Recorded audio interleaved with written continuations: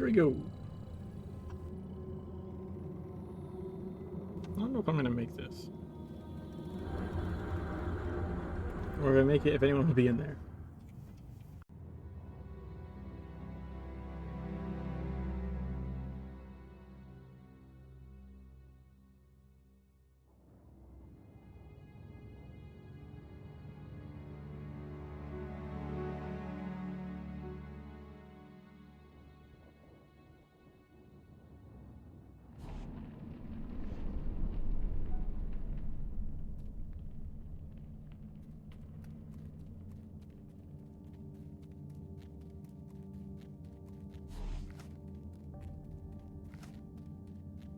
I see some people.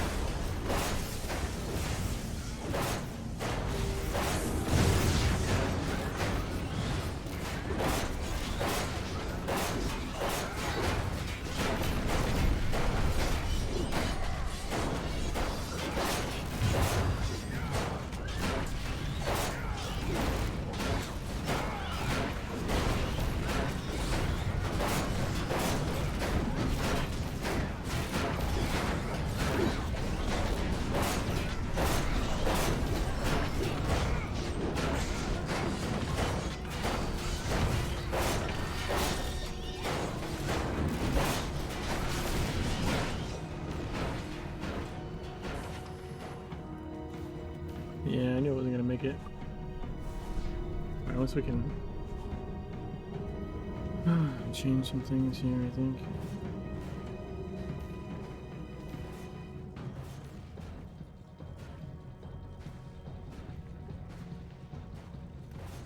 Yeah, I think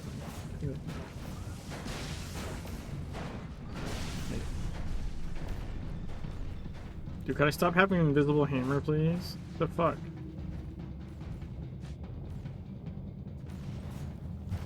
So weird. Ow.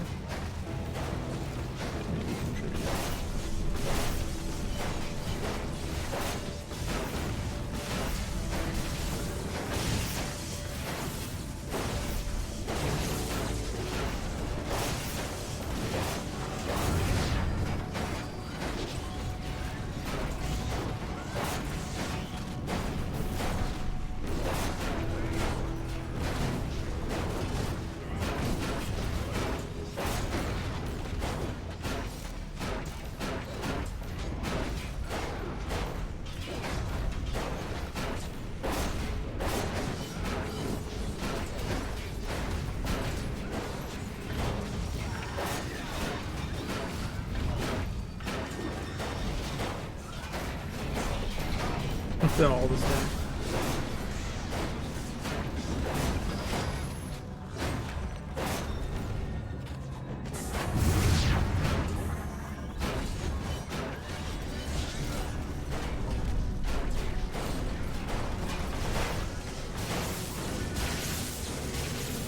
That was tricky.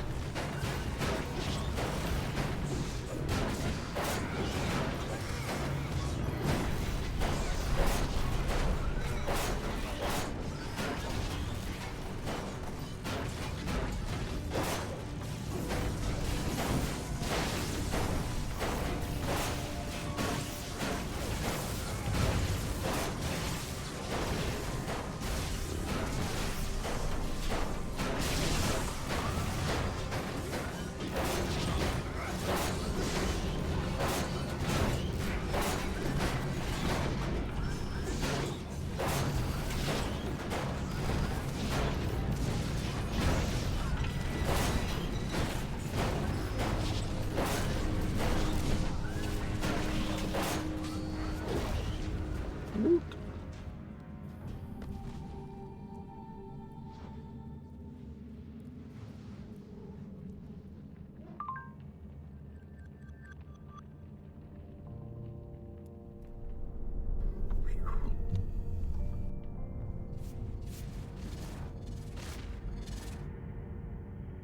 Oh, a bunch of shit sold. Holy crap.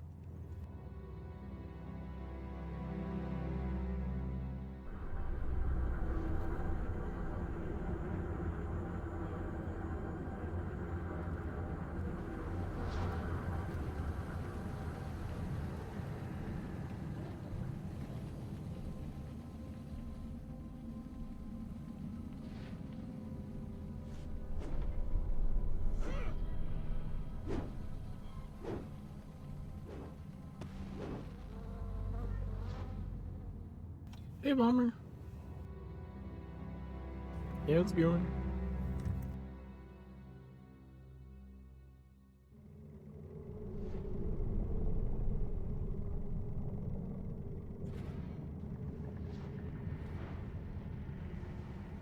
Whoa.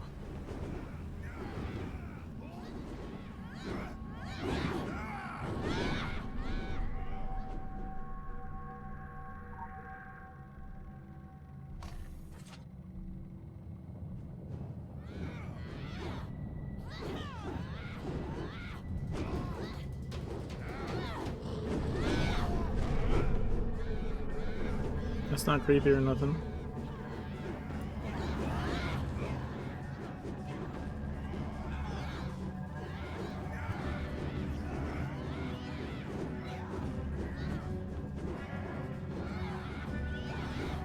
Hey, Dom. How's it going?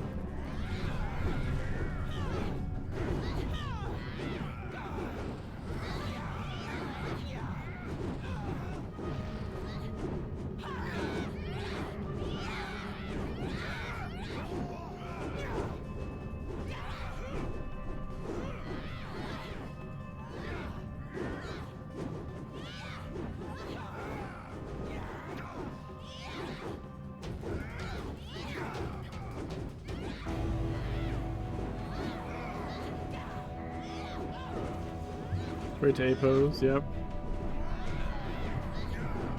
Rocky, what are you doing?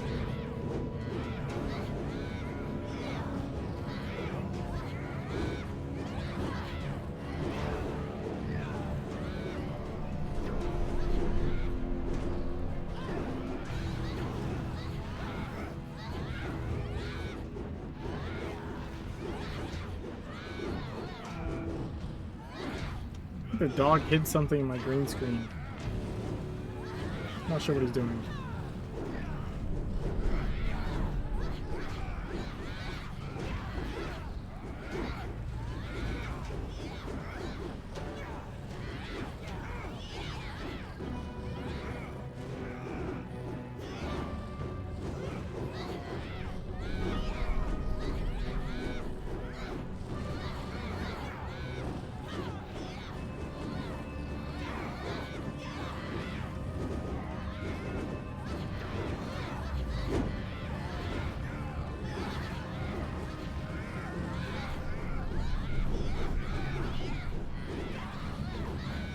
Gotcha, go poppers. Yeet.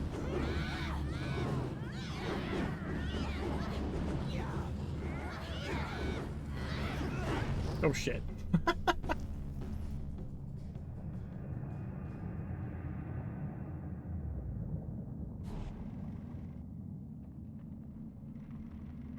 What are you doing?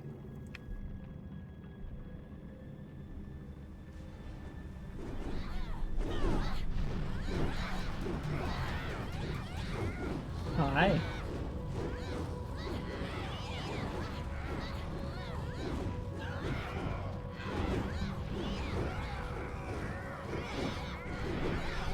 This thing's going quick, Bomber. It's at 5%.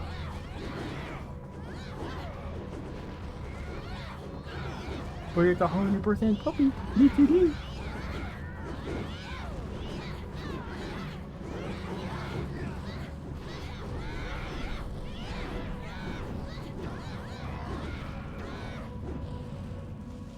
Oh, I saw you. You saw it. Hey, Joe. You might not have hit it, but I think you made it in to see it.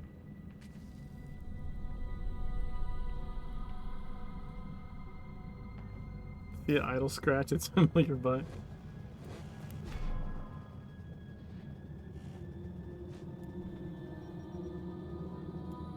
Would you? What are you doing?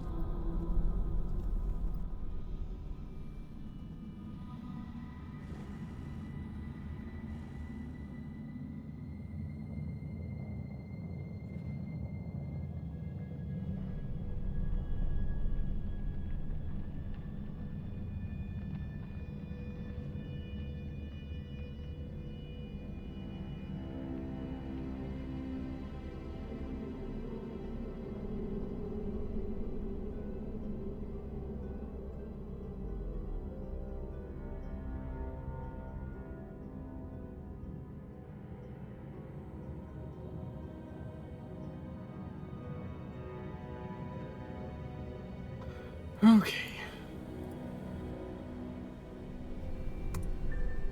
Son of a bitch, that couldn't crit.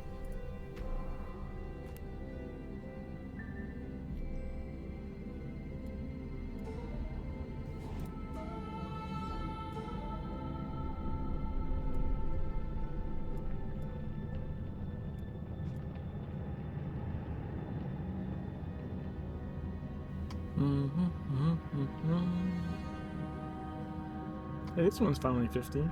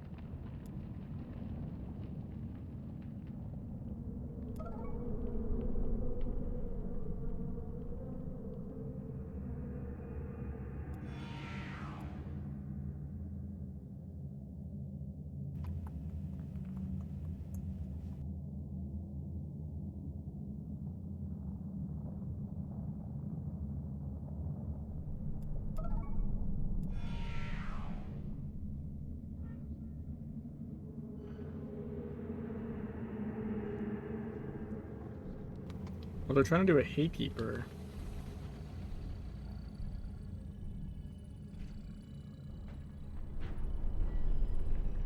I think.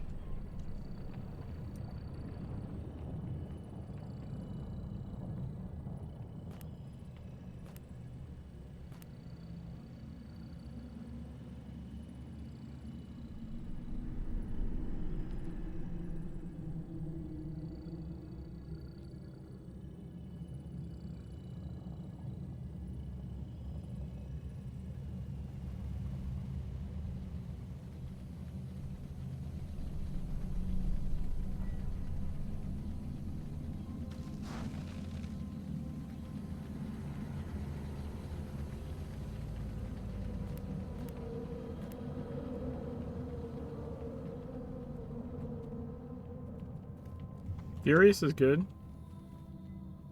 Maybe we need Furious. Pretty sure.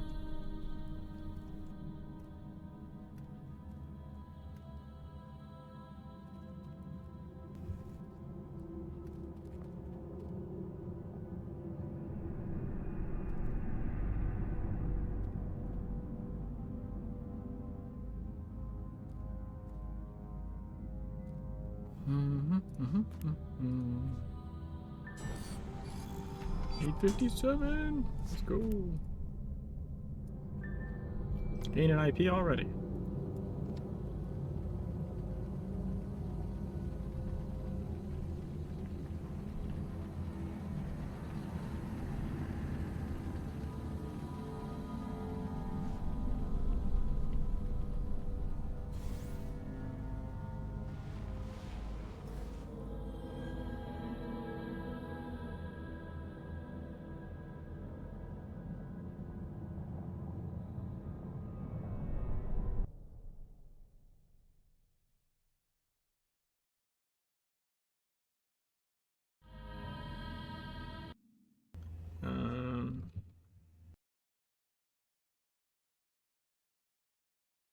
Wait, is there a frenzied?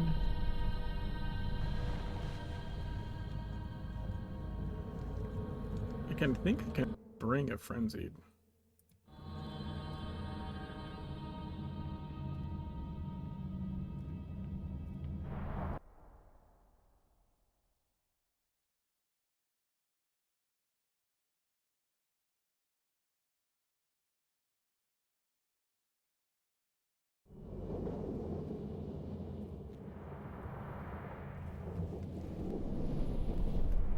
I think they just added roiling and frenetic.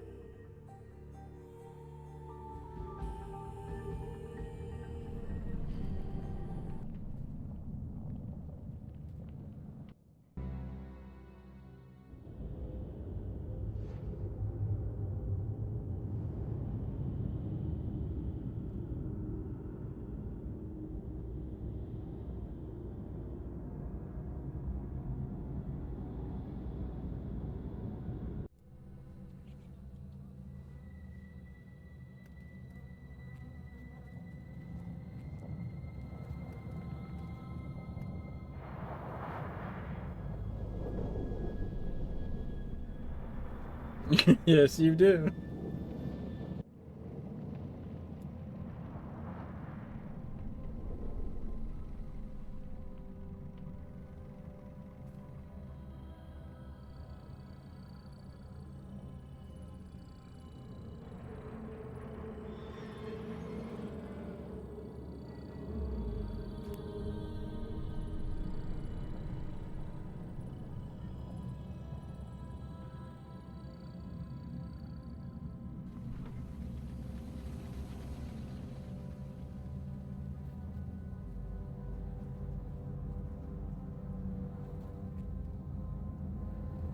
I should be frenzied.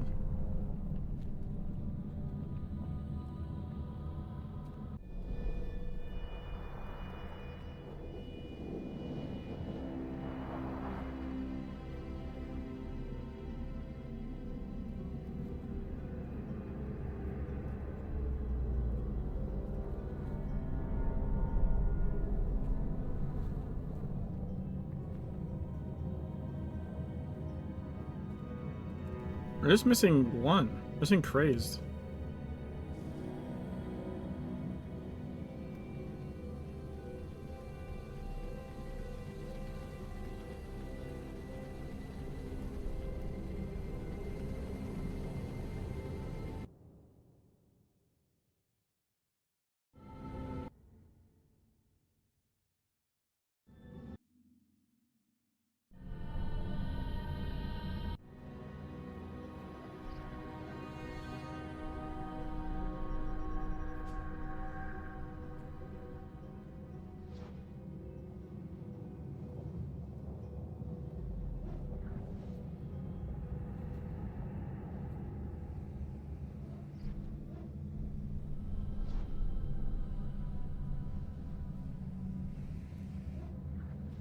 I just need a crazed.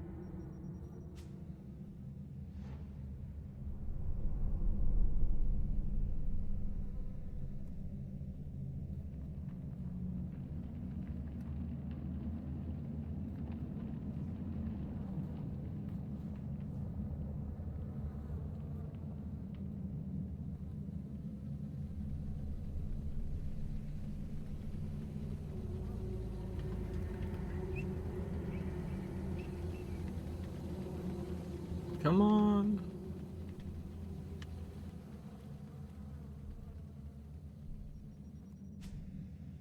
Someone has to have a crazed, right? We can't go 10 out of 11 and not summon.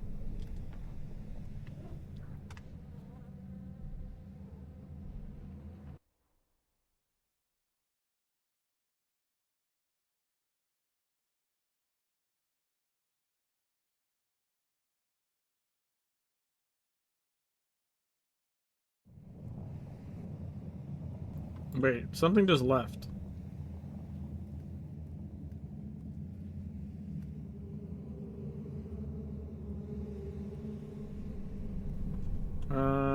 Who the fuck just left?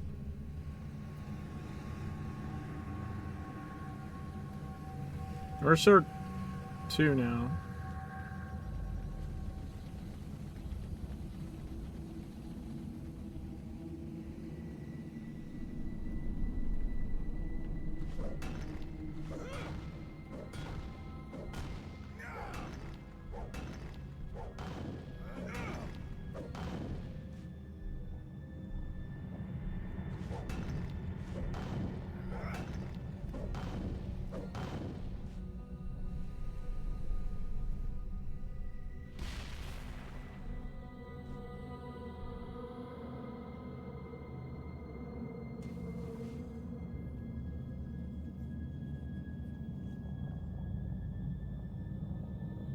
Yeah, we lost somebody. I forget who was here. There was one here though.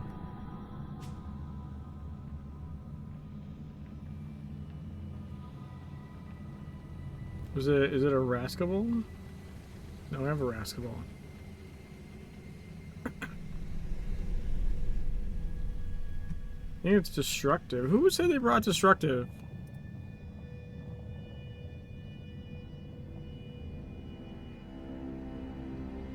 Babe has destructive.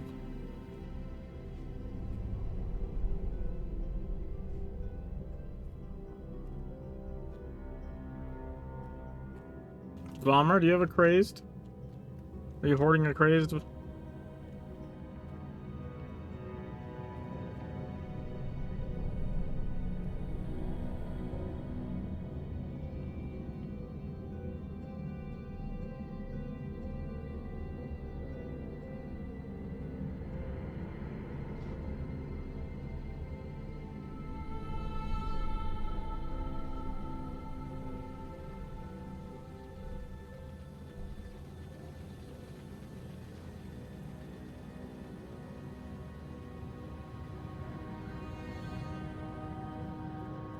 There's crazed. We just need Babe to come back.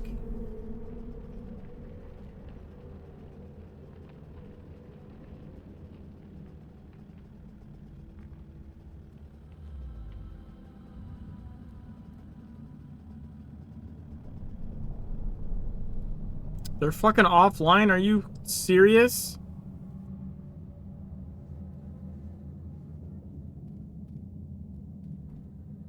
Thanks, Bummer. The person that had destructive went offline.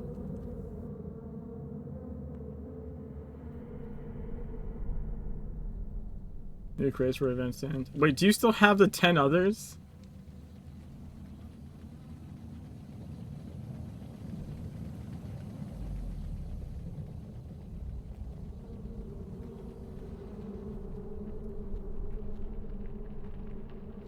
There's a destructive.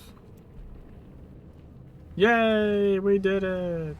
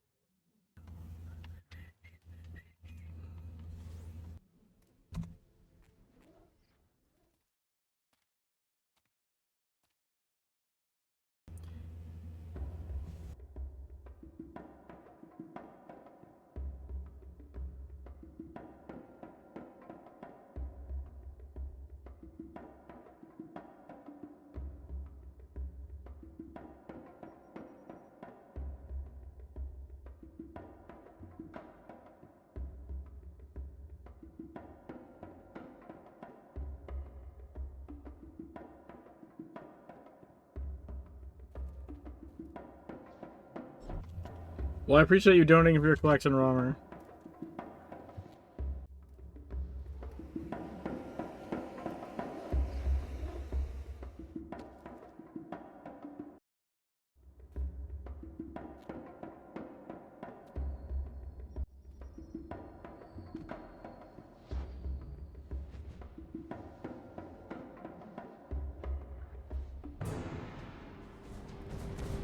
Let's bring him back home.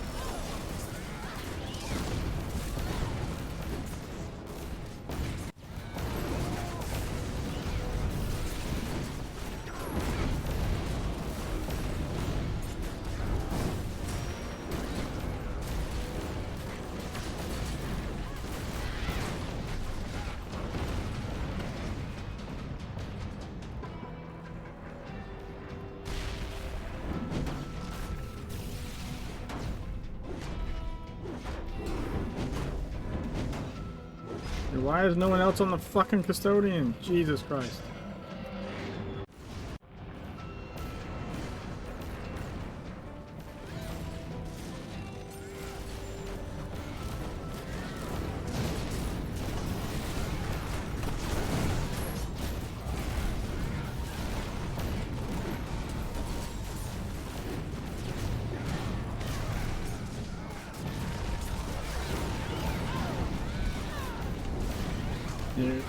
You weren't shooting mine, but I believe you that you were shooting custodian.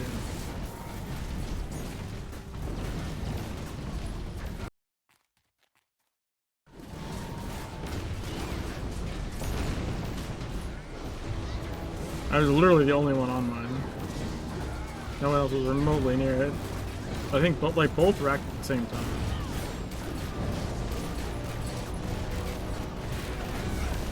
Yeah, okay, I see you guys got that one.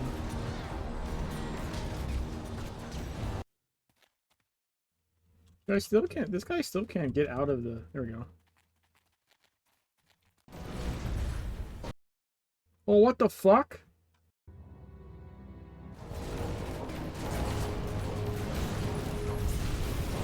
That's horseshit. My alt got booted, even though he wasn't allowed to leave the translocation circle.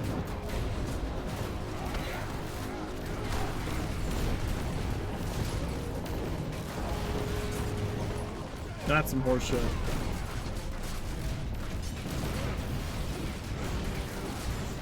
Booted and deserter buff.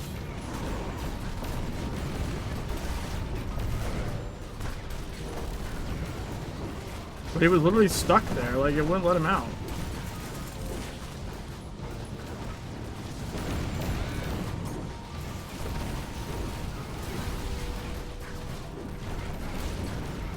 I will say that was one of the biggest misses, is how they attempted to implement deserter buffs. It's so fucking stupid.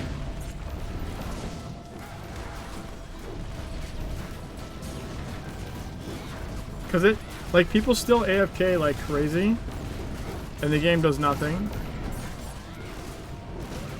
But then the game has actual problems. Like, there's a brand new player. I was watching them stream like yesterday afternoon, and they went to go do the hourly.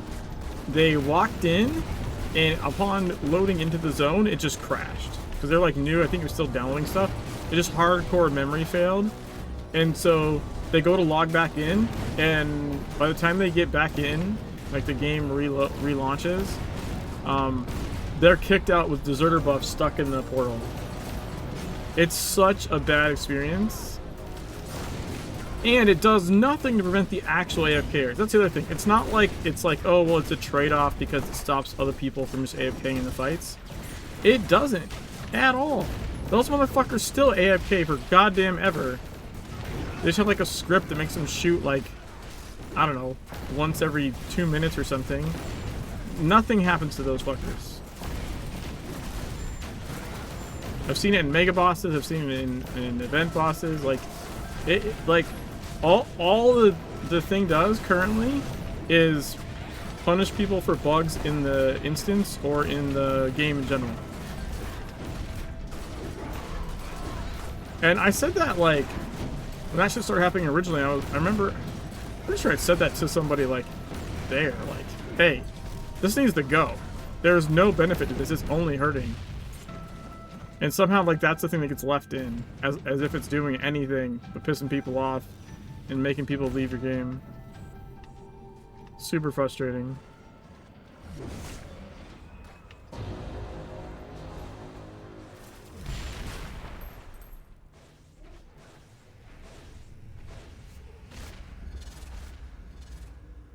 I mean, I don't really care. The whole point of the ult was just to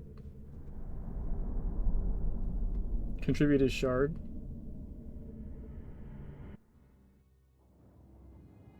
But the fact that, like, he didn't...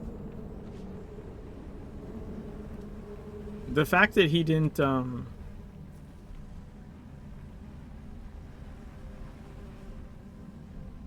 like, he couldn't get out of the thing because he was locked in is so dumb.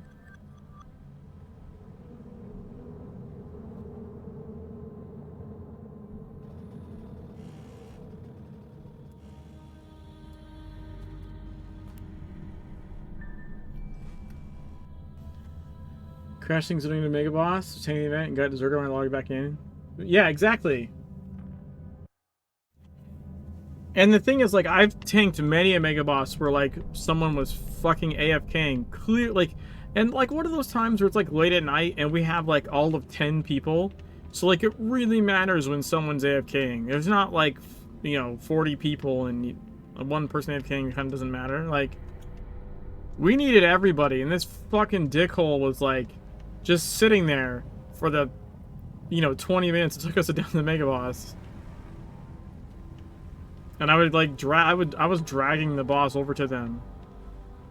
And they never got kicked out. Because I think every couple of minutes, they had a macro that just, like, fired with an AR shot at the boss from range.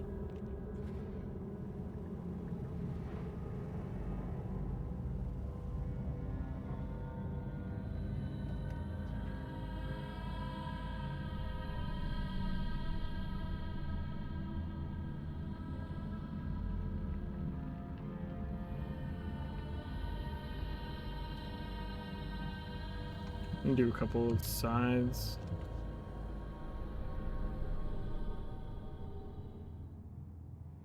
It's just one of those things, like, sometimes you know that, like, there's security stuff in place that makes things worse on normal people, but at least it does something. Right? At least it has some, like, measure of...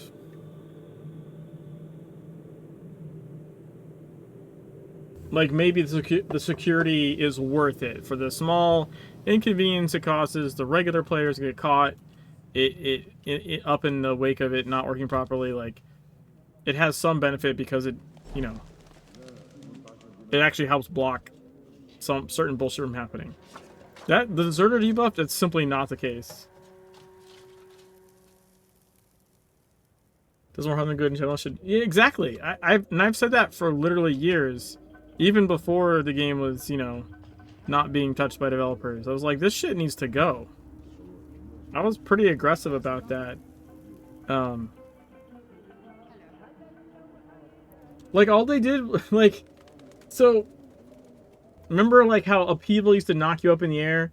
And then they got rid of that? Because the reason they got rid of that was because it was knocking... Like, if you jumped down into upheaval, it could perma-knock you into the roof, like Krampus rockets did.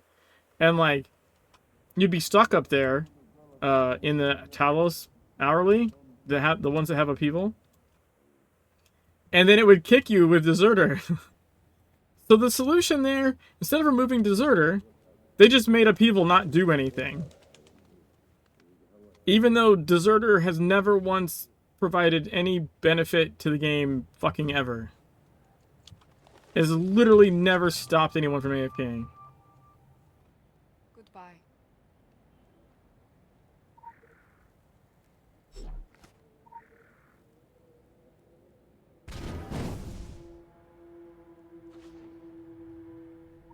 I don't think it's ever punished a single person it should have, and it has completely fucked people that it shouldn't have fucked.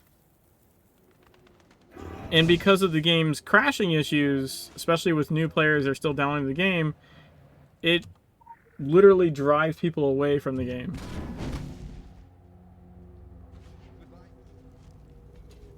Like, it's beyond stupid. I don't know why the fuck it's in the game. I mean, I know, okay, I know why it's in there, but it shouldn't be in there. I know the theory why it's in there, right? Is supposed to be helping mitigate and people just AFKing. But it straight up just doesn't do that.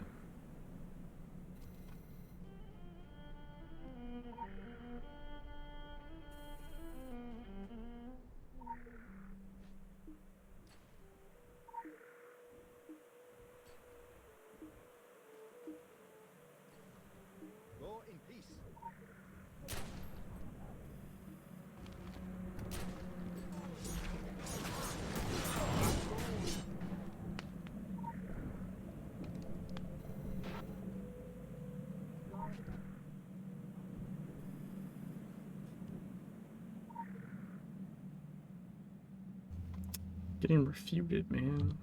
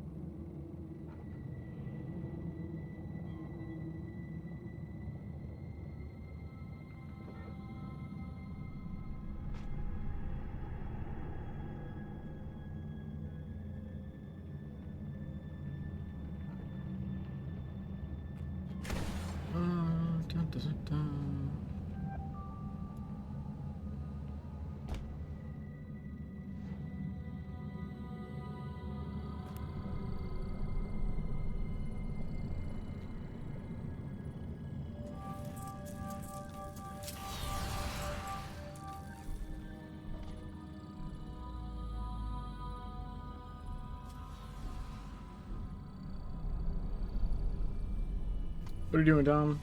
Are you an OD?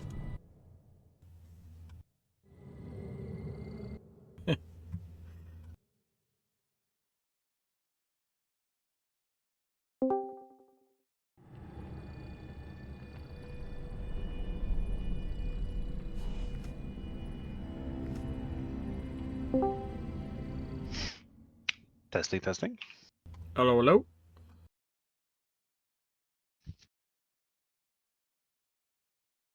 That's working. All right. Ready? No. 1 second. Let me grab my jacket.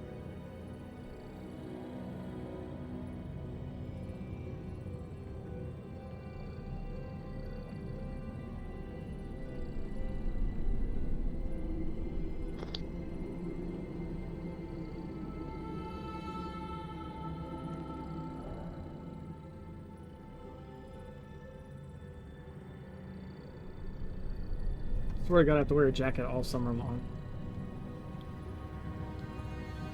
I'm ready. Is it that cold? It's just the AC, because I'm Oh, in the yeah. Okay. I'm in the basement, so like the basement keeps its temperature, and the cold air sits down here. So it's like hot upstairs. The wife's running the AC, and I'm down here freezing my balls off. Put on some heating downstairs then to terrorize the people upstairs. Initiating world simulation. That's not how it works. Initiating reality simulation. I mean, maybe if you were like renting a room or something in an apartment. I'm not gonna try and terrorize my wife and kids. That's not a good plan. No, it's not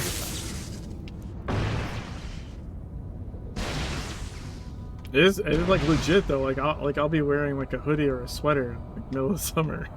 Okay. Time and space a new one. Portal open.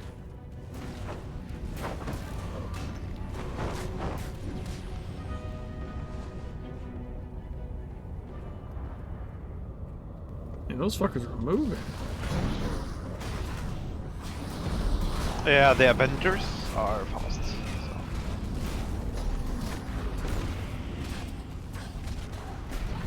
Big ones. That's what she said. Yep.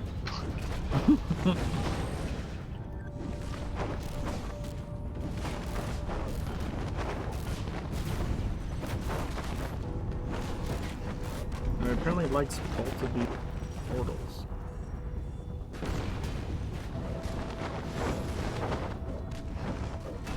There's monsters spawning as Avengers. They spawn big, and then the neighboring ones turn into Avengers when some of the group dies. Ah. We got all kinds of bombs, by the way. Oh.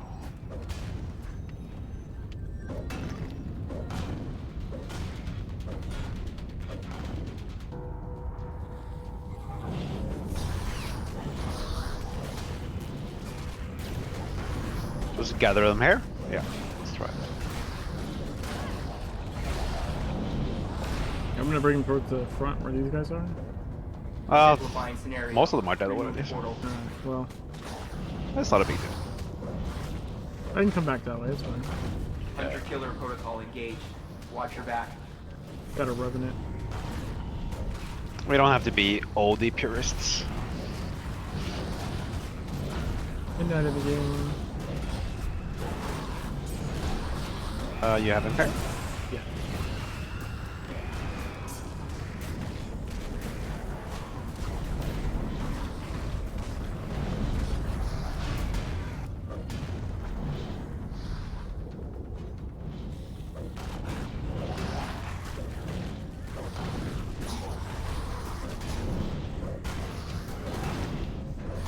Adding attack vector.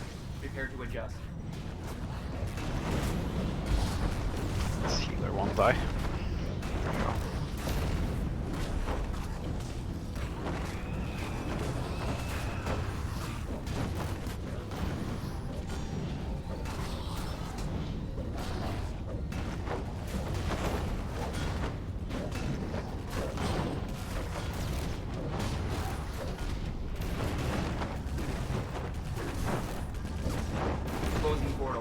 Scan the occult focus.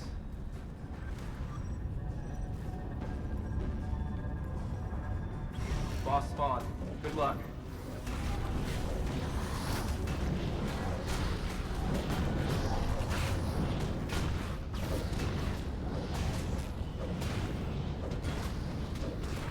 Where's he going?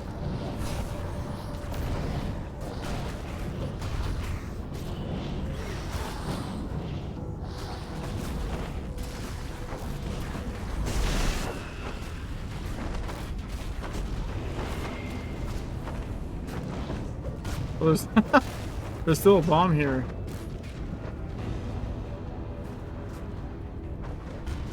It's enough with a DPS buff, I think.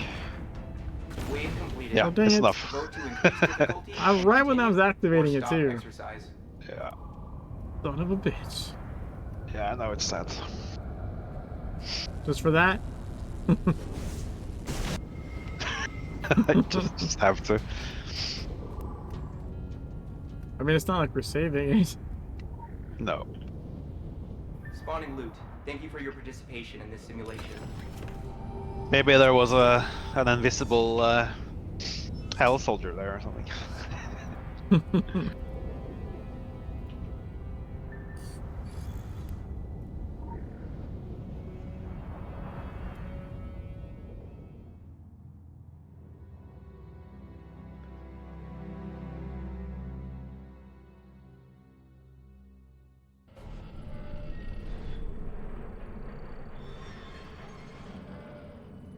Anything you need, by the way?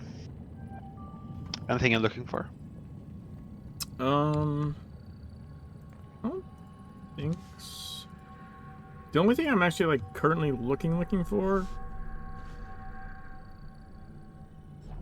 is Radiant Quantum necklace. Oh yeah, the quantum. Yeah.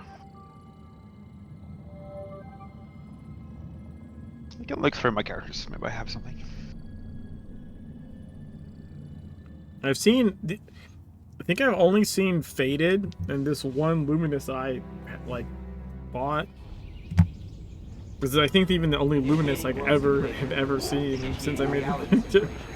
Proceed when I ready. don't think I've ever Yeah, I seen mean a- the drop rate isn't great. Where are they from? E14 and E17 weapons. Oh, okay. Yep. It's because everyone's just doing E5s. Yeah. Or 8s. I try to do a 14 or a 17 every day. So.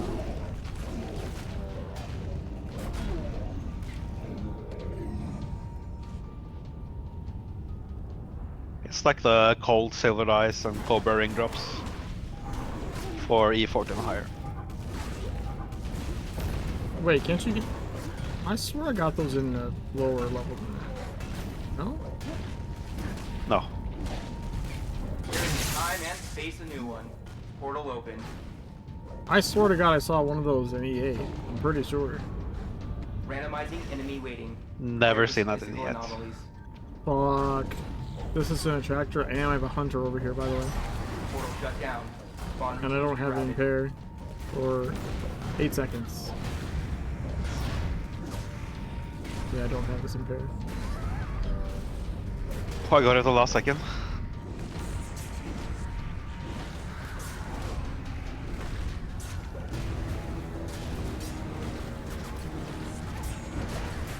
Fuck. Yep.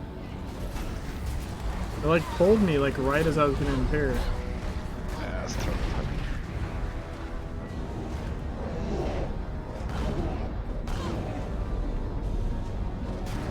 Well, thanks for pulling me out here.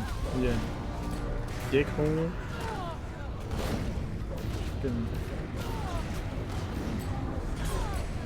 More pistol loot. Stuff. That's super cool. Maybe I should focus on the... There.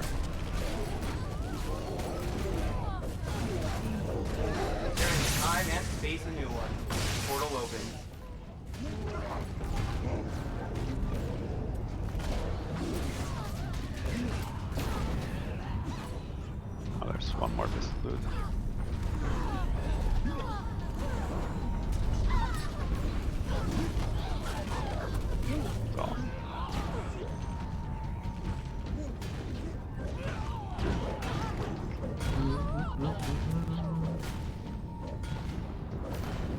Moving attack vector. Portal closed. Oh no. What? It's one of those hammer dudes that stuns.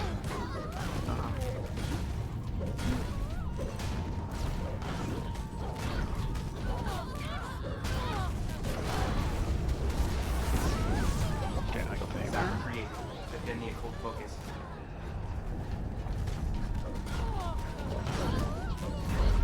We don't even have a commander. It looks like this. Rerouted. I know, right? Extremely hazardous entity created. Protect the occult focus.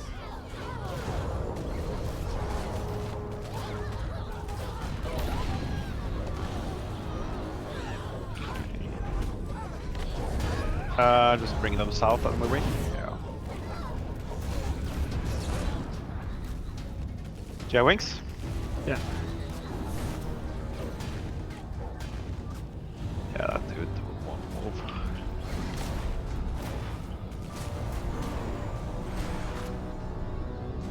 Toxic.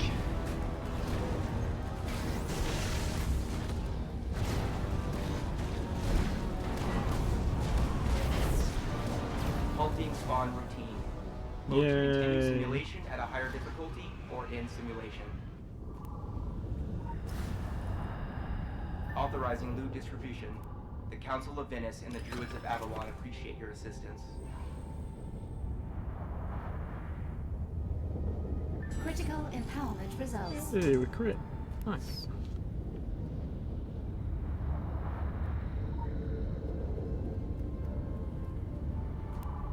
Yeah, that was an annoying one. Yep.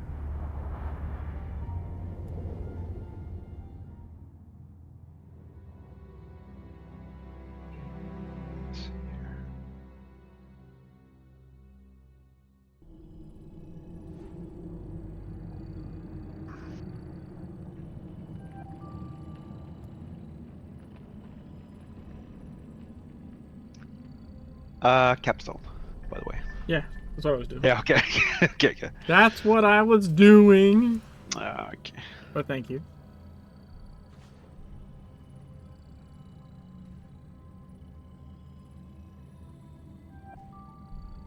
See, one more and blood will be done. I think it is. Nice.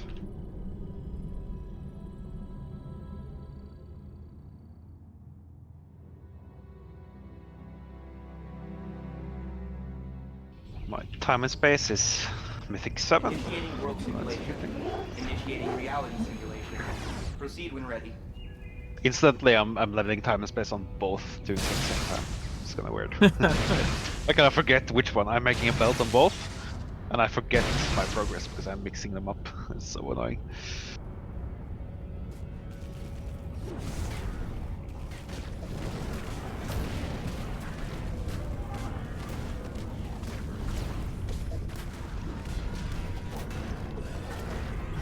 Tactical analysis complete. Counter defense specialist deployed. Motherfucker. As soon as I use my impair, he's like, oh, I heard you used your impair. Yeah. I got it covered.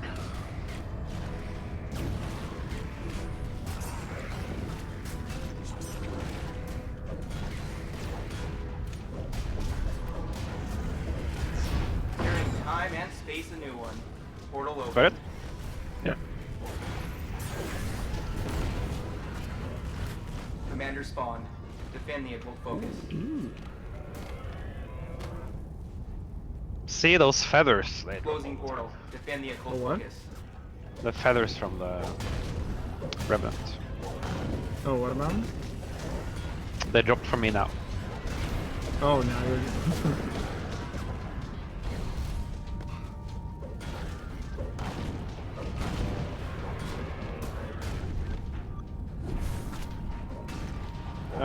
Can't we just stay on the... I just want to pull East side? things. You can stay there. How does it pull into?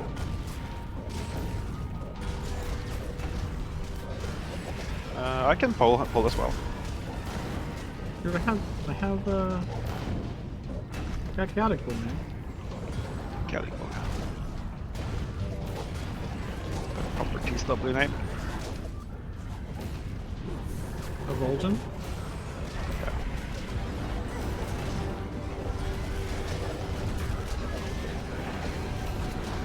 See? I like Kyoto. Clearing time and space, a new one. Portal open.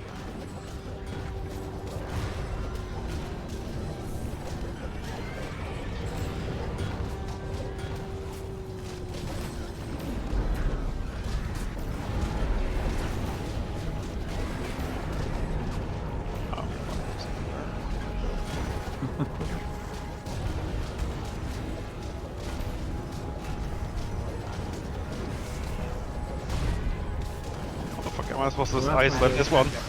Prepare to adjust.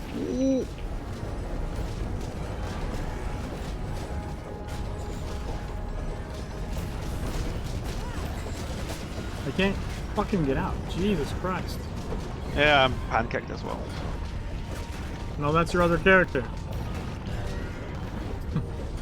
Yeah, as in a state, not the name. Okay. There's another healer. This is bad. I think I got a healer. Simplifying scenario. Remove portal. I just died. Boss spawn. I had Good that luck. as well. That healer was a nightmare. Do you have wings? I'll just wing center. Warning. The occult focus is being damaged.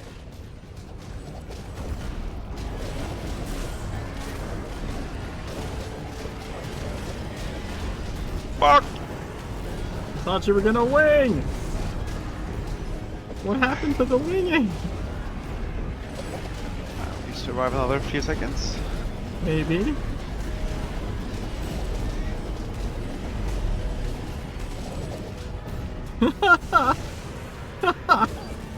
Holy shit.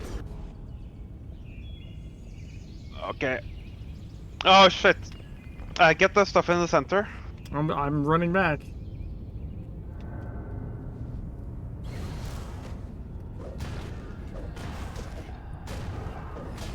Okay.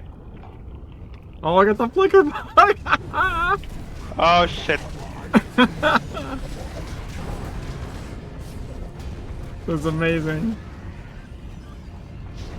Yeah, we messed Oh, I up got the knocked healers down there. hardcore.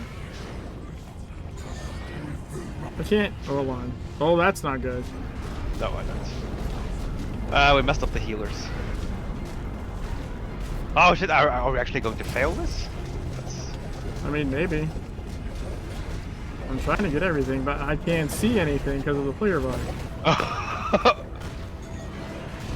I think we'll get this.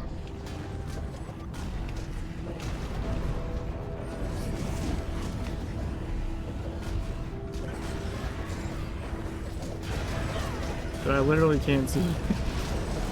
Nah, you're doing fine. I have like 3 frames per second. So.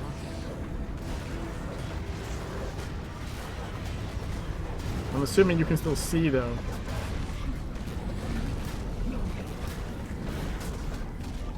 Yes. That must be nice. It's overrated.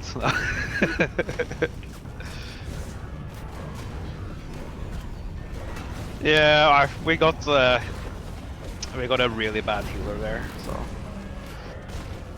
Defense I think successful. if we get a healer in the Holy center or something, just Difficulty and continue, or to if we get a halt healer, exercise. then I can just go there and kill them separately. I don't pull them into the It's when we have a commander and then a healer inside. I can't isolate them. So yeah,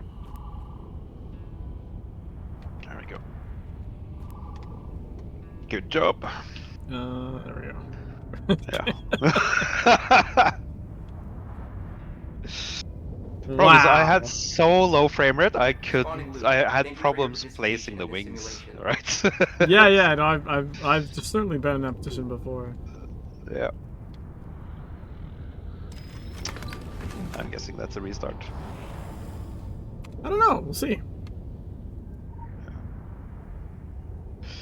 Flicker bug is very related to how many enemies you have, and I guess we had like wave 45 plus kind of numbers. Dying. It's related to dying and respawning. Oh, is it? Yeah. Oh, I love seeing Agartha like this though. Yeah. It's look. No. Like, it looks like, You can get some nice screenshots from this. well, you can get it without dying. Yes, for sure. But also, you can specifically get it intentionally from dying in certain situations. Okay. Oh, it does? I wasn't sure if it would affect photo mode, but it's pretty cool looking. Oh yeah, yeah. Nice, nice. You can see the portals and everything. That's pretty cool.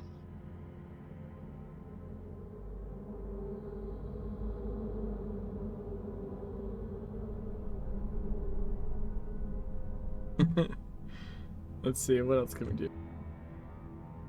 It's like photo mode without the mode. Oh.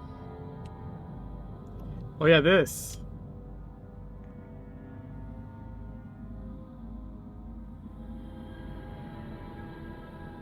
Oh, that's photo mode with the flicker bug. Yeah, yeah. Even better. Yeah, see how the filth stays? Yeah. Like, certain parts of the filth just stay.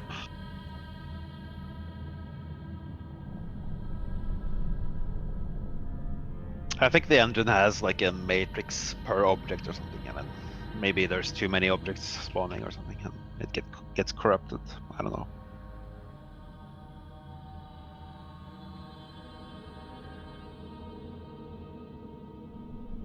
It's those three. This should be enough. Oh, here we go. Yeah.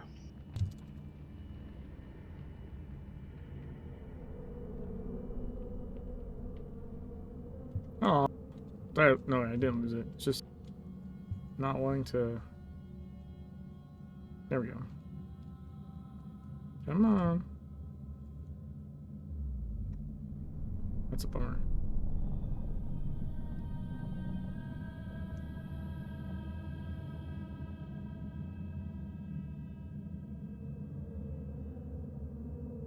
It's weird, like in this spot I cannot get it to flicker. It's like, no, I don't wanna.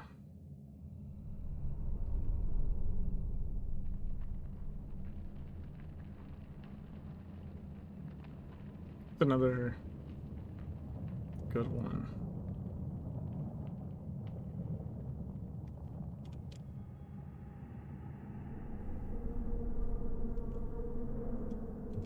Maybe I just get close.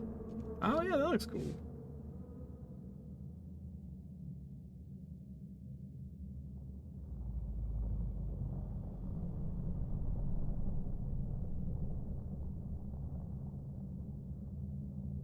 I had a bug once where blending, I think that was in TSW. Sometimes the blending stopped working, so everything was opaque. So all the trees looked completely fucked up. We couldn't see through windows, and yeah, it's kind of weird. Oh shit. Oh wait, yeah, wait.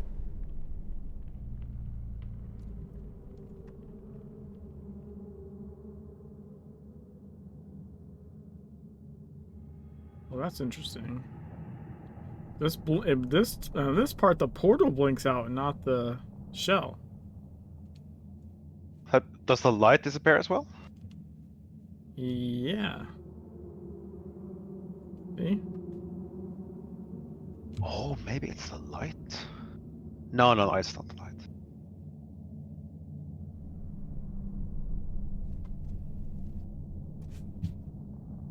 No, the light.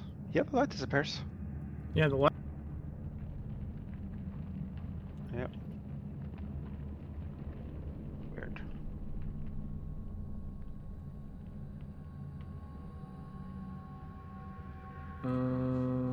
Where the fuck am I? Right, that's okay. That's Tokyo.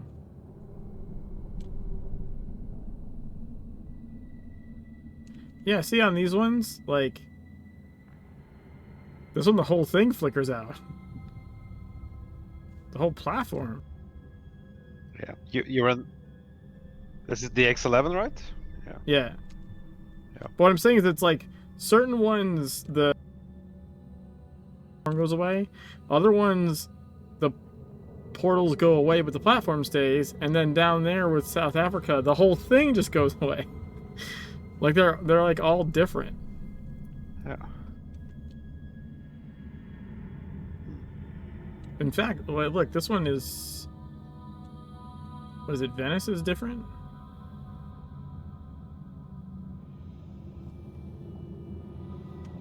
That's weird. Everything goes away except the trains. Yeah, it's like if you get this in Hell Eternal, you can just see. It's all purple, except you can see machine tyrants like walking around in the abyss. Because the machine tyrants.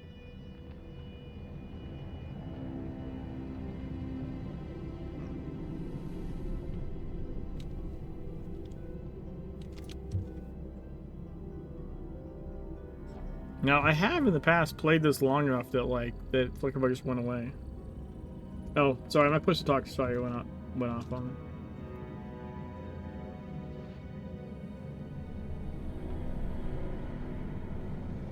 Yeah, I think I have to restart. You're right. Yeah, it's safe to restart. But yeah, I've played with it before, and then, like, been playing for, like, 15 minutes or something, and then eventually, like, it just went away on its own.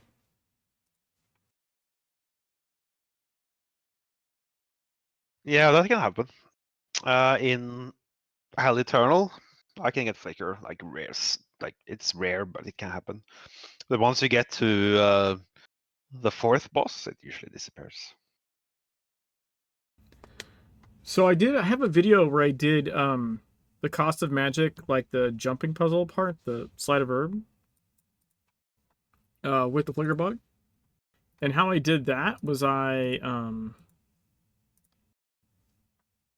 I repeatedly just died to chains in Hell Eternal Boss 1. Does that give you a flicker bug? Yeah. It depends, like, kind of like where you die. But it's, I don't Oh think... yeah, because death is. I mean, I didn't die there at all. I got flicker bug just by Yeah, you can get running flicker down bug to the by, first like, boss. there's all kinds of things that can give you flicker bug. But what I'm talking about is, like, reproducible stuff. Something that will trigger things. And I remember talking with Tron about this. Is something about the terrain of, like, where you died and or where you res can fuck with it.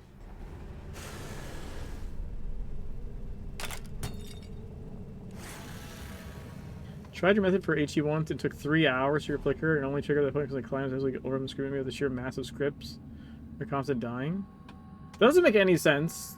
Multiple points of what you said there doesn't make any sense to me. So you should be able to die as much as you want. I don't know why that would make your client mad.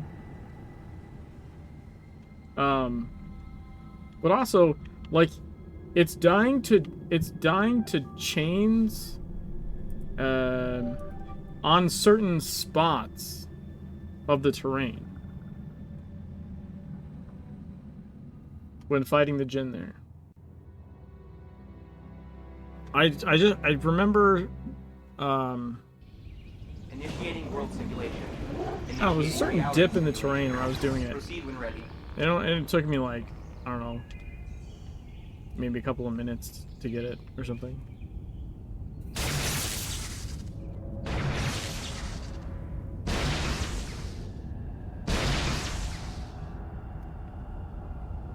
Sometimes I had to repair from pure broken soul like 5 times. Why? But why would you repair?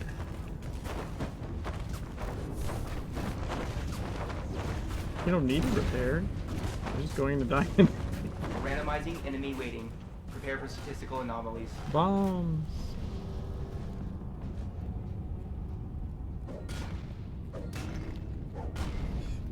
I'll do it again at some point. But anyways, like, it's also pretty common in OD that it's part of it's having just lots of enemies around, like it certainly like mucks with your client, but seems to be very frequently if you die in OD with a lot of entities around and then respawn, like you get the flicker. Like it's super common. I remember it happening in the beta servers a bunch. In very high ways when there's lots of enemies. And inevitably, like, someone dies. And it's like, as soon as you die and come back, you have the flicker bug. Like, it's very rare. Like, people would get the flicker bug also without dying, but it was very rare that if you died, that you wouldn't get the bug. Like, death was like pretty much a guarantee. Volatile hostile created. Engage with caution. What's the Simplifying scenario. Removed portal.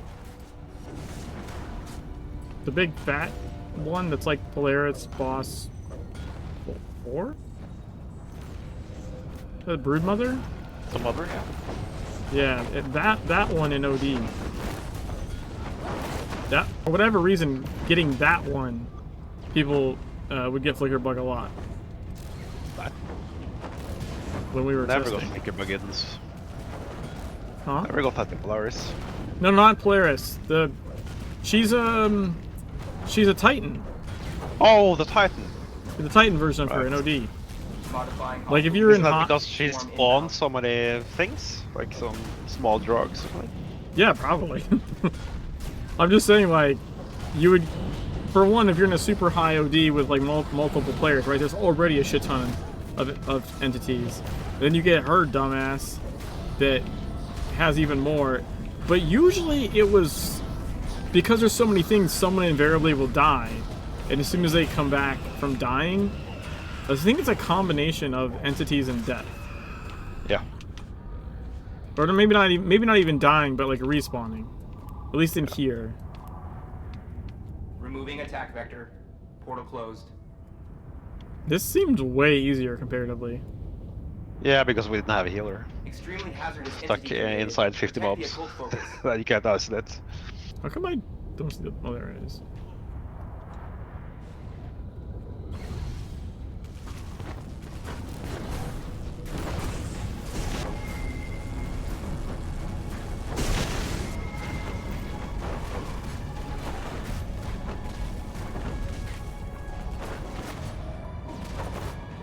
Occult focus defended.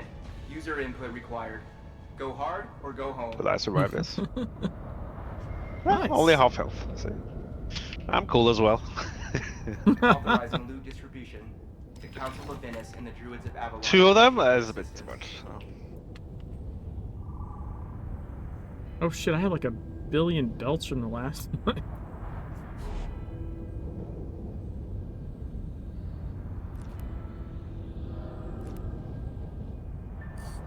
Oh shit. I got a mythic. Nice.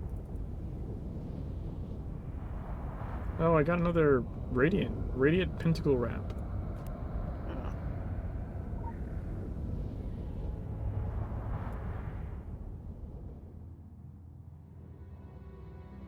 Sorry, I didn't see your last thing, Bomber, because I wanted to not get murdered before I could aim the wrought iron death.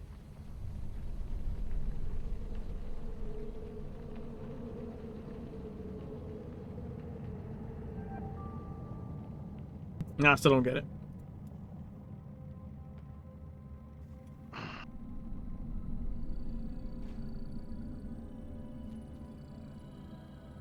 I mean, the underlying problem though is in the rendering, right? So I used to be a render programmer until 2014, and you either draw in DX9 you draw things through instancing, and in DX11 I just saw draw you sounded like you said dicks. I was like, wait. No, DX. You're drawing dicks? Yeah, same thing. In the X11, you draw things through something called indirect rendering. It's basically the same as instancing, just more fancy. So you kind of construct this buffer of all the things that are visible for the camera. So I think possibly your orientation of your character maybe are messed up. Proceed when Or it's ready. like a 4x4 matrix or something like that. I think it's. Well, also I think there might be more than one way to skin a cat here. Yeah. But it's definitely due to the rendering in some way. Yeah. But what I mean is, like, I think there might So- be more than one way to trigger the problem. Yeah. Not like that phrase. Listen, don't come at me for an idiom that's like hundreds of years old. I didn't make up the idiom.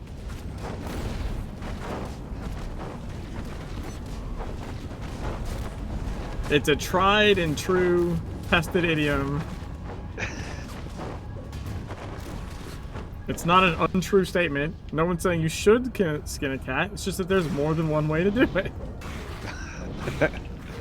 I mean, you could say it about anything. There's more than one way to skin a person. More than one way to skin a, chipmunk. Like, basically anything with skin, you could apply that statement to. You can say there's more than one way to skin a human. Yeah.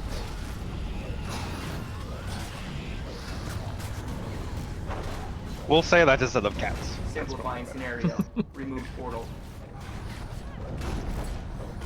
Do you remember the? Activating It's messed up. ball. Do you remember the? Destroy. Oh, we got it. Commander. Do you remember when it was what was his name? The art guy who posted the GIF of the raining cats in Agartha. Did you ever see that? Closing portal. Defend the Oh, I never saw it. Yeah, it was in the main Discord. Hunter killer protocol engaged. Watch It your was back. just it was just Time and space it was is a new just one. oh, I don't have impair. Fuck. No. They didn't explode. They just hit the ground and went spat. No. Yeah, it rained cats and they're just Moving attack. splatting. Portal closed. I mean, it's an honest meme at least. So. Like, yeah, right. It was raining cats. But so the first version, I think they were just raining, and then like the second version, it showed them like splatting. Time and space a new one. Portal open. I also had that really cool GIF of like a van.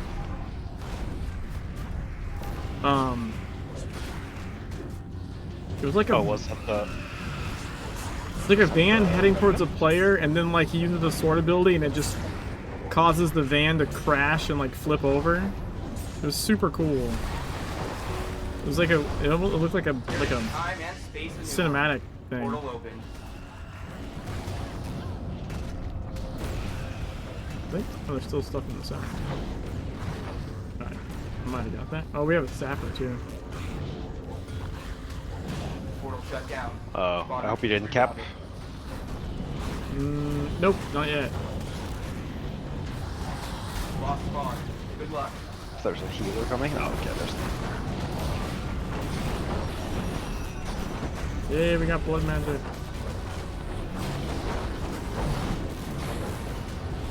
Do you have wings? Yes. We have the boss. I got it. Where's this emperor? Other end. Okay.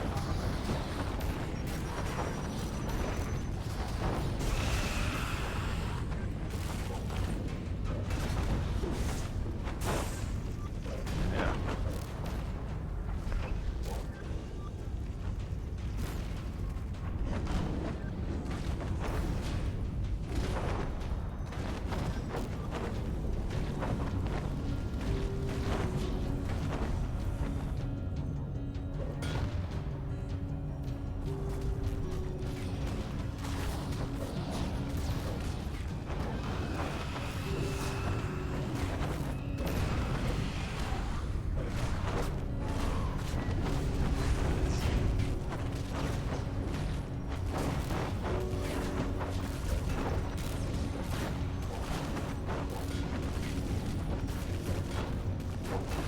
Cold focus defended. User input required. There's Go a few hard bags or go around. home. Just a few.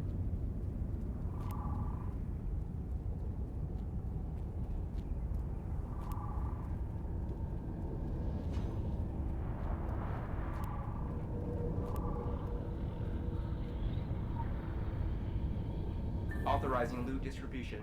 The Council of Venice and the Druids of Avalon appreciate your assistance. Mm-hmm. Oh, I got a Radiant Tactical Belt again. Nice. Oh, I can give that to my alt. There you go. 'Cause he's gonna stay shotgun. For pain. So. Alright, so what I was saying was that the what we call the flicker bug, the root the root thing that's happening is probably the same, but there's probably more than one way to trigger it, right? Or one set of actions that could trigger it potentially, or like the Darkness War black screen bug. I think that might be very similar. I think there's two versions. There's one where you have like an overlay. Yeah, there's and one the where black everything's screen just ones. is kind of darker, like it feels like everything got really cloudy. I've seen that happen in Blue Mountain as well. No, I mean, let's say the cutscene in TSW, the cutscene to the last boss. Sometimes, if you ask that too early, you would get stuck with like a faded out screen. So there was like a effect, like a post-processing effect applied, and you had to restart to remove it. So. Initiating world simulation.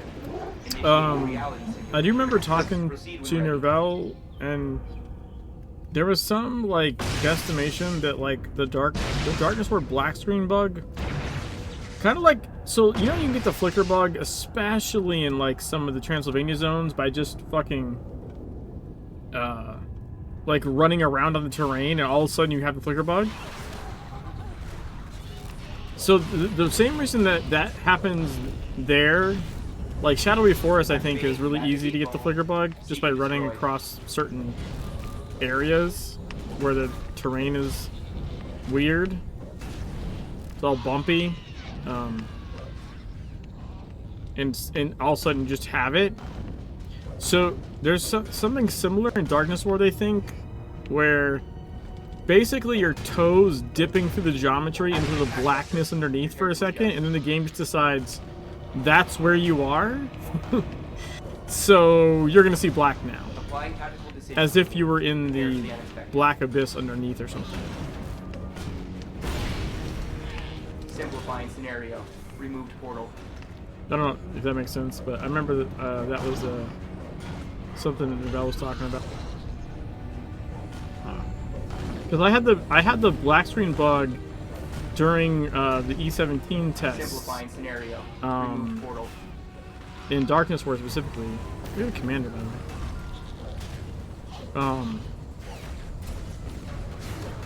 way. If you get any healers, let me just isolate them first. I don't know what they look like, so that's why I never know what the hell you're talking about. Oh, they have a huge green ring around them. I'm like, sure, yeah, whatever you say. Healers, Okay. I mean, I know, not like that. Like, I know they exist, right? Like, I know they're a thing. I just don't know what they look like. So I never know. They have a huge green ring around them, so. I never know which one you're talking about when you've said it before. Applying tactical evolution. Creating strong, long-range threat. Adding attack vector. Prepare to adjust.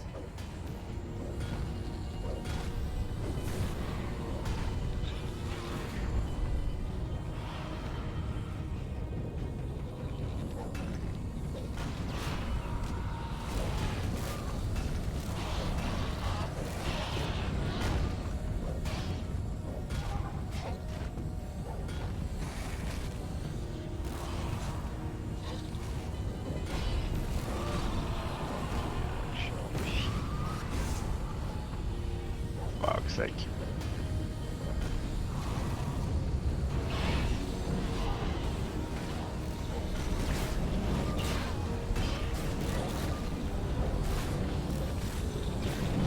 attack vector. Portal closed.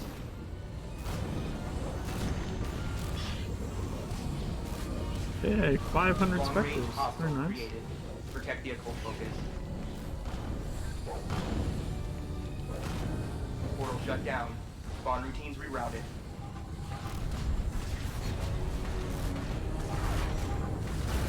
Invasion leader created. Seek and destroy.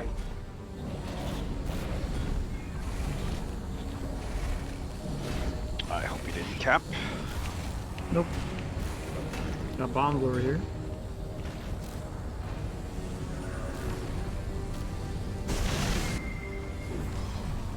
Nice.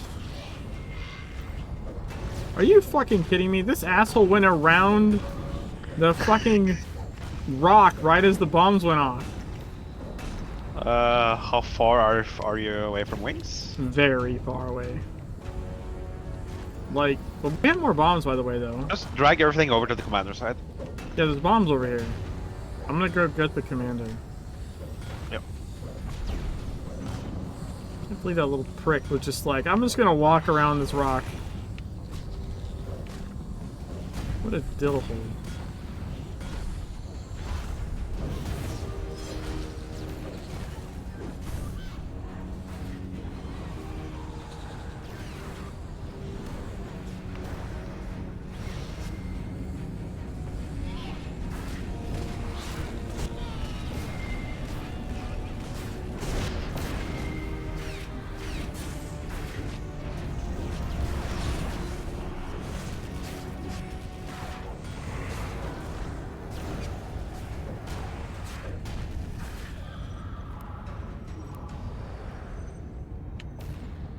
To the flame collar now.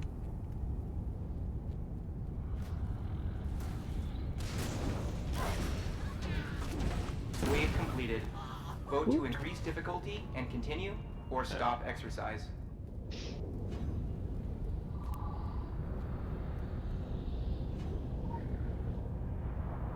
Spawning loot. Thank you for your participation. Have you ever seen one of the healers, or? I just probably never noticed. Yeah, it's the green. When there's a green ring, there's a monster that is a healer, and he will heal up everything that is around him. Yeah, I mean, I know In about like the healer. 3 ticks. Yeah. I know about the healer mechanic. I'm just saying I haven't. When you've called him out, I haven't noticed them. Yeah. Thanks for the follow, Matt. How's it going?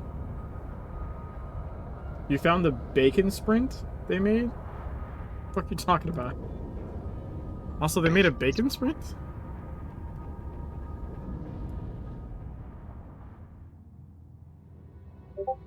Also, yeah, Vommer put the link to the van explosion in the Twitch chat. Yeah, Jenga, yeah. I don't remember the bacon sprint.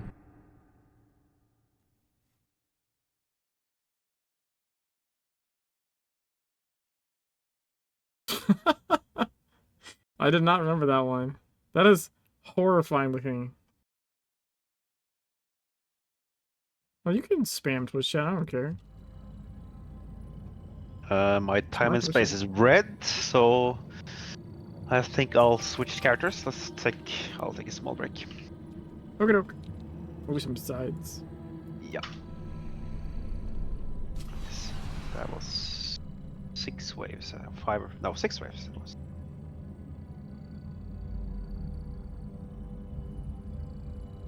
Overwhelming and thorns. Do we have any Kaiden ones?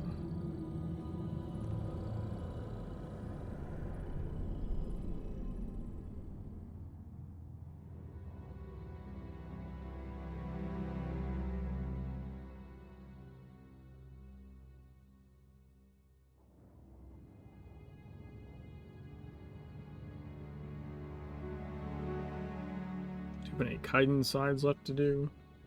I feel like I've been doing a lot of Kaiden. Huh?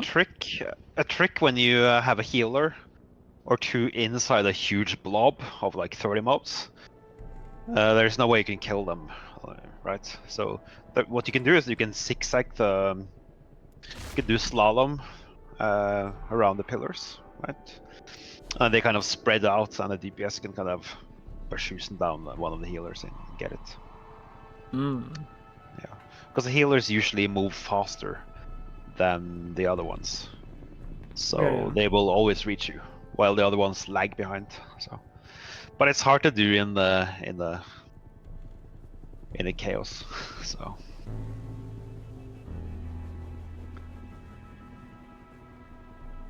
that's at least what we did in 40 plus. Local bounty detected. Initiating. Lethal force is authorized. Please be still.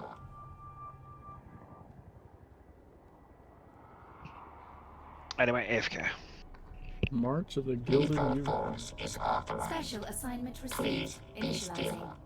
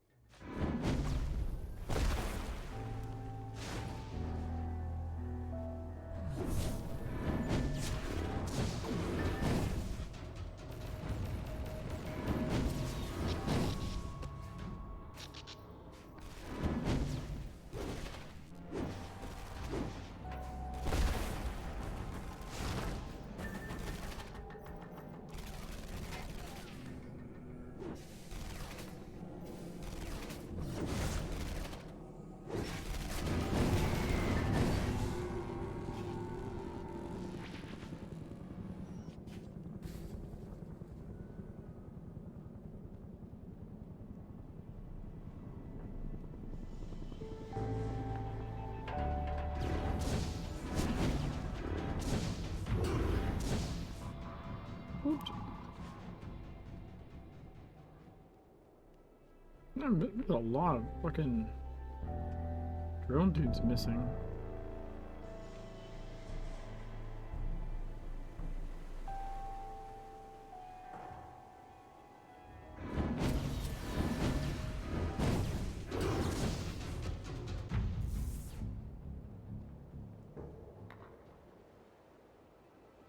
You are not authorized.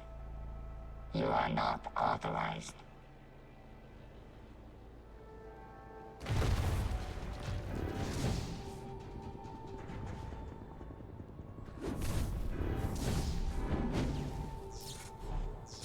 Yeah, that's 3.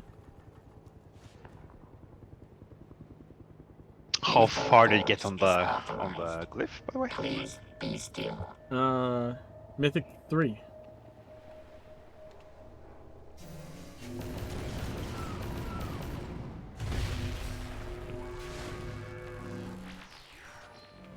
Gonna be reactor 2 before 5 take up links later. Cool, Bomber.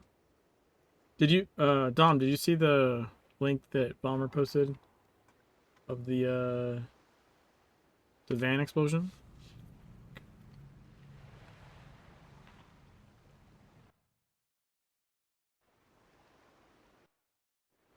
The fuck just happened? I saw it now. That van, like, I want that sword ability, you know what I mean?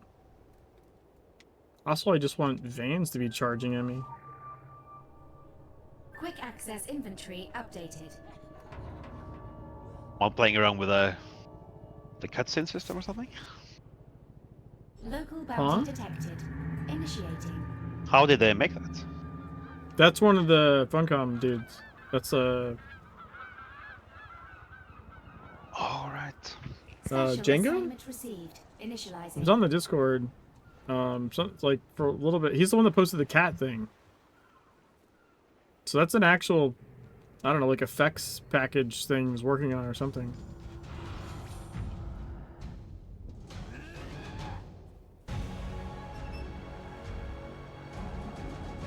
Yeah, Jenga FX.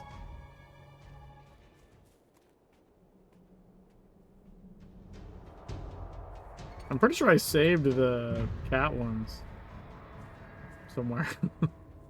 I remember finding them and resaving the raining cats thing.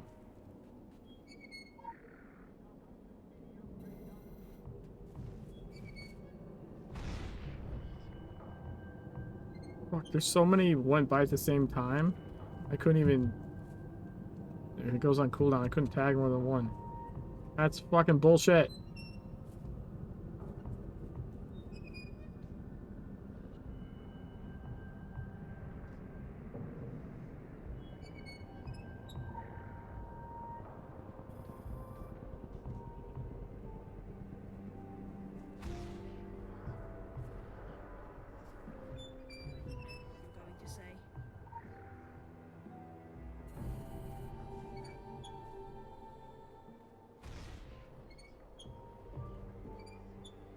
Brought up all of them just now, and I'll save horrified with them when I'm back from AFK.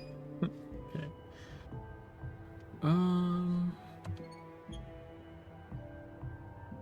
Oh, non-cadaver is up.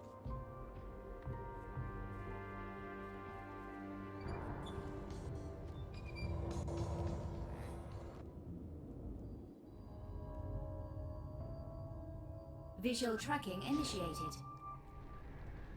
Someone else is running around here killing shit.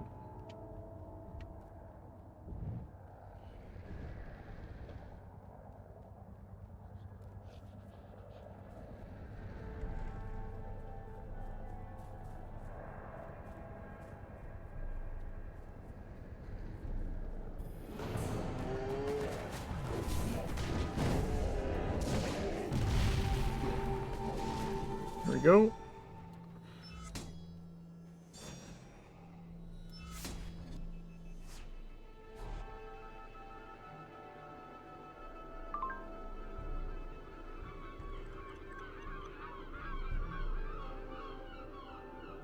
Purple and a gold.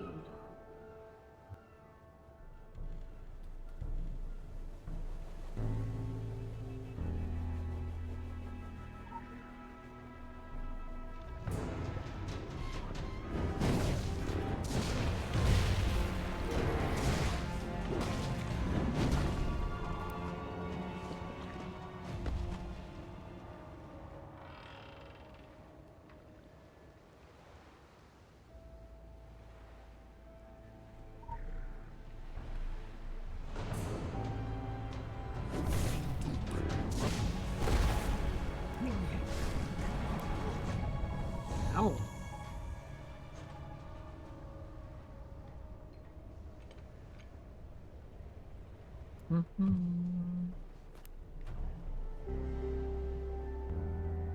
Critical empowerment results.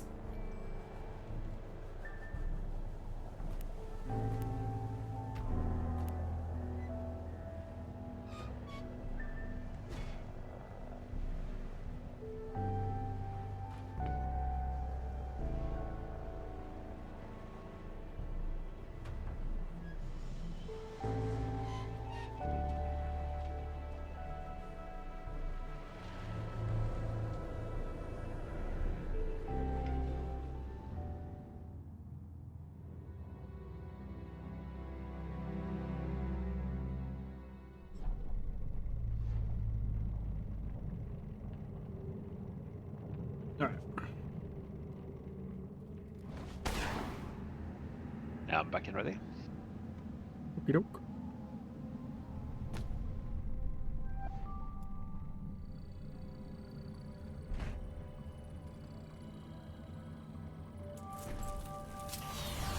Loaded up my shifters. Let's see here.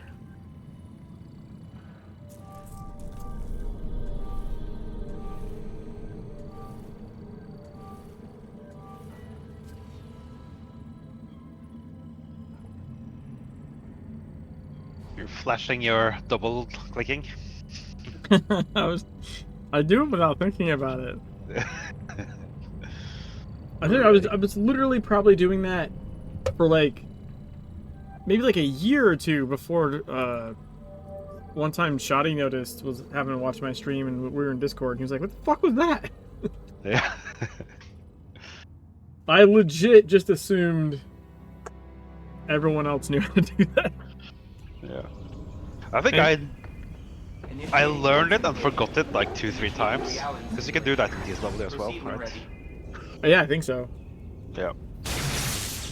It's just one of those things, like I think what Doc was saying the other night, like, you learn these rules from like other MMOs, and when a game is the same type of game and does most of the other stuff the same, you just sort of assume.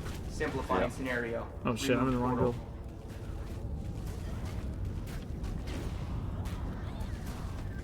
Simulating enemy You just kind of adaptation. assume that the same rules Intercept and apply. defeat. You don't necessarily try to do something that wouldn't normally be allowed.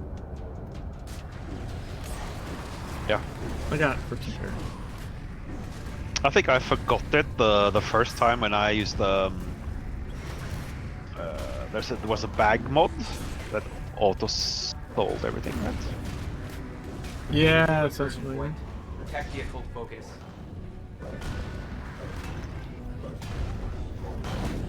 I think almost everyone used that. Sap respawn. Yeah, I didn't use bag mods much, I don't think. Additional I mean, portal we did so many side missions Awareness. usually, so you ended up with like 7, 8, 10 stacks of bags, right? And then use a mod to sell it. I had saved everything, but I had sold everything but intricate glyphs. So.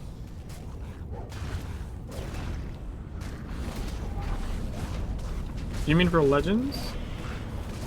That was Or TSW. TSW?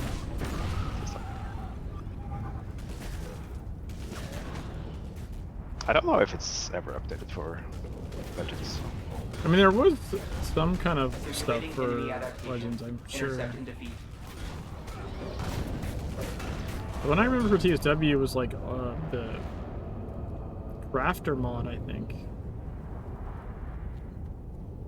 Yes. I had that one.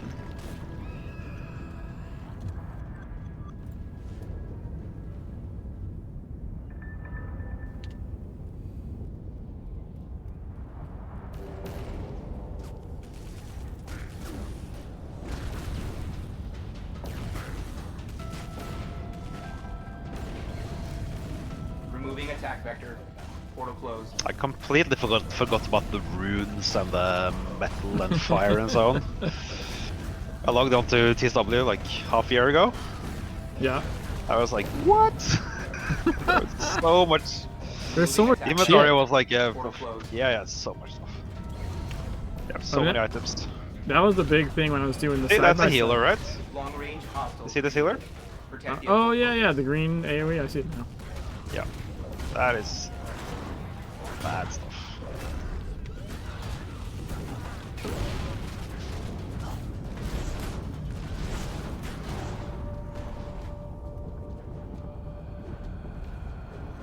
If that gets into a group of Removing attack 20 vector. things, that's Portal super bad. closed.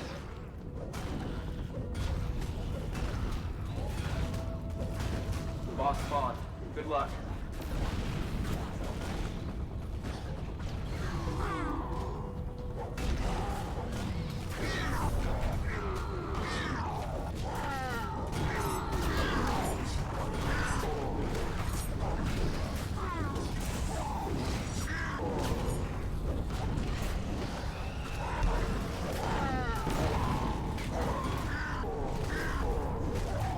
No wings?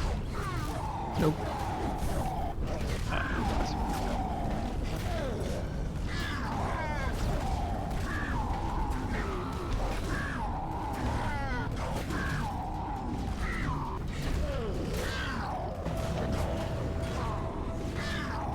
I'm sure I'll have them by the end of this. Wave completed.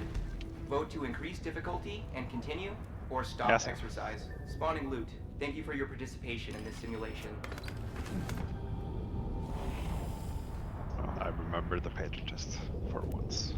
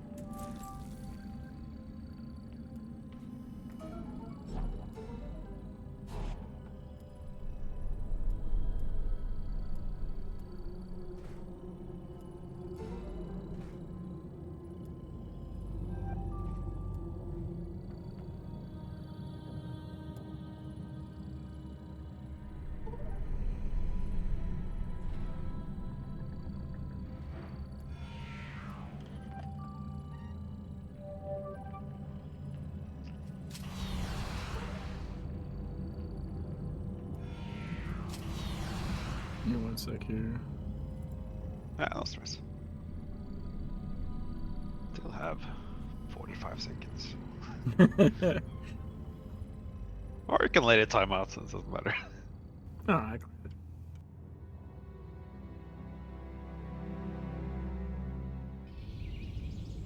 Initiating world simulation. Initiating reality simulation. Proceed when ready.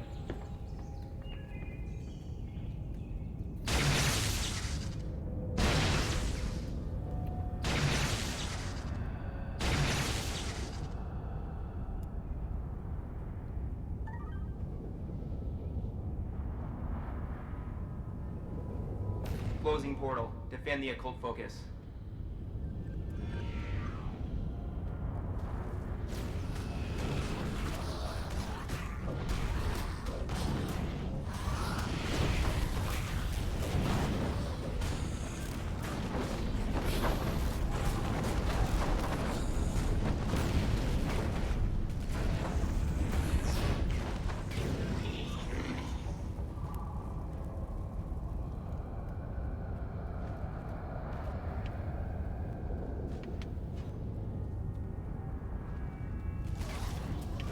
Nope, that was a waste. Activating Magic 8 Ball. Seek and destroy.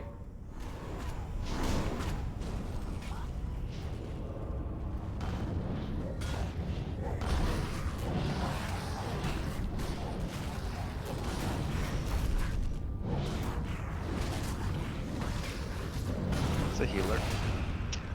Yeah, Yeah, in Automap you see the heal symbol as well.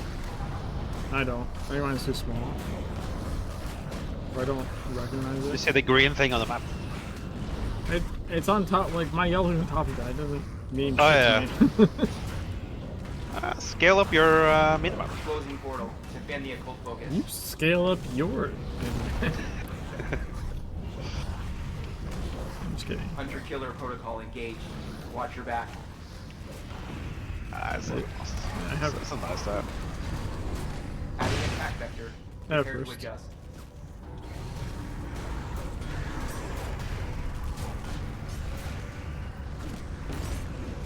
The thing is, I have my map scaled up.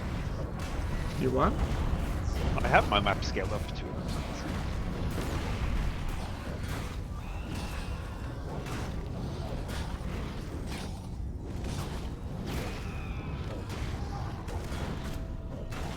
Avengers.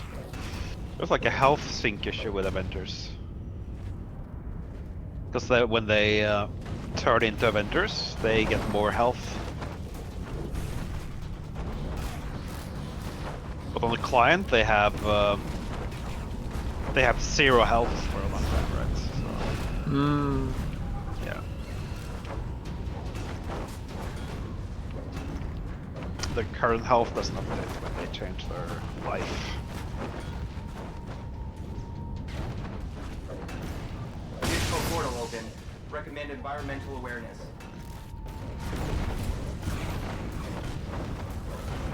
Simulating enemy adaptation. Intercept and defeat. Dapper. Portal shut down. Spawn routines rerouted.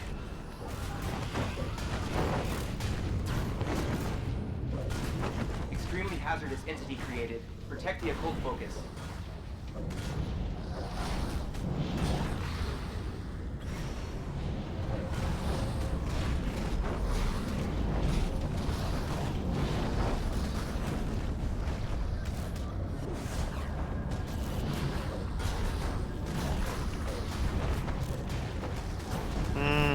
I don't have rings. Never mind. I got him.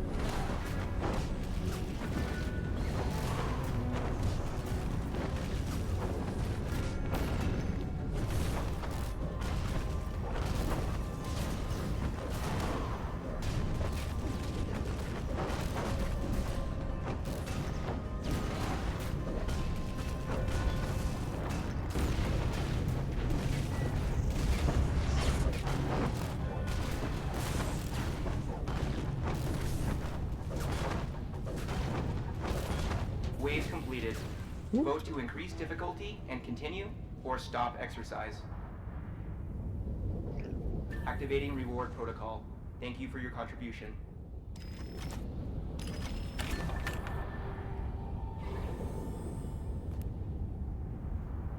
That was an easy one. Yeah, it wasn't too bad.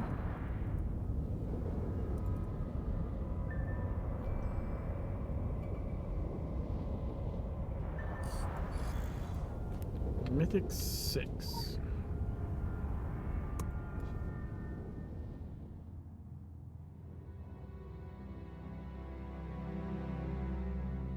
Ah, shit, I might have invited it early.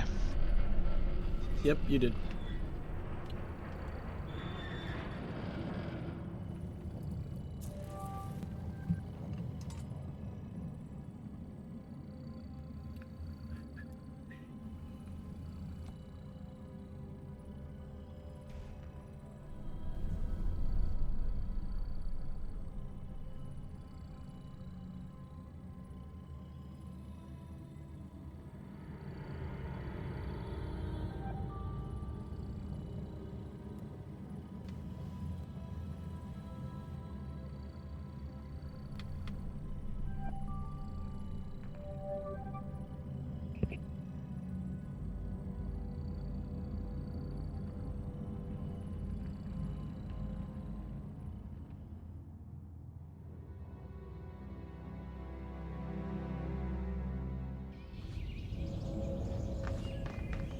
Initiating world simulation. Initiating reality simulation. Proceed when ready.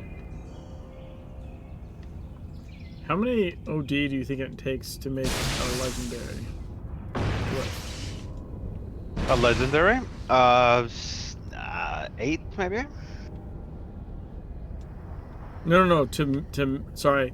If you have a legend, like, if you make a legendary glyph, how many OD to max legendary glyph? Oh, level 1. I mean, it's pretty Okay, so sure it's a lot. you have a level 1. You'll get it in 8 to 10. Time and space anew. What? No way. Portal open. Yeah, You think 10 ODs will get you a full legendary? Applying tactical decision making. Prepare for the glyph? unexpected. yeah, pretty sure. Got a commander. Maybe I'm crazy. I mean, for sure you're crazy, but Yeah. the question is if you're wrong or not. Yeah. Okay. Fair.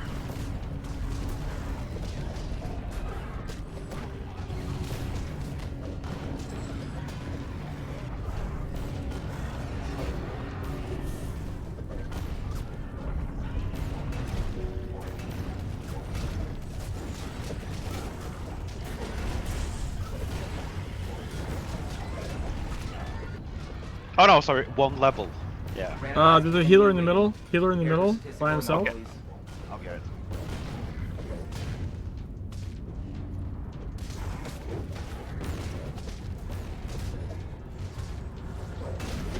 Perfect. Bombs. Oh, nice. Trying to scratch my nose with this hellish dude on. Let's recommend.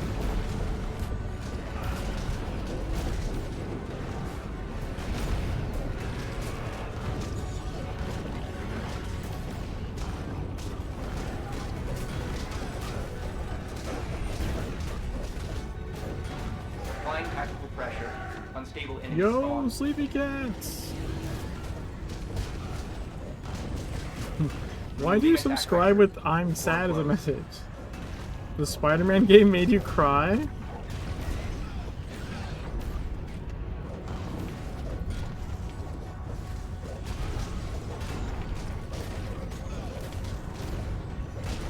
Wait, why spoilers? Hello?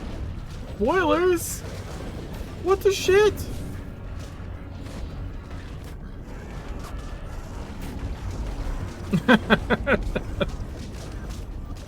No, Uncle Ben's the one that dies. What are you talking about? Aunt May is not the one who dies all the time. Sapper created. Within the occult focus.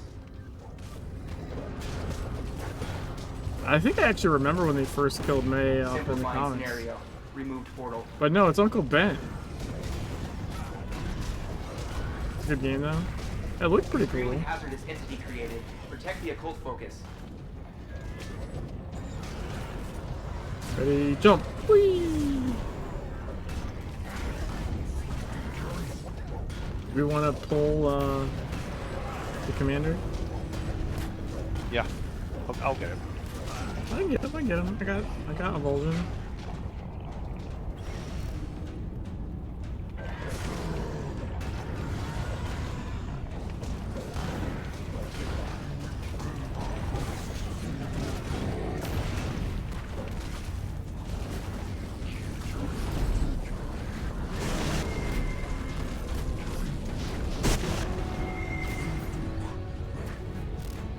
There we go.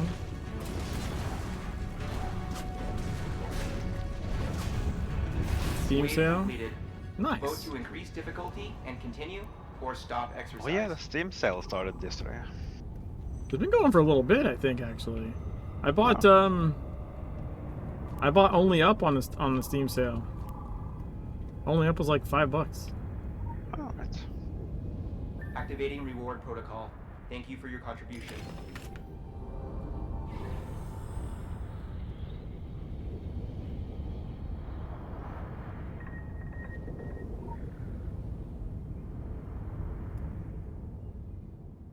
That was a capstone, yeah.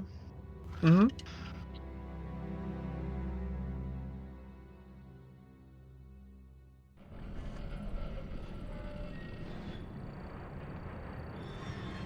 Only Up looks hard.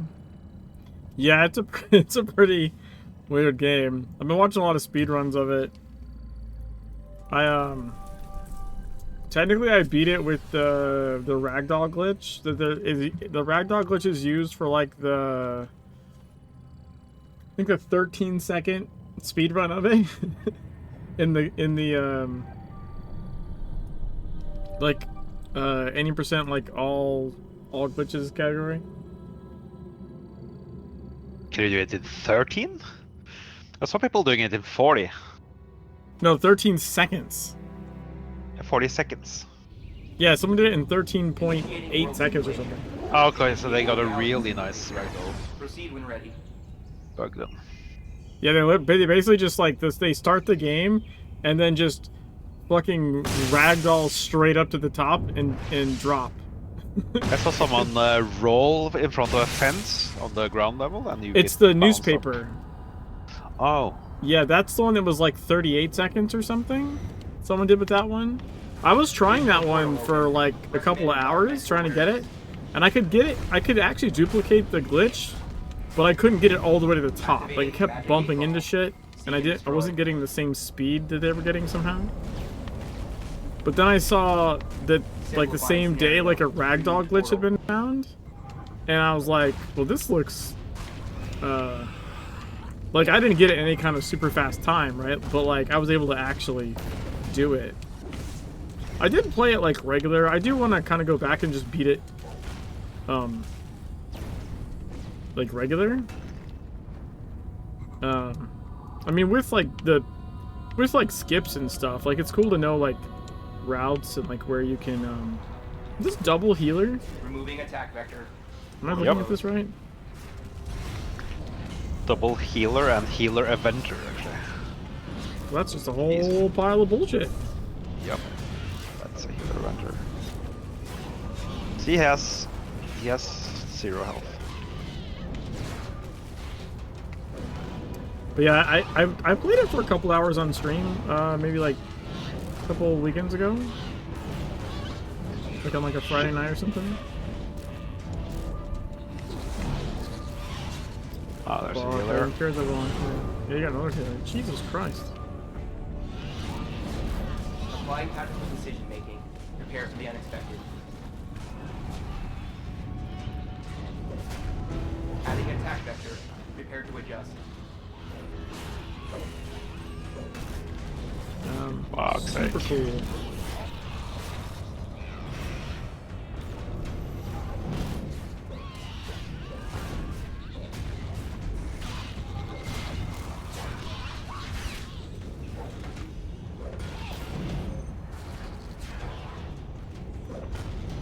much of a buff. Damage? No, it's whatever the slotted square one Yeah. is. Yeah, that's good.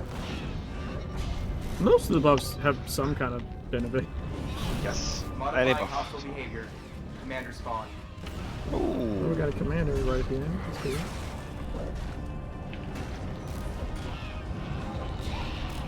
We didn't get any bombs though, huh? No. I have wings though. Okay.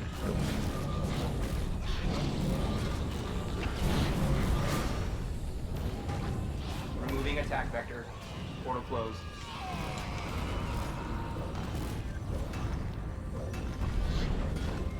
Long range hostile created. Protect vehicle focus.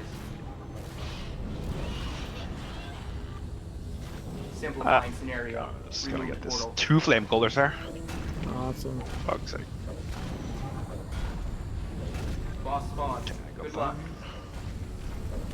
The boss is back here by the Coming. commander. Yep.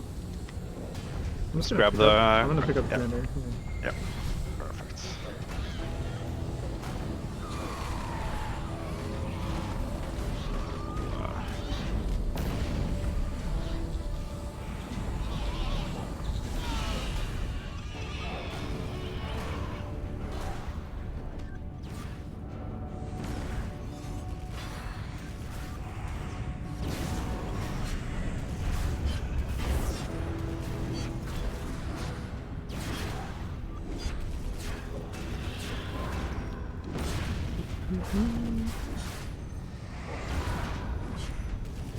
So yeah, the glitch that they beat the game in like 13 seconds with, To continue I beat the game in simulation like at a higher 5 difficulty minutes or with. in simulation. Okay. Because I don't really know what I'm doing with it.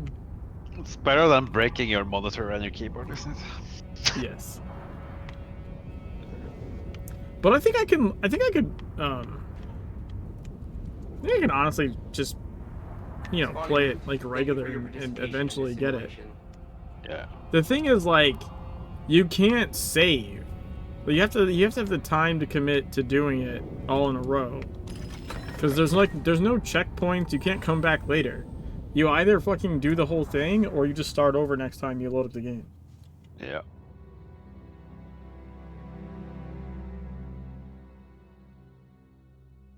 Yeah, yes, Ajax. It's and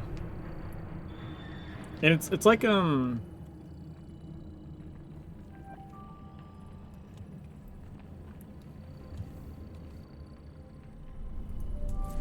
it's like what is it called? Getting over it, I think, is, but that one's like a 2D game, if I remember right. Isn't that your guy that's like in a fucking pot with like a hammer or some shit?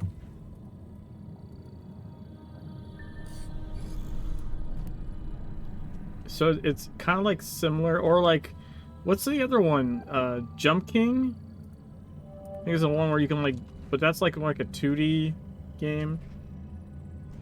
Yeah, this is just a weird, just keep climbing up, and your character can like jump, and you can like mantle on stuff, and like beds are like giant springboards. Initiating reality simulation. It's just a bunch of random assets, like you're just climbing on random shit. It, like, you start at the ground and just go up literally into the upper atmosphere. The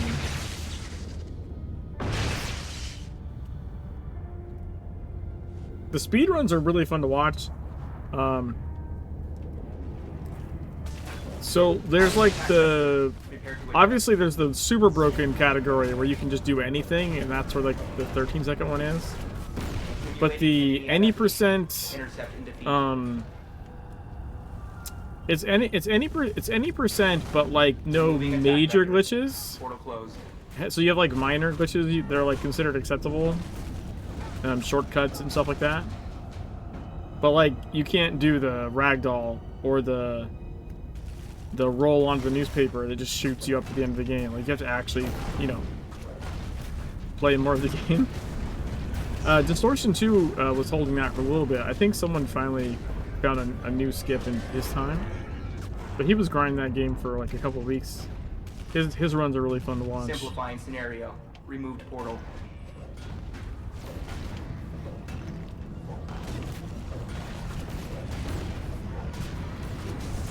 But also, like the good speedrunners, right? They have like a, and this is true of like a lot of like people that do like speedrunning or like no hit challenges and stuff like that. A lot of them will have like practice tools.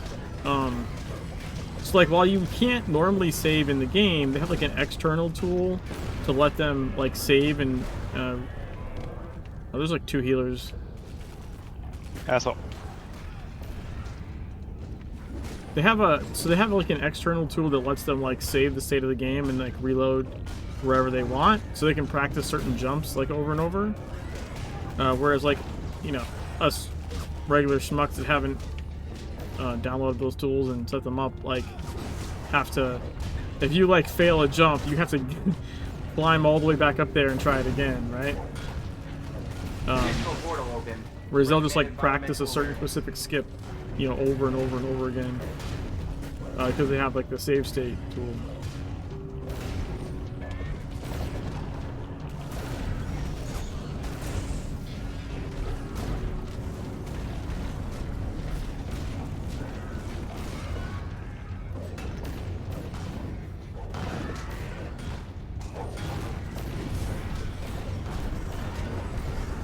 I kind of want to get that actually, because I'm pretty sure I could do a lot of the jumps for only up if I just had some practice.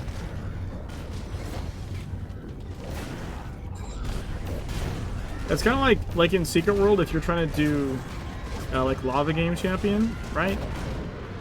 Like it's really beneficial to just, instead of trying and failing from the beginning a bunch of times, like just go practice the route. Go find the jump that gives you problems, and like without the achievement active, just try and kind of like master that jump, so that when you are actually trying with achievement active, like you don't just get to the same spot and fail every time. Good luck.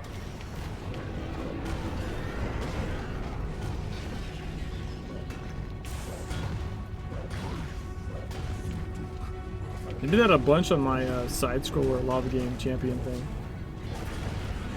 That shit was like the hardest Lava Game Champion I've ever done, by far.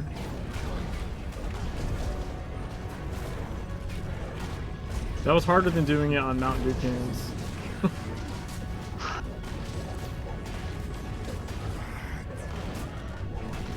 trying to line up Lava Game jumps from the side with no depth perception was super difficult.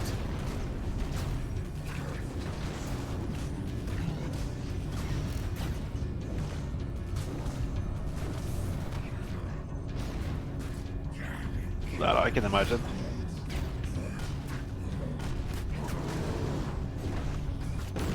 It's like you know, like the second to last jump, Go hard or go home. basically for Lava Game is from the cars to the little rubber tires. Yeah, that's annoying. That one is annoying. Oh. Okay, imagine not being able to see the tires because your camera's off to the side, and you literally can't see what you're jumping to. Like, I had to practice like that jump so many times. Yeah, that's by the shed, right? There's a shed right behind it, or right in front of it. I think it's Yeah. near there. Yep. Yeah, well, there's like that pile of shit, and like the 2 cars on top. I think there's like a yellow car on top. It's not entirely clear where you can jump at that stage. So. And you jump to the little stack of rubber tires, and like, yeah. I think that character might have had sprint 2, maybe. Oh. But it was like either sprint 1 or sprint 2, which you can do that jump. It's just difficult. You can do that jump on sprint 1. It's just harder than if you're on like sprint 2 or 3. Yeah. And honestly, sprint like 4 is bad for that challenge anyways, because you're gonna the desync overjump. Yeah. Well, even if you don't think you overjump, the way the prediction works, right? Because you're going faster, it will predict ahead further, right? Yeah, so you're gonna lag outside of the area, and you land the Yeah, right so, like, place, if you were- you sink out. Yeah. Proceed when ready. Yeah, if you were sprint 2, it's only predicting you moving at X rate for X distance. And when you're at sprint 4, sometimes it'll predict that you ran off the edge when you didn't, right? Yep. Whereas if you were sprint 2, you would have been fine. So, like, honestly, sprint 2 or 3 is pretty ideal for a lava game, as far as that Yeah. goes. But sprint 1 is... I've done it. Portal open. In fact, I even first tried it as sprint 1 on a brand new character before. Where, like, as soon as I got into Kingsmith, I just ran over there and did the achievement. Yeah. But you have to hit those jumps like perfect. You know, like especially that tire one. Like, you can't jump too early or you won't have the distance to hit the tire. Yeah. Like, it's got to be like spot on.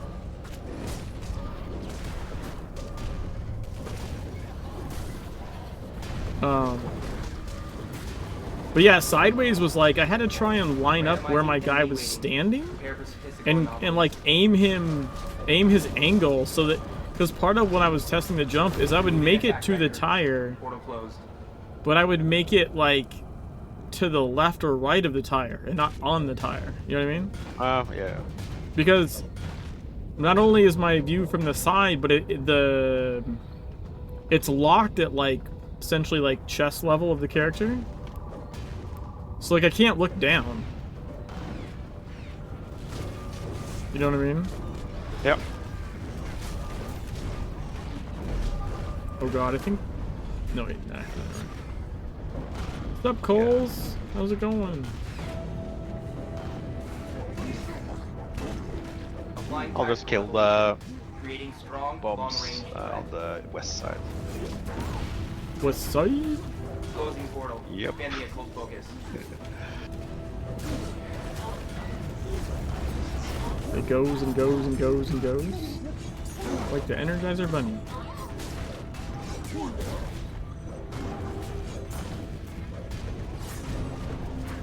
I'm gonna grab these guys from the middle.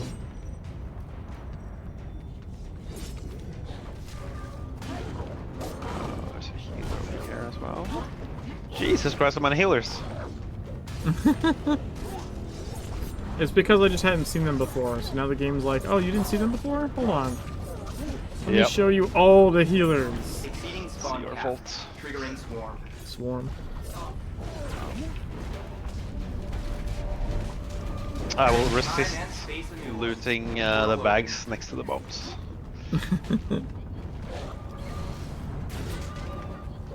That was weird. It didn't actually yank them. It did aggro them though, so I guess that's fine.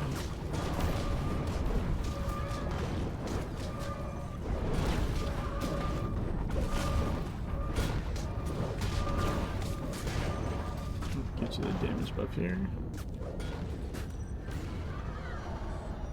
Oh yeah, great. What? Closing portal. Defend the occult Everything focus. died 2 seconds after.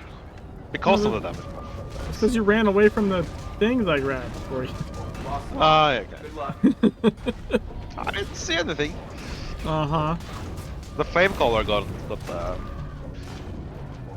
280k. Hang though. At least we got that.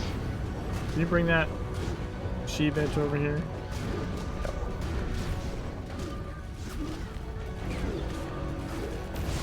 Now, she is slow.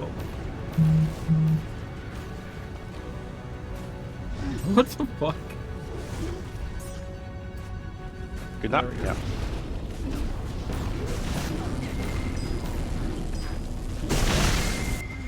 They have an insane range, so they have to like run 40 meters away or something. Yeah, yeah.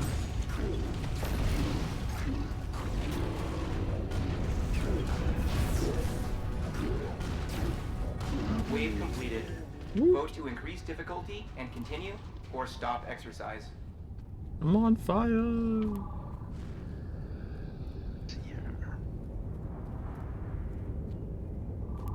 Loot lanterns. Ooh, I almost overcapped there. Activating reward protocol. Thank you for your contribution. Chaos is done. Nice. Over halfway done. I got 4 weapons left. Damn. Damn, Gina.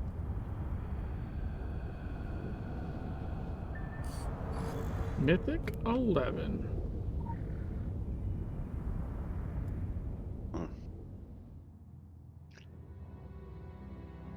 Mythic 11, yeah. That's with no crits, right? I think I had 1 crit. Let's see, my time and space is Mythic 10. Noise.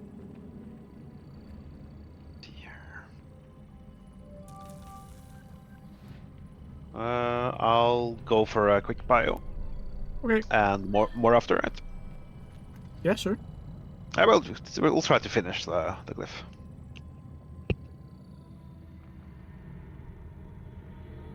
If you have time, but we'll see. We'll see.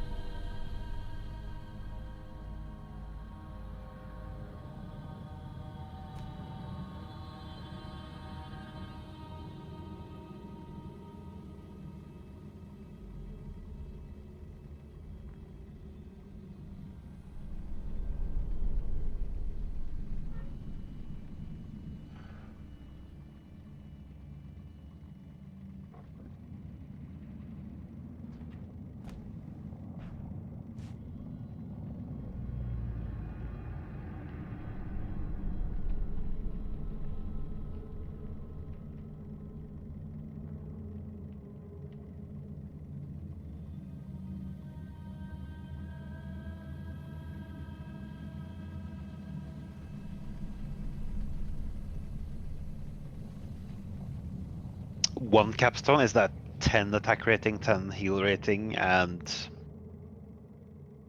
what is it again?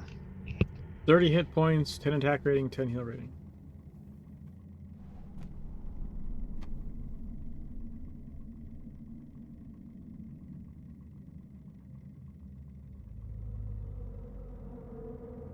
So each weapon lists what its current capstone bonus is, and I think you have to actually manually add them all up.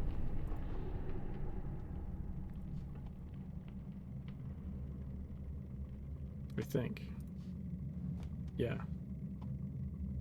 So 1, 2, 3, 4, 5 are done.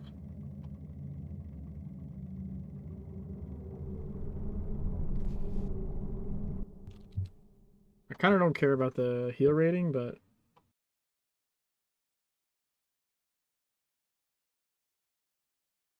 It affect the healing drone because it's percentage based, so but it affects shells, so if you ever go shotgun.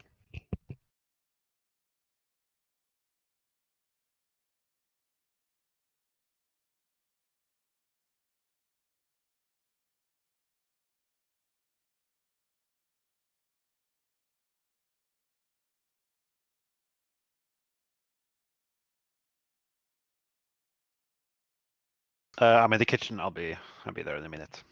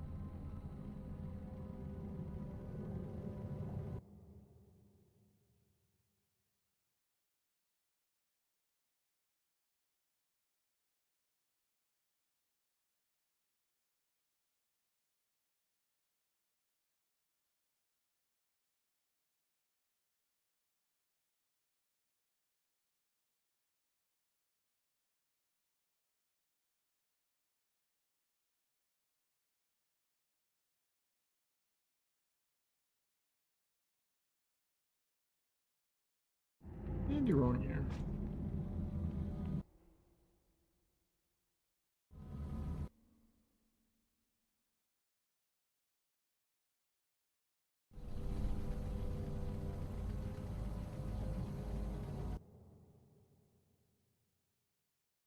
Back.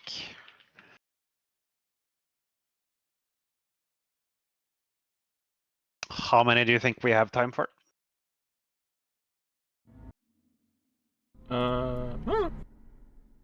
Well, I'm trying to figure out something, and I'm just keep fucking up the math here.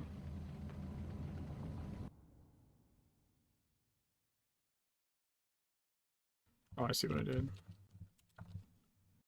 1, 2, and then have 90 and 30.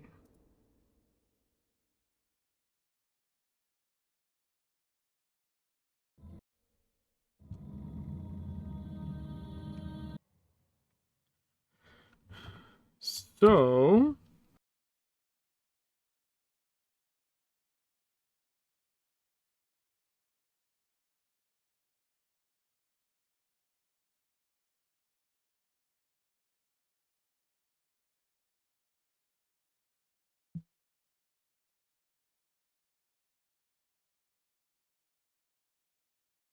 I'll just go.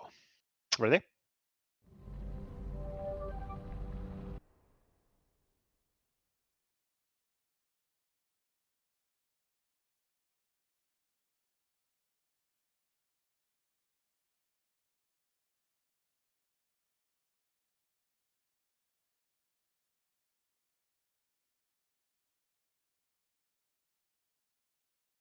I think from capstones currently, I have 1,980 HP and 660 attachment. Yeah. You have to manually add them up because it's the bonus, the current capstone bonus that it says on your ability pane is only for that weapon you have select, like you're looking at, right? Yep. You have to add up each weapons capstone bonus to figure out like how much actual stat boost you have. I see. Which is what I was trying to do. Okay. So it's taking me a minute. And then I kept accidentally like oh, I already used my impair. Shit. Ah, it's immune. Yeah, I was impairing the other guy. I didn't realize the hunter was there. You have aggro, so it's fine. Yeah, I don't think I've been killed by them yet.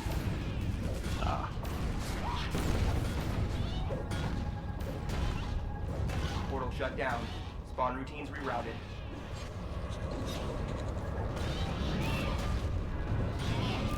Activating magic 8-ball. Seek and destroy.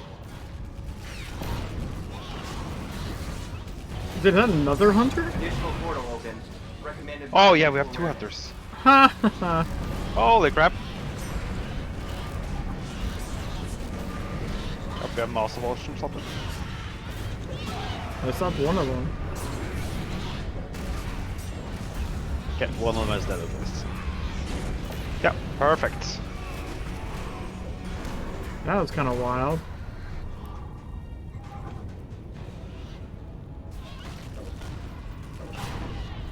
It's like doing a 5-man and you have 2 hunters. Welcome back, Bomber. Yeah, when you do 5-man OD, you always get 2 hunters. Engage with caution. Oh yeah, that would make sense. I got volatile.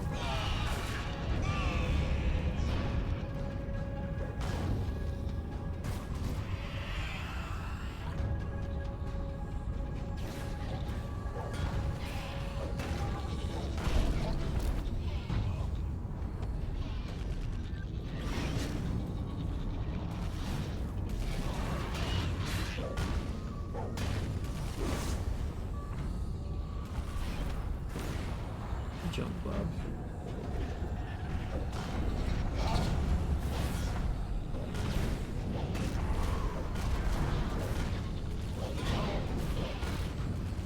Applying tactical evolution. Creating strong, long-range threat. Create a new incursion point. Protect the occult focus.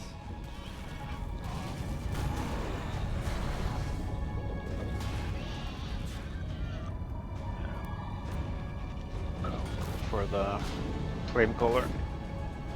Removing attack vector. Portal closed.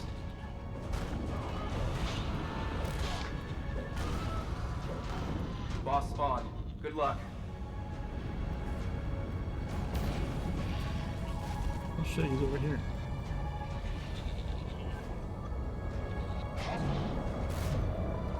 Yeah.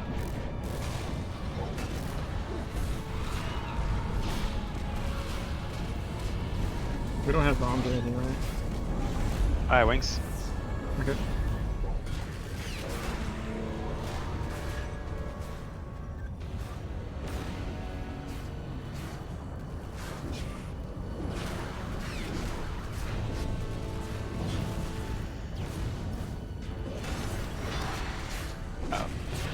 Short warning, what? What? That was short warning. I have wings on. User Boom. input required. Oh yeah. Go hard or go home. Spawning loot. Thank you for your participation in this simulation. Let's see here.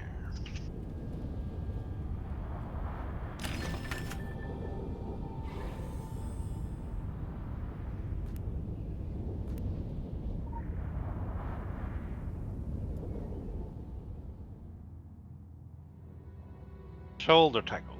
Fuck it.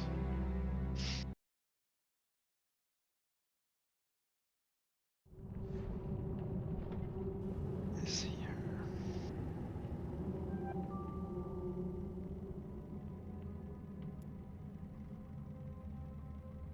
Oh, is it like a sparkle sprint? Some kind? Owner?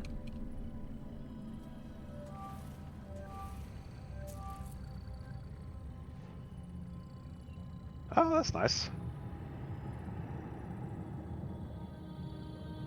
I want to see the cat one. Or wait, no, the unicorn? Oh That's yeah, really cool.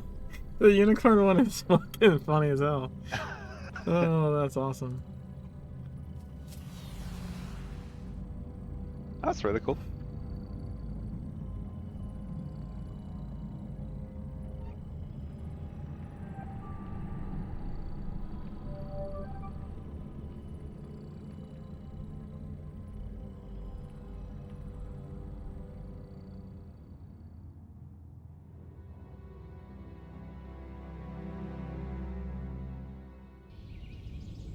Initiating world simulation. Initiating reality simulation. Proceed when ready.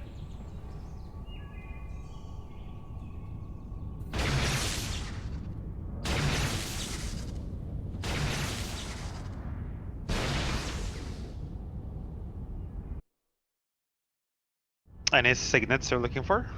Like more neophyte or? I mean, sure, eventually, but not at the moment. I still need to level that purple one. Oh yeah. And then, Randomizing enemy waiting. Storage Scratch, problems. there's Critical anomalies. yeah, I don't want to have too much on me at the same time. Created new incursion Even points. once I make it Attack the mythic, right? attack focus. I can spend a long time. Well, even with regionals, I could probably spend a little while getting those things, getting all my signets that are mythic actually maxed. I think it's gonna be a hot minute before I actually need other signets. Yeah. How's your stream, Scratch?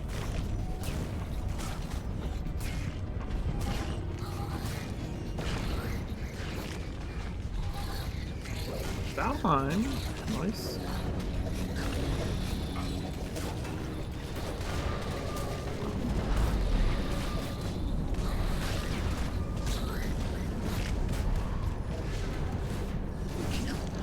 How's IP going? Pretty good. Simplifying scenario.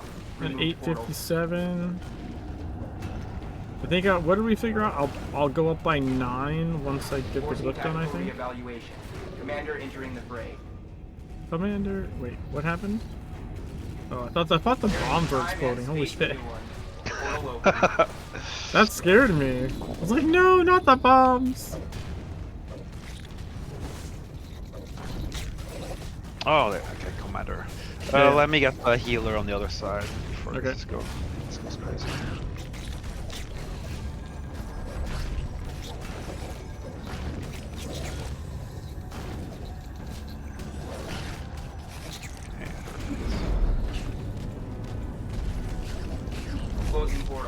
Expand the occult focus.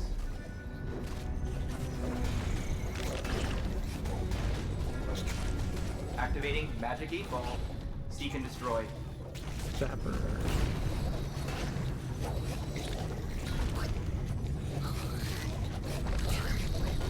You're not close to capping or anything? No, I'm at 26. It's hard with AP on a free-to-play. I think. If you're patron, it's different. I think.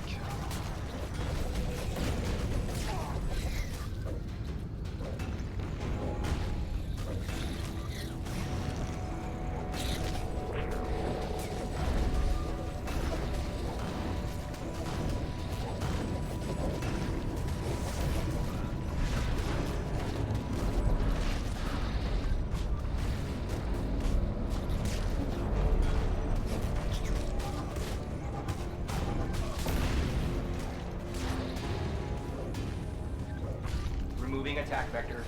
Portal closed. This is a lot of. Boss spawn. Good luck. I'm gonna go get the Yep. dude. Go and get it.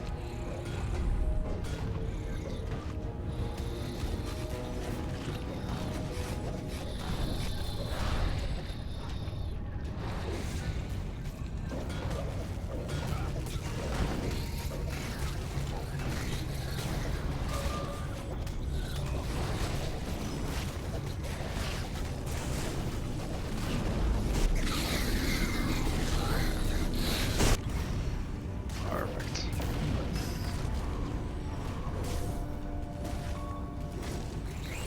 It was really fun to be able to just stand Vote to and. increase difficulty and continue. Yeah, or because stop you don't move them exercise. out, right? That's Yeah, exactly. Especially if I have regional volcano available, I guarantee they're not going anywhere. You know. Yeah. Spawning loot. Thank you for your participation in this simulation. That was a nice cleanup.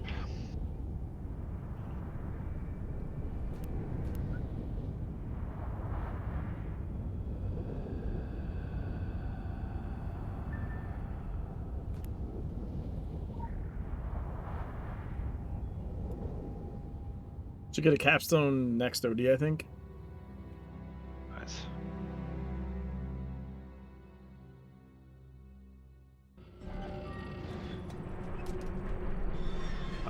I might have it. That was close. That was really close, yeah. I heard it ding right as like the loading screen started to fade. Acrobatics. Fuck, there's only crap today.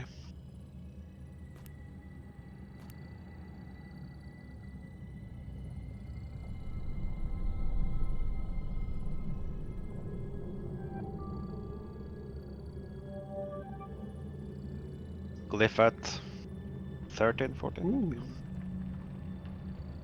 No, that's not the one I'm looking for, Vomer. That one has cats falling from the sky. The one I'm looking for has cats falling from the sky and splattering on the ground. The proper one. Proceed when ready. You got the, you know, PG one.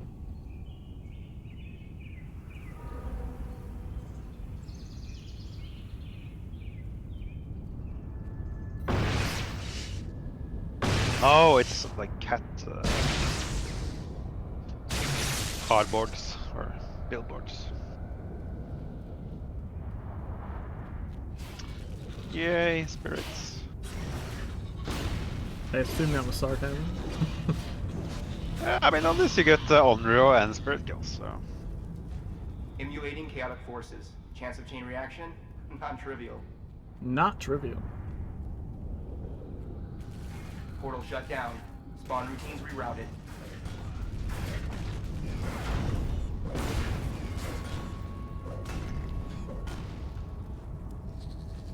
Yeah, I'll get these ones. You go refill them.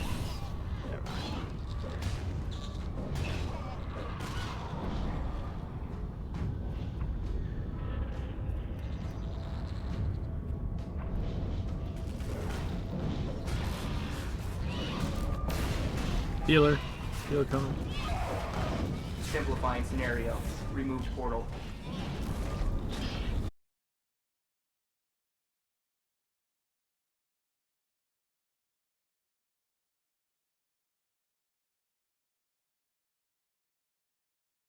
Carrying time and space a new one. Portal open.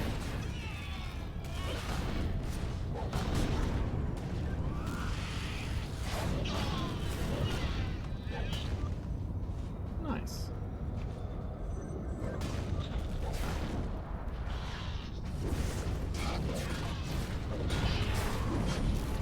Link to the splattering version is no longer working.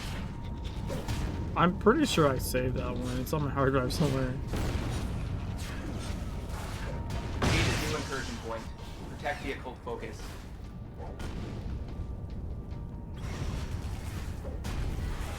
Applying heavy ordnance protocol. Dropping the hammer. Oh yeah, and you get wisps. You get wisp Adding kits as attack well here. vector. Prepare to adjust.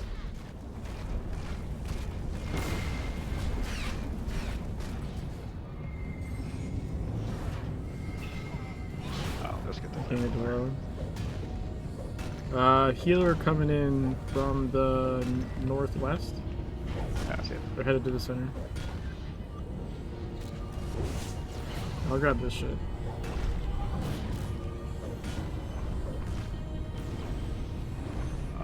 It's buff. Nice.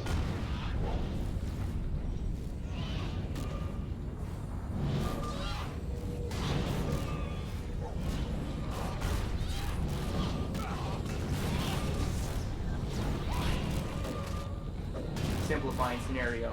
Removed portal.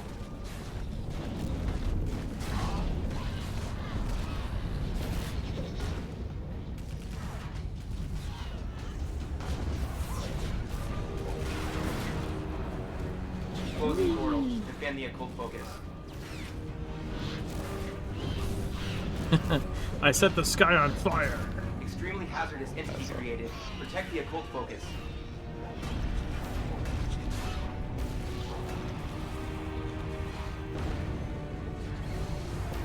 I got aggro on that dude. We can just move to the bomb. Right, we have bombs. Yeah.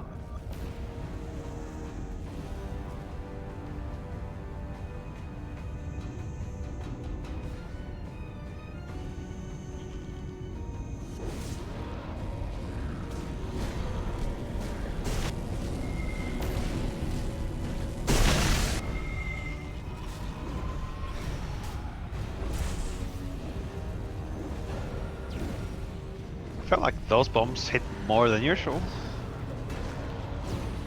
There was a bunch that overlapped. Wave completed. Vote to increase difficulty and continue, or stop exercise. Gotta love that super useful damage buff. Yep. Spotting loot. Thank you for your participation in this simulation. Think buffs your loot. Right. That's not what it does. Maybe if there was an Easter egg, like giving you 5% chance of getting like an energized or something if you had a buff. My glyph is level 15 now. Damn. So 3-4, I think.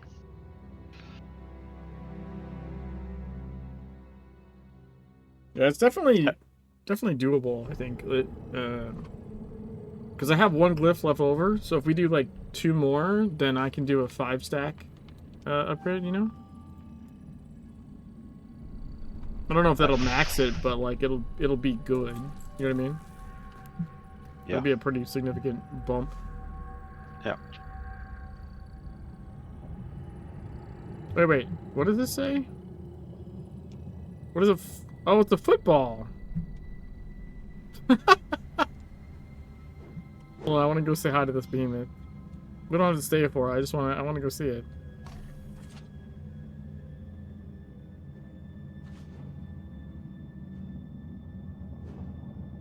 Oh, it's a football. It's literally a football. Where is this asset in the game, though? Maybe Savage Coast? Yeah, maybe Savage Coast. The football thing at the school? Yeah, that's a really small asset. Yeah, it's a football, so it's small. Yeah.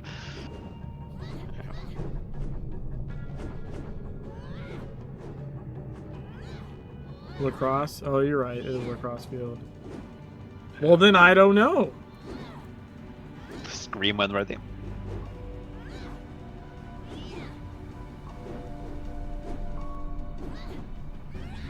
Ah!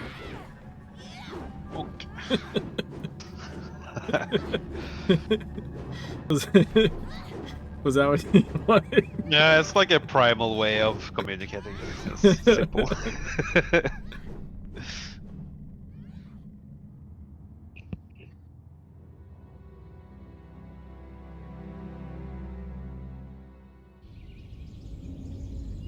Initiating world simulation.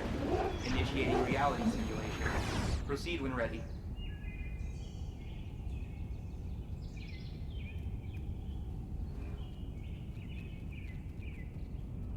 I mean, it still could be in Savage Coast. There's like kids areas there, right?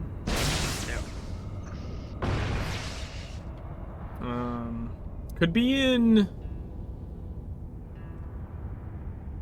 Could even be in Tokyo, honestly. Like the. Could be a decoration asset for the. Initiating the For kamikaze young. Fair protocol. nothing. The floor will be lava. Oh yeah. Well, Fear Nothing or the clubhouse area. Yeah. You think they play football in the big hall there?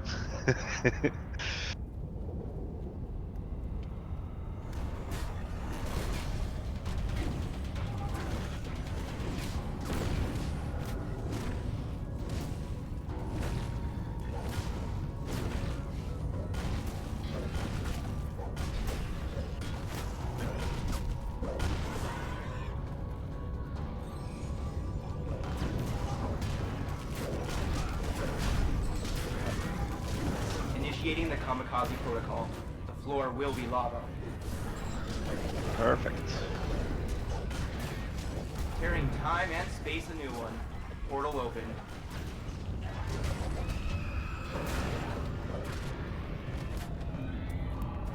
Oh shit! I think I capped. Ooh. You didn't notice. I didn't notice. Blame the shiny football. I will. I will in fact blame Spawning the arcane football. singularities. Stability not guaranteed. Portal shut down. Ooh, boss. Spawn routines rerouted.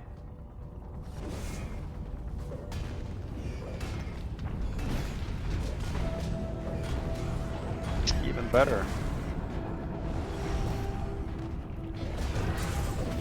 Additional portal open. Recommend environmental awareness.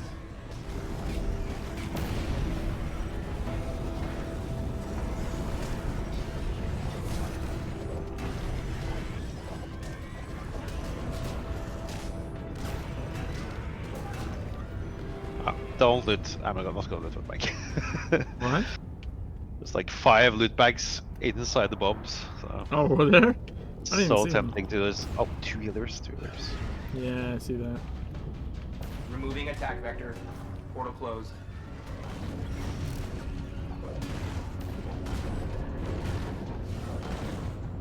Okay, so the healers don't heal each other. At least they thought about that. Wait, is that another one? Yep. Son of a bitch. Applying tactical decision making. Prepare for the unexpected. Dapper. Closing portal. so- Defend the occult focus. Want me to try and get anything there? Or... Oh, it's fine. Boss spawn. Good luck. Just trying to get this after.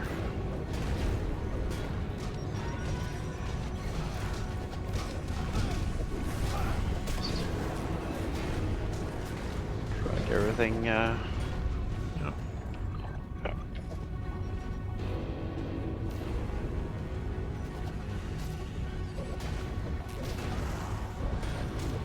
Just trying to get the sapper, but I got the boss as well. By accident. Okay, I'm coming.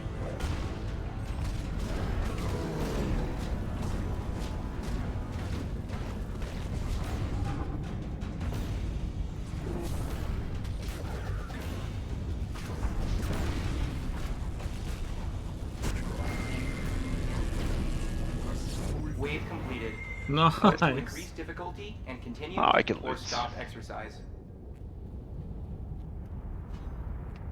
It just fucking like roasted him. Yep. Activating reward protocol. Thank you for your contribution.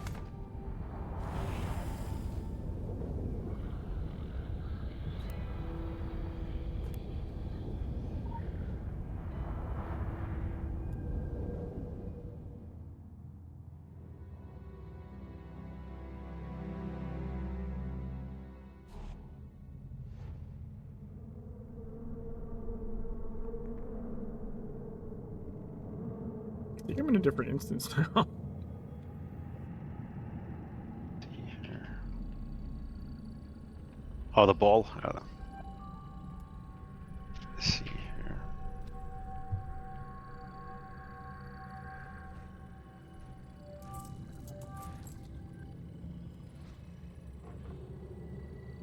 "16 time and space." Oh Oh, shit. read Forgot on the about UI.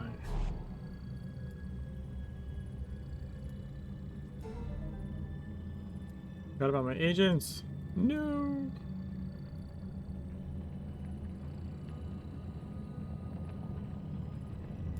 How have I not fucking gotten Sarah Skelly yet? Doesn't make any sense to me.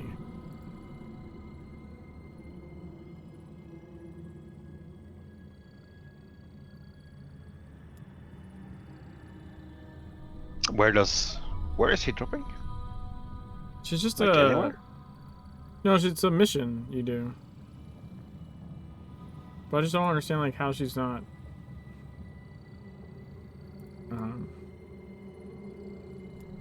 Okay, I'll just do this one. Yes.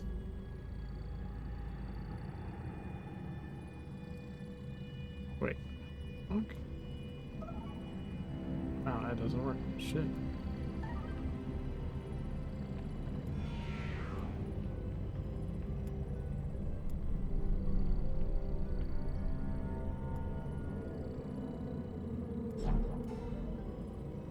There we go.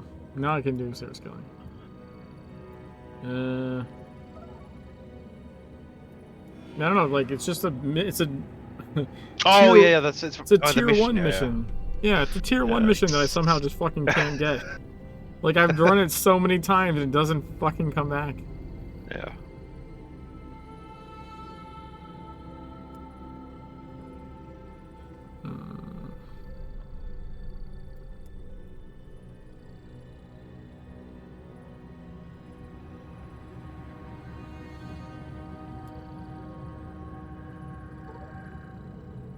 Oh, that one was so close.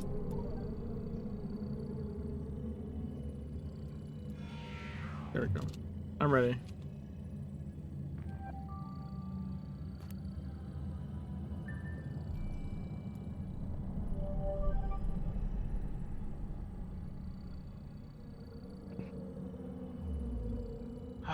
I've been trying to do DA every day Mm-hmm. on Dom and Pan. I still can't seem to get the AP and SP down, but there's still like 300 plus both of them. Proceed when ready. We're getting more from the anniversary. Probably from anniversary paid.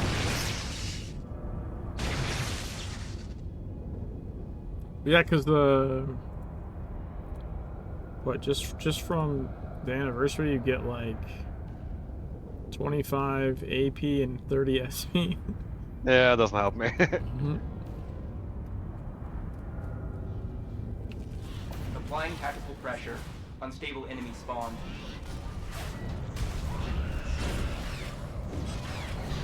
Adding attack vector. That was Prepare to convenient. adjust. Yeah, right?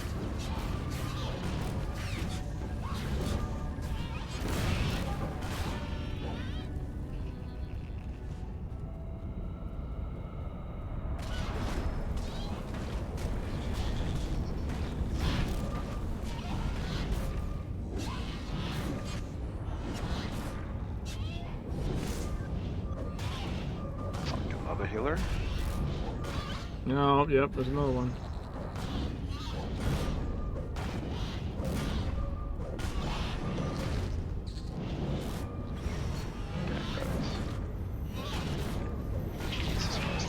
many wisps.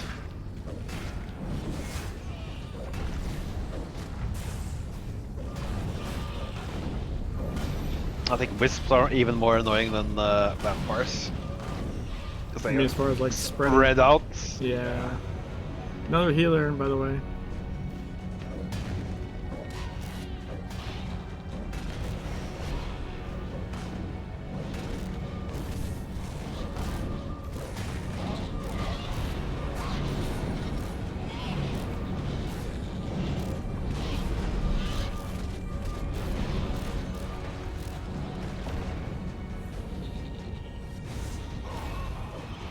Emulating chaotic forces. Chance of chain reaction? Bomb. Not trivial.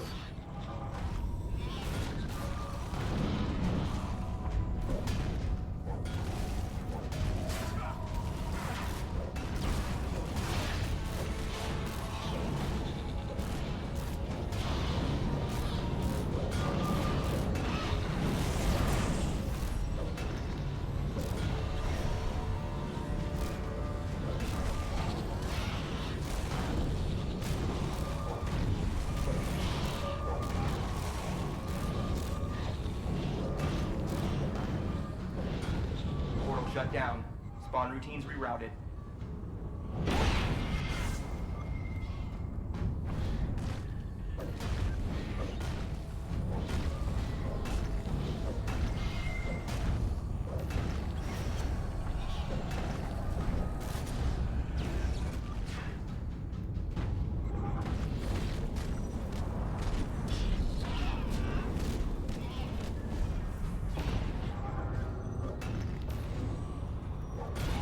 Portal shut down. Spawn routines rerouted. Yay, tractor. Super awesome. Boss spawn. Good luck. I got the boss, I think. I tagged him, for sure. We got bombs. Just take them to your east. Yep. Yep. Focus on that one then. Get tractor dead. Fuck the other east. There's one east. What are you talking about? Yeah, I got turned around.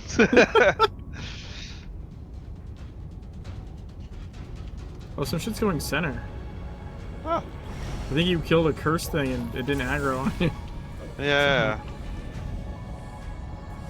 Split up.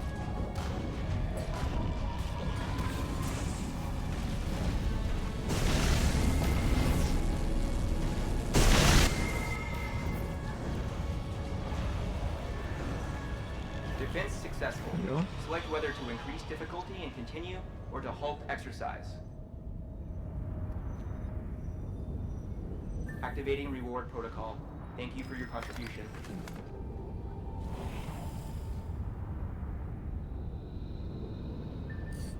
$18 and like a third. Nice. So 1.5 more. What do you happen to be?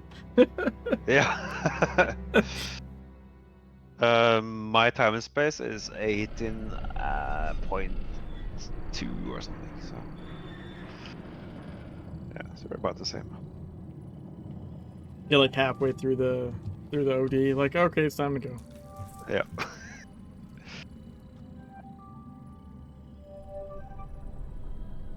Should be a button after 2 minutes, so you get only one distillate or something.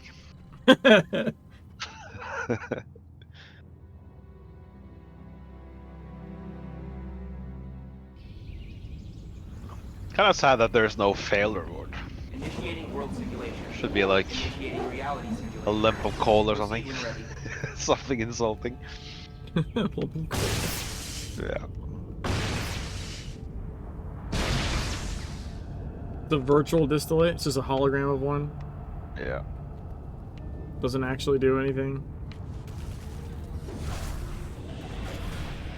Portal shut down. Spawn routines rerouted.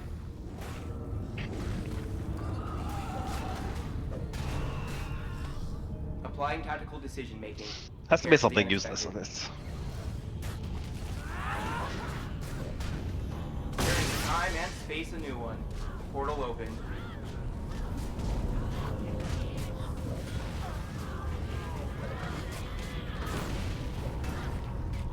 You get the ones next to you, or go get the other ones.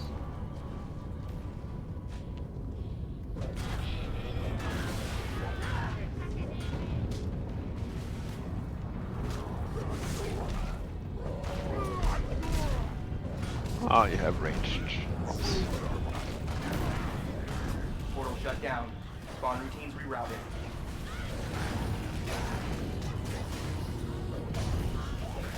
Simulating enemy adaptation. Intercept and defeat.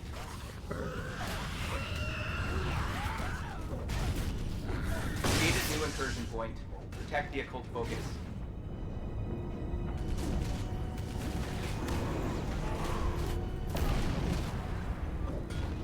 There's lots of small tricks in this game, like how you should position to move the ranged ones, for example. Yeah, yeah. To see a lot of people are not used to doing that, so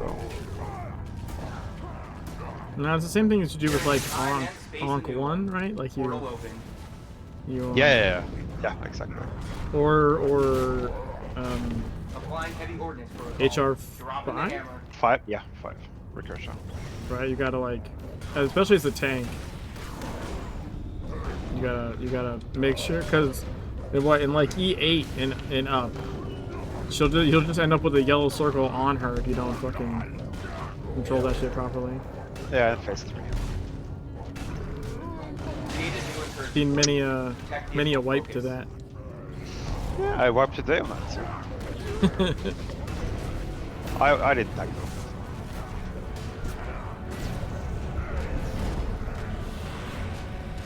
I wiped twice in 17.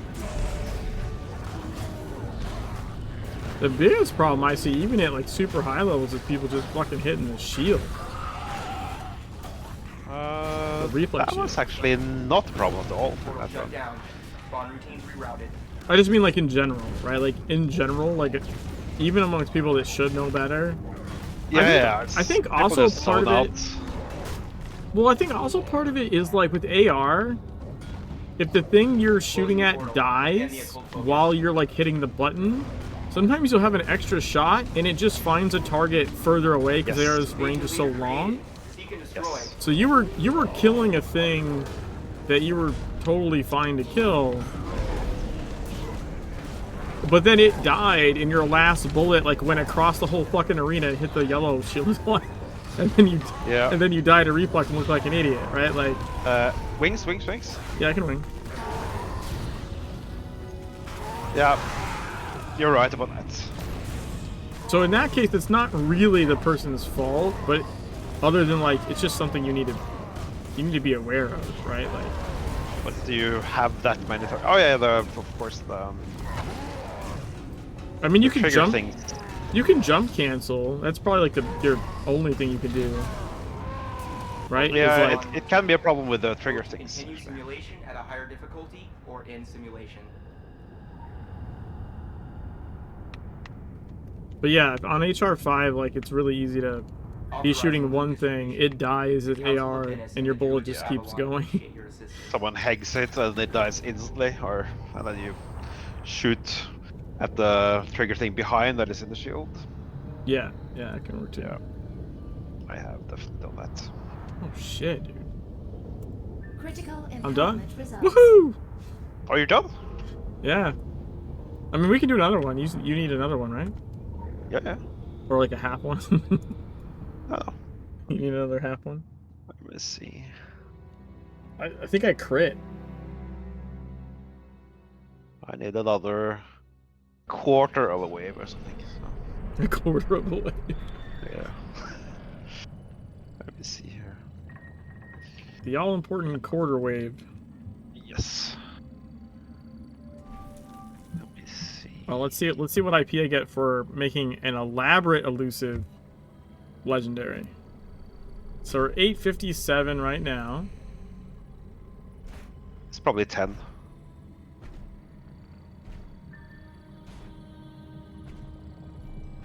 Or Yep, 12. 867. 57 to 67, right? That's just it's a 10 jump. Ooh. Woohoo! That's pretty nice. Pretty nice. Of course, now I don't know what to make next. I guess I would probably just make another.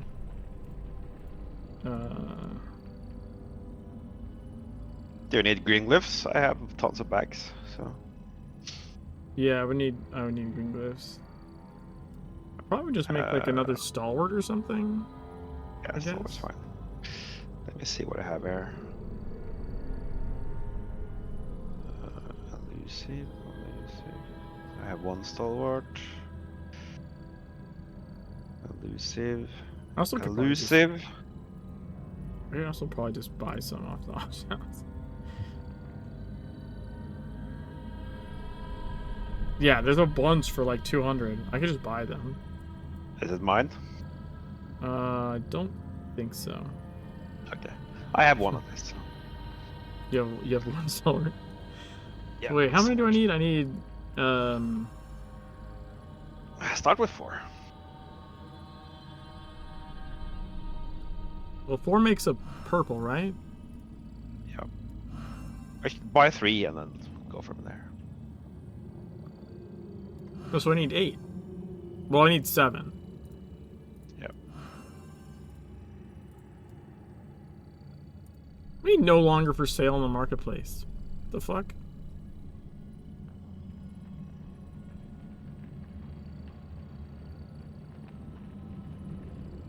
That's not even the right. Wait, what the fuck? I'm gonna make trouble and trade in the middle of that chaos.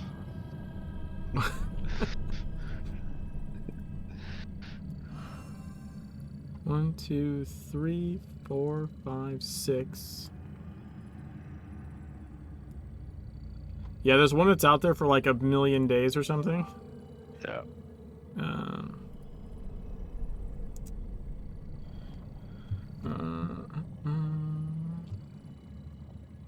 I didn't sell any, did I? Oh, I did. I can buy back one. Look at me. Having glyphs and thing. Yeah. Fancy. Fancy. And I'll just leave them in the auction house for now. Yeah. But like at least that way I have them. You know what I mean? Yep. And then you forget them, like I do. Yeah, probably. Yeah. Fair.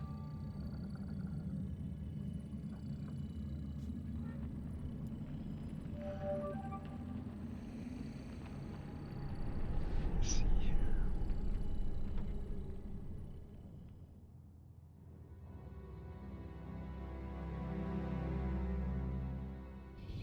So is this the last one you need for your thing? Initiating reality simulation. Or do you think you need another Proceed when ready. This is the last one I need for that segment. that segment? Gotcha. But you can do more after if you want. I need to level. I need to make a red glyph on Dom.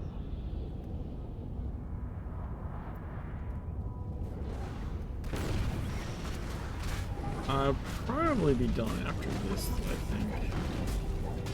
I'll just make the. So I get 2 glyphs from here, right? So that'll be like a blue, like right away. Yeah.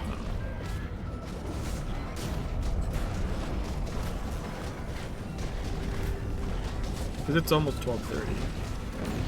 Oh, right. It's morning for me, so. I have Yeah, to right. You're like, the look at day's just clock. getting started. Yep. Yeah, what the fuck time do you get up then? Holy shit. You must get up really early. Yep. I'm a night owl. It's so fucking hot. Hot now, so. That's an even better reason to be a night owl. Then you just stay awake at night when it's cool and you sleep during the day. Floor will be lava. Exactly. And I have vacation, so Protect the there's focus. nothing happening. Wait, so are you up all night and like, or are you just getting up really early? Both, I would say. Both. Not at the same time, but yeah. Depends. Just randomly. If I have shit to do, I'll oh,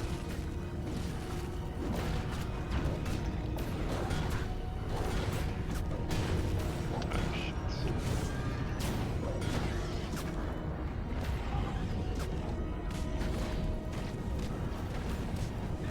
I mean, I do have some responsibilities, even though I have vacation, so Sure. can't go too crazy in it. So I have like physical therapy twice a week and so. Oh, right. Yeah. And I was walking my dog like I think like yesterday. Oh, we got bumps. Shit. And I was like my knee like clicked, and I was like, oh yeah, there's where I fucking hurt myself on the goddamn treadmill. Yep. I got a trick knee now. Old man with a trick knee. I'll be able to tell you when the weather's gonna change.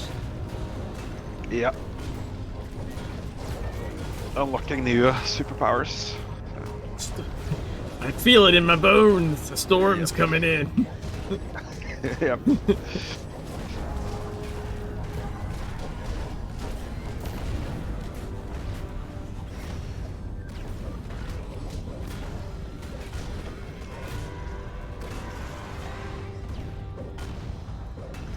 Portal shut down. Spawn routines rerouted.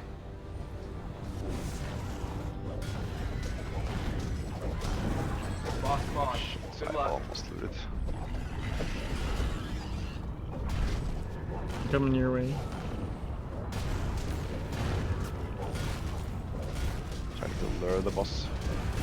Yep. I just pulled him.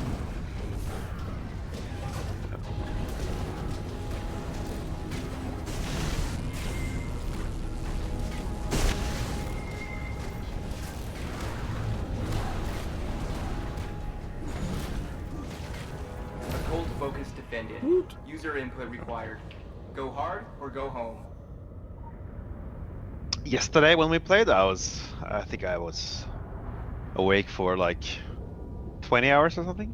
Because I was trying to turn things around. Right. Yeah. I know that. that was I know that old game. Yep.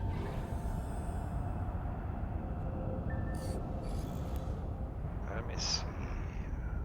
Yes. We have a red time and space. Nice. I've got my 2 greens got turned into a blue, so you know, I'll have that for next time. Yeah, like even stopping now, like it's gonna take me fucking like over an hour to fucking go to sleep for sure. Yeah. Look at the item I linked you. Oh, nice. That's a typical me item. Right, the mythic There's the 15. glyph. But Yep. A glyph is like almost done, and signet, and it's like. right. Yeah, I need to do my faction missions because I have them at E9 now. You know? Yeah. Probably worth doing those. Yeah, you get I think almost 5k displets in E9, so. Or Yeah. 4.8 to 5.2, I think.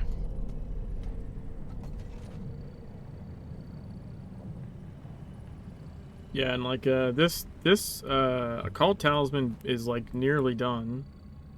And then I have the neck piece to level. But once I do that, once I level the neck piece, all my pieces will be 35. They'll be max mythic. And I already have this nice bracelet ready to go. Yeah. So there's You're in good shape. Yeah. So you have like 20 IP or something for the neck, and yeah, probably plus 10 IP for the fuse. I think it's 10 IP for talisman fuse. Yeah. Red. We'll be in the E10 raid before we know it. Yep. That'll be harder to get in, harder to get a hold of than the E5 raid, I think. Yeah. Just So you have like two red timing glyphs. wise. Huh? You have 2 red glyphs, yeah? Stalwart. Yeah, I should. I have the one in my head is legendary 1, and then the waist is legendary 1. Just that the Holy waist is an crap. elaborate one.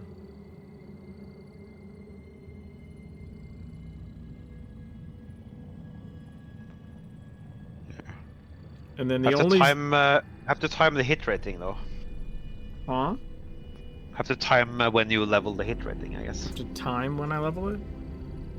Oh, you mean as far as like to stop glancing? Yep. I mean, I could do that next instead of the stalwart, honestly. You know what I mean? Like. Well, it's IP, so the same IP, so it doesn't matter. Yeah, but I mean, I've only made the blue stalwart, so like I could. Yeah.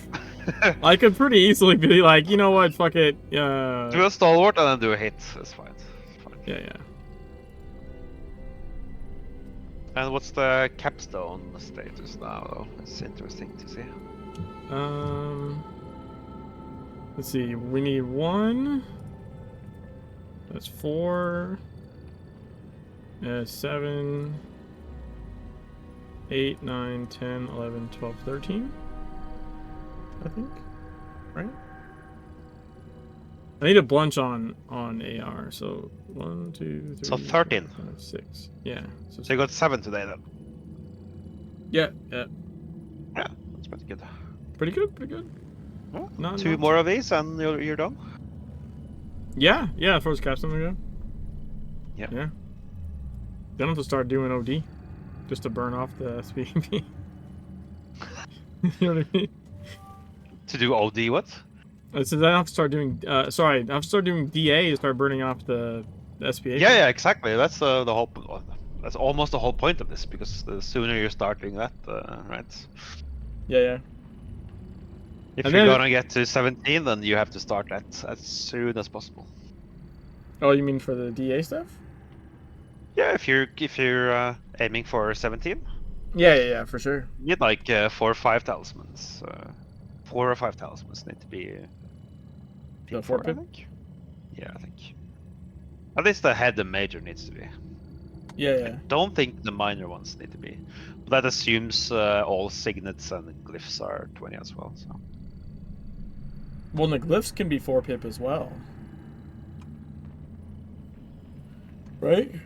Yeah. You, of course, you probably. I mean, I have one all the already. talismans. Yeah. You'll be done with the glyphs earlier, so. Unfortunately, none of my weapons are going to be.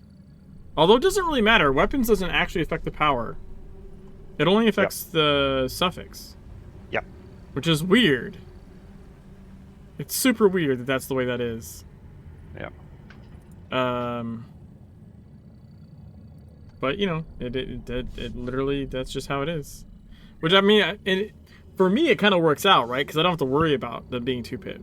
You know, it's like it's not fucking me out of some IP. So that's kind of a good thing.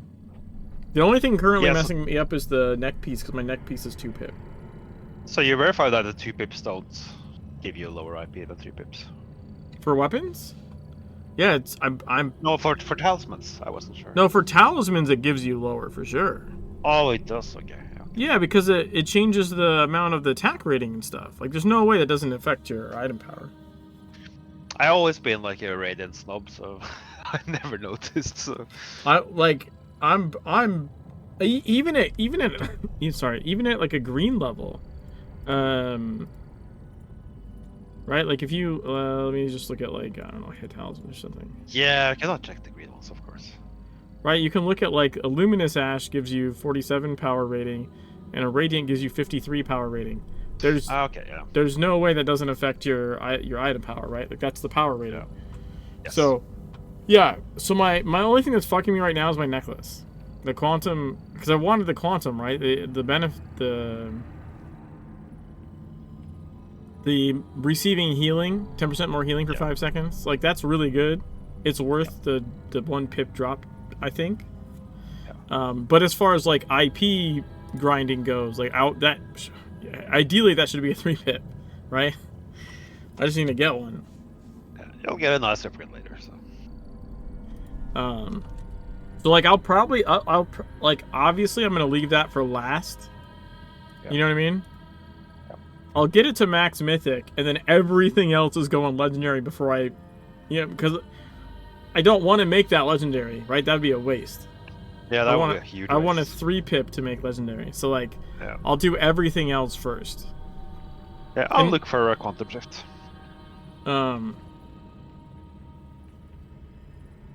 But yeah, that's the plan. And like I said, thankfully I kind of already have this fodder here because of how long it took me to find the Radiant Bracer. Yeah. So. Oh, the Bracer of Horus, or? Yeah, it took me forever to find that. So that's why I had this as mythic. Because I had this in place. 3 in the bank. You should have asked. I got one from somebody at some point. So I mean, it worked out. Yeah. And then I was doing the dungeons where they would drop, right? Like I was dropping like E5s.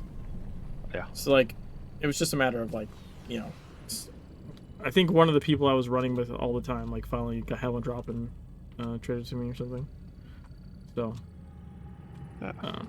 Yeah, it wasn't a big deal. So quantum shift, and what else was it that you needed? I think that's the only towels I'm gonna need. I had gotten the Tachyon pigment. I have like a 2 pip Tachyon pigment in my bank because I just picked it up because I saw it out there. But like, I think I'm just gonna hang with the Star Spawn, honestly. Yeah. I think it might actually be better for the hammer. Like, you want Tachyon for the shotgun, right? We were talking about that the other night. You definitely, you want Tachyon pigment with the shotgun raid build, right? Because you want to reset your but lower signature is nice for anyone, I think, because it's still no, it is. It is nice, but I just think.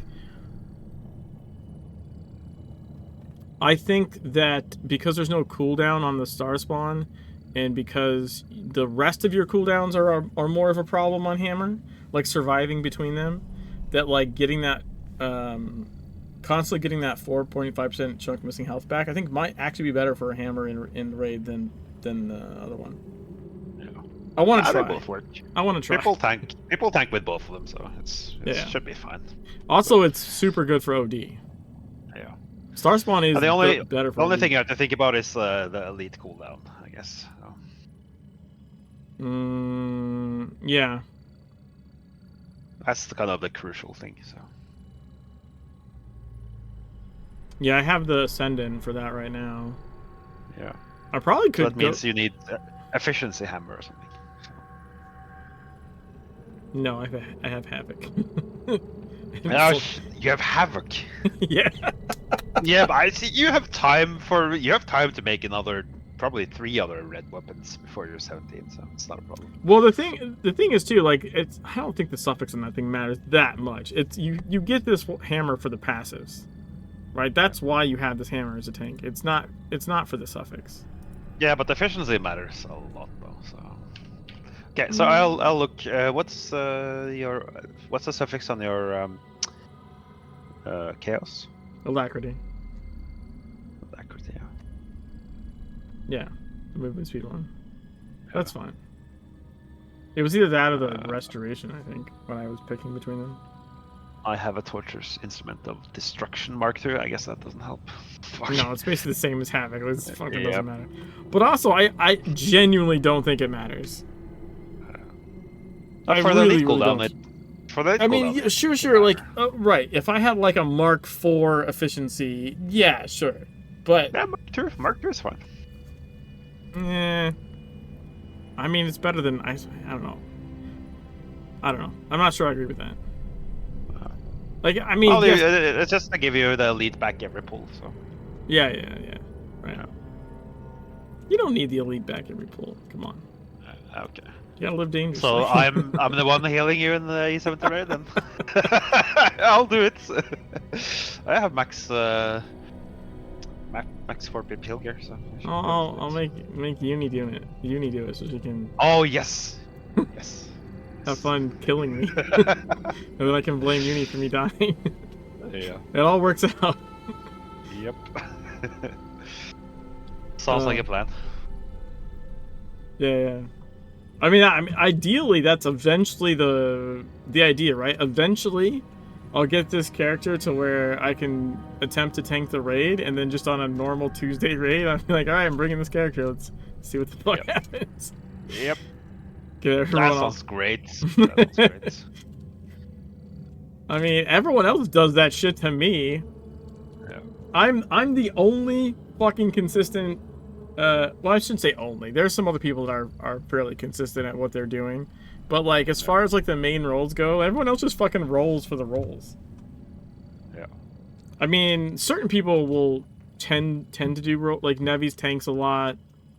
But like I don't know, there's like 4 different people that'll like roll off for healer, including Nevi's, and then if they end up as healer, then someone else has to tank. Yeah. And like, and I'm just like, guys, Lately, I've just taken healer because it's like the laziest role. So. But I'm like, I've been tanking for fuck, I don't know, like 3 years straight or something. Like, but I'm the type of person that's like, oh, this is the role that I can do well that helps the raid. I'm just gonna do this, you know. Yeah. Where other people are like, oh, I'm bored, I don't want to do that. I'm like, what the fuck are you talking about? Yeah. I'll do it, role.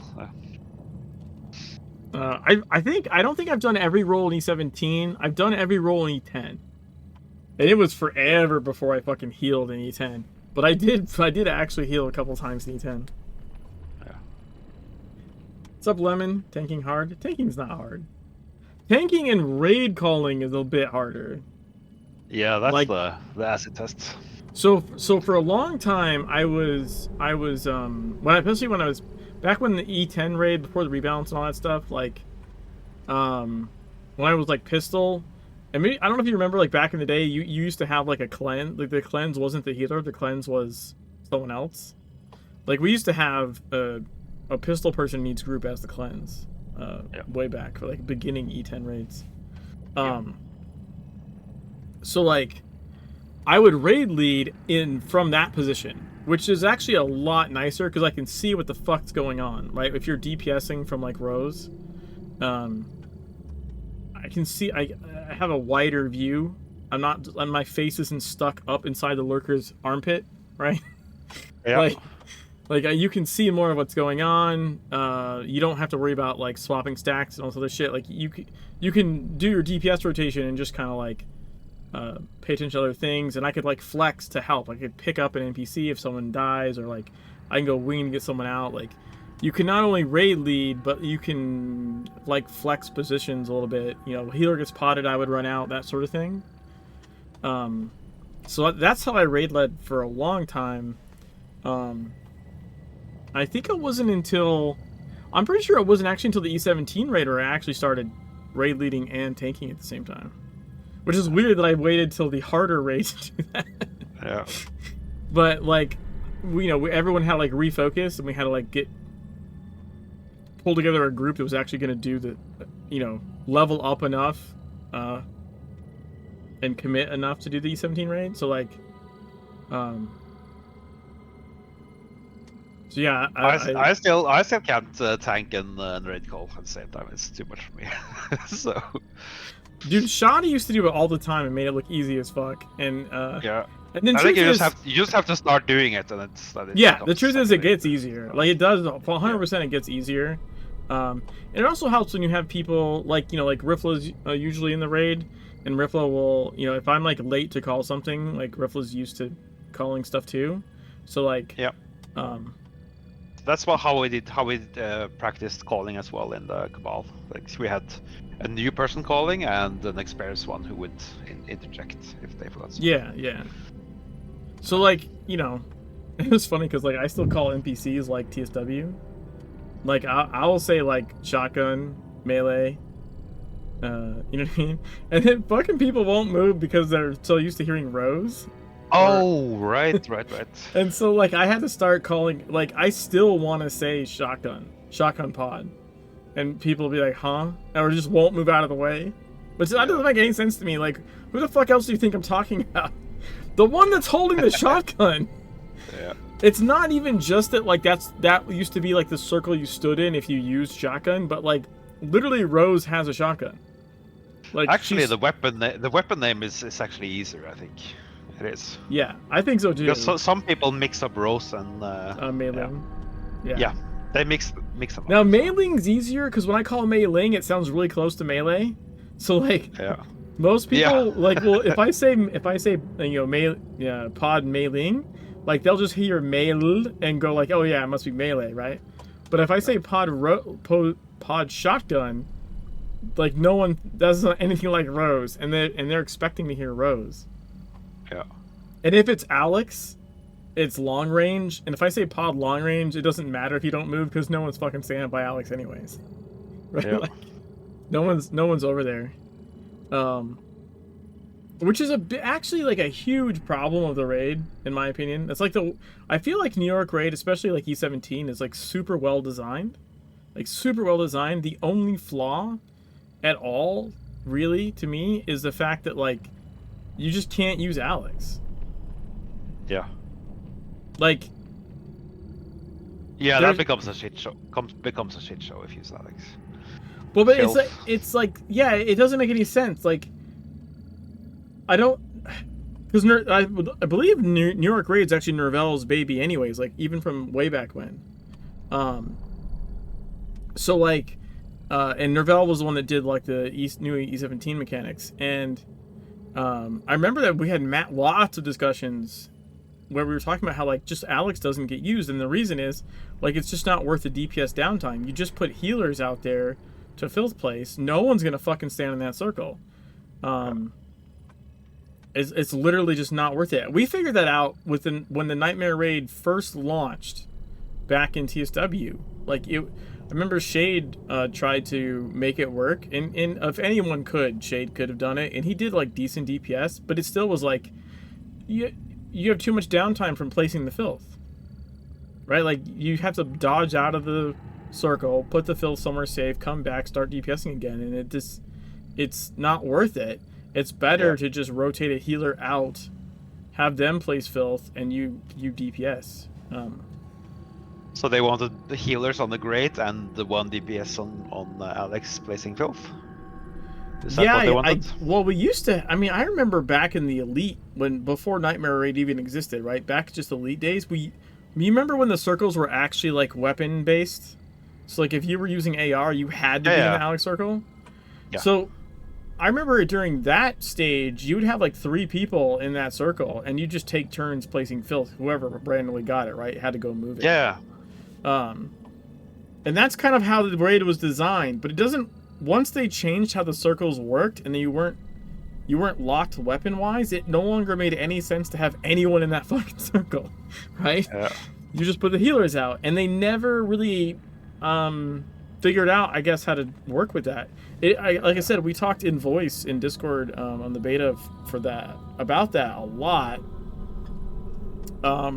And they did make some kind of change. I'm trying to remember what they did.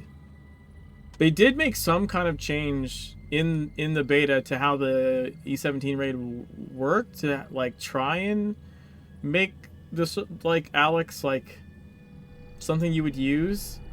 I don't remember what it was now, but it didn't matter. Like it doesn't. It's no one uses it. You know what I mean?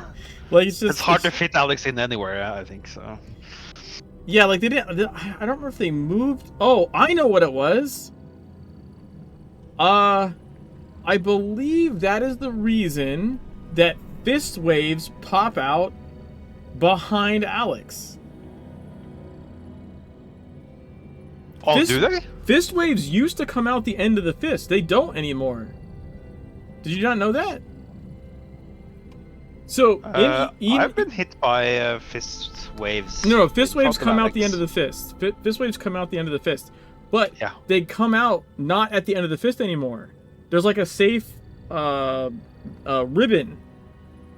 Like there's a safe area. You can like at the end of the fist, you can just stand there because the fist wave no longer comes directly out of the fist. It pops out of the ground like I don't know, like 5 feet back or something. Okay. I know that the fist, the wave coming out of the fist furthest to the right, that one will hit you immediately. Because that one hit me when I was healing. That's way before Alex. So it might just be the middle I ones. can say all the fists that come down on the grate, the wave comes out further out than where the fist ends. Yeah, that makes sense. If you watch like any of my E17 raid videos that I've uploaded, there's many times where I'm running in to engage, and there's a fist coming down. Instead of going left or right, I'll just stand in front of it because the fist wave no longer comes out at the end. Before the rebalance, fist wave popped right the fuck out at the end of the fist, right? Yeah, and they would kill podded targets as well. So I guess I had the wave go through me when I was podded sometimes. So the reason that happens literally was so you could stand in the front of Alex's buff circle and not have to move out of the fists. Okay. Right? Like, because it's not just like Alex's circle is fucked not just because of the filth, but also because fist waves come and then what the fuck do you do, right? Like it's too dangerous to be in that circle. You have to move out of the way of too much shit. You know what I mean? So that is literally a change that was made to encourage use of Alex. Is like, oh, there's like a safe area. You're not going to get smacked by the fist wave. It's the whole reason that exists, and no one fucking plays an Alex anyways. So it's still a nice like kind of quality of life where you have like this safe spot where you don't get insta smacked. Like you can just stand in front of the fist wave. It doesn't make a ton of sense that the fist wave pops up. You know, I mean, 5 feet Alex later, is, but if Alex is up, it's at least it's not a terrible idea if you time it with a filth. Run out when the Hulk arrives, for example. Well, the problem is also the speed in the E17, the speed of the filth, right? Like a lot of filths get dropped. That's why you have that. Like both healers have to be out there placing filth because it actually requires 2 people to be out. It's one of the changes to the mechanics, right? Is you can't have a single filth placer because they'll have a debuff on them and they won't be able to place. 2 people have to be out placing filth, or you get personal space. Yeah. So Lemon, like part of what we're talking about is like, there's a lot of changes that happened to E17. Probably the single biggest one is the fact that shadows drop a filth circle on every single player. That was the fun. That was. I remember the first time that happened in the beta test was we all went to hide behind that first rock, you know, like, you know, where everyone used to hide. Everyone used to just run straight back and hide on that behind the rock pile, right? The same rock pile. So we all did the same normal strat, and then Shadow passed, and every 10 people got a filth circle standing in the same area. And we all tried to jump away, but we were so clustered that, like, there's just this huge mass of filth, and everyone died. Like, it was a complete random, like, when we first encountered that mechanic. We're like, what the fuck is this? You know what I mean? Could have worked with a pixel perfect fan. Like, but that's not gonna happen. So no, like once we knew, okay, if the shadow passes, you have one. Like everyone had to pick a different hiding spot. You can't all hide together, right? And then you also have to pick like, you can't jump the same direction because you'll put filth on each other, right? So like it just took a little time to like work that out. But the very first time we didn't know what the new mechanic was, right? So we just all went and hid in this normal like TSW hiding spot. It was not good. And Nervel was like looking in the corner. And he was like, ha ha ha ha ha. Yeah. He thought it was very funny. Yeah. And then what is it? Like there's damage that happens from just standing in the front. There's like that filth damage. It's not filth, but like shadow something.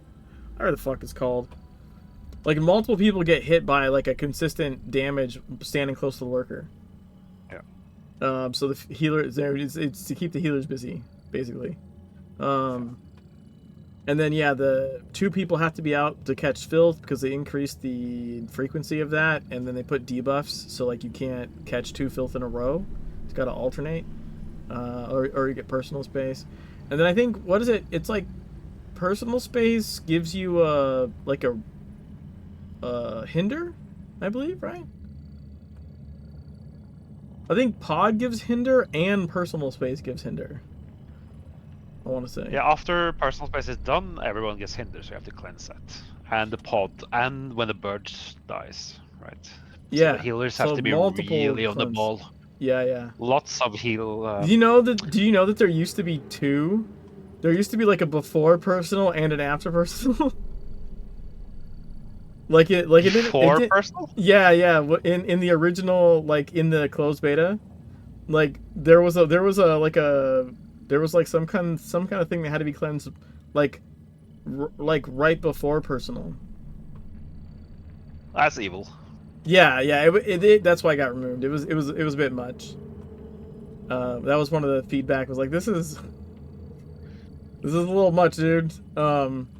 That's a bit. It's a bit too much if you have if you're doing fist and have shotgun and elite heal. Well, I think you have 2 cleanses. because even if so, it was like cleanses can also be a little slow, right? And like if personal's happening, you have to get out of the circle. So it was like you'd be hindered, and like let's say you're using Blood Buddy to cleanse, right? Like because some people would do that. Like it takes time to hit everyone, and then they'd be dead before they could get out of the circle, right? Yeah, it's too much. So yeah, that's why they took that out. You changed something else to make something else harder or hit harder or something, but like they removed that. But that was originally in there. And then what else? Oh, well, one thing they did is they fixed the rotation of the Titans. I don't know why they didn't apply that to the lower E levels. Their rotation doesn't reset? Yeah, you haven't noticed that? Yeah, I noticed that. Oh, okay. Yeah, that's the way you said it. But I thought in E17 they reset. No. In E17, no matter when you die, the first Titan will always spawn in the same place. Yeah. But they didn't do that to like fucking what, E1? E1, if you die like halfway through, they still move around like remember in TSW you'd be doing the raid and you'd wipe and it'd be like, oh shit. Now the first Titan is over here. Yeah. They're still scrambled in the lower E levels. But in I don't remember if he did it down to E10 or if it's only E17. But like for sure E17, maybe E10, I don't remember. The Titans are fixed now. Like so it doesn't matter when you wipe. I think the Titans are fixed in E10 but not in E1 and 5. I think that's how it works. Which is dumb. They should have just fixed them in all of them. I don't know why they didn't bother. I don't know if that was an oversight or if that was intentional. Like I'm not really sure. But that was something that we got a lot of local discussion on Voice as well. It's like me and Ravel and Malov and some other people are just like, this doesn't make any sense. You know, if you wipe like 10 times, like everyone loses track of like where the fuck is the Titan supposed to spawn now? Like, yeah. And also like you're resetting the fight. Why doesn't it start over? Everything else starts over. Why is it keeping track of the rotation? Like, it doesn't make any sense. So they did fix that. That's one of the one of the good changes that happened. What else happens in 17 that doesn't happen like in 10? Mechanics. Oh, the pod and so on. The what? You have to stun the pod, don't you? In 17. Oh yeah. The pod. The pod will heal. And then the pod can get CC immune. That's super fun. Right? if everyone fucking hegged the pod too early, it'll get CCMU, Yeah. and then you can't interrupt the fucking pod heal. Yeah, so give it like half a second or something. Yeah. Yeah. I Haven't seen that happen though. Oh, I've seen it. Yeah, In a long time, that is. I saw it early on, but I think they might have patched it. I think I literally saw it last week. Okay. Like, I'm not even joking. I'm pretty sure it happened in our raid last week. It's probably on YouTube. Oh, that's just people being too hungry on the heg, I think so. Yeah. If not last week, like the week before. Like, it's literally in the past, sometime in the past 2-3 raids, like it's happened, for sure. Yeah. Because I was like, son of a bitch. Yeah. Trying to remember. Okay, so. Yeah, so the main one that everyone notices, like if you're brand new to E17, is that shadow filth thing, because I mean at least those filths disappear like fairly quickly. I think the ad standing up, right, getting more powerful was already a thing for E10. Yeah, there's the extra damage at the front. I think that's mostly... Oh, I mean, obviously you have to pick up the NPCs, right? You gotta pick... Did you have to pick up Zuberi in E10?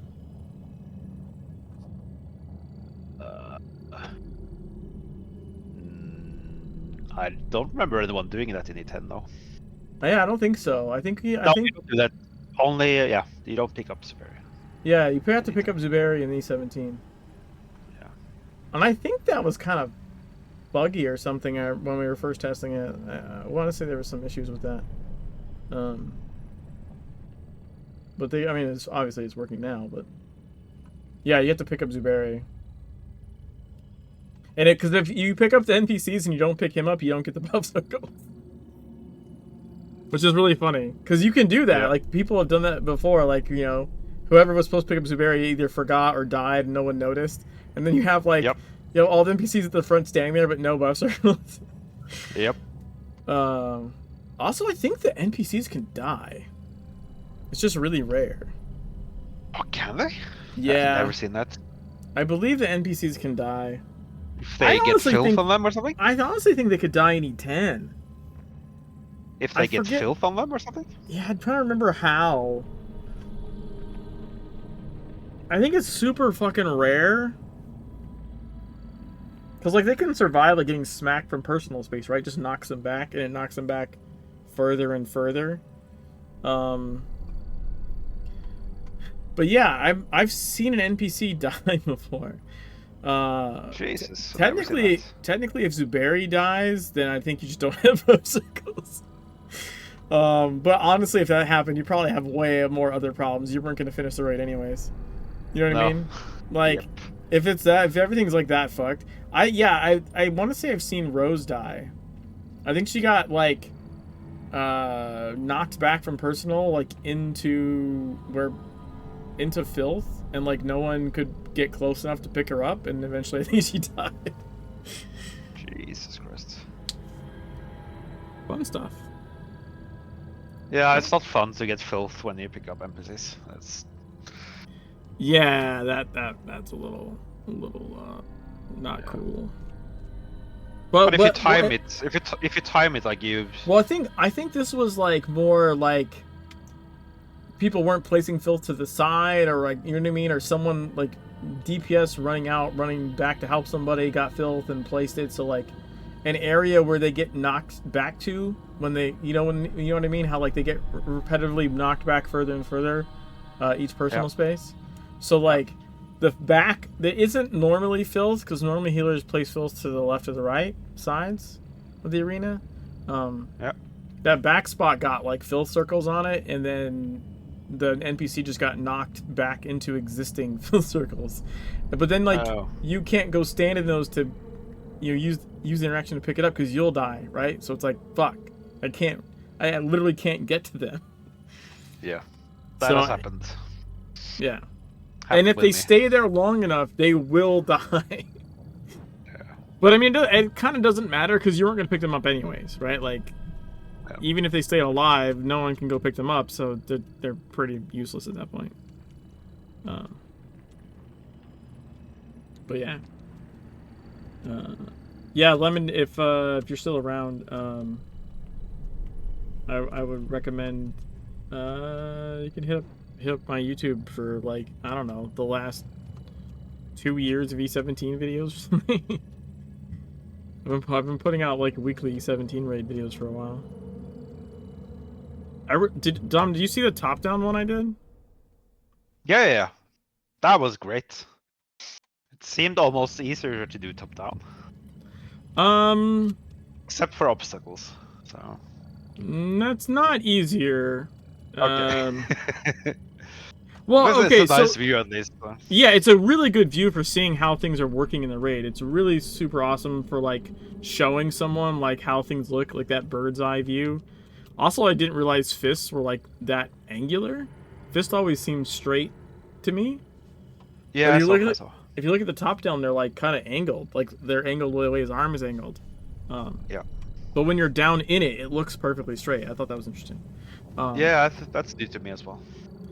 But yeah, just seeing how, and also just seeing how everyone like spreads, what different positions do, like it's super cool for that. That's why the second one I did 2 top-down ones, and the second one I was zoomed out even further, just to try and get like a bigger area view. Yeah. The biggest problem with actually like playing that way is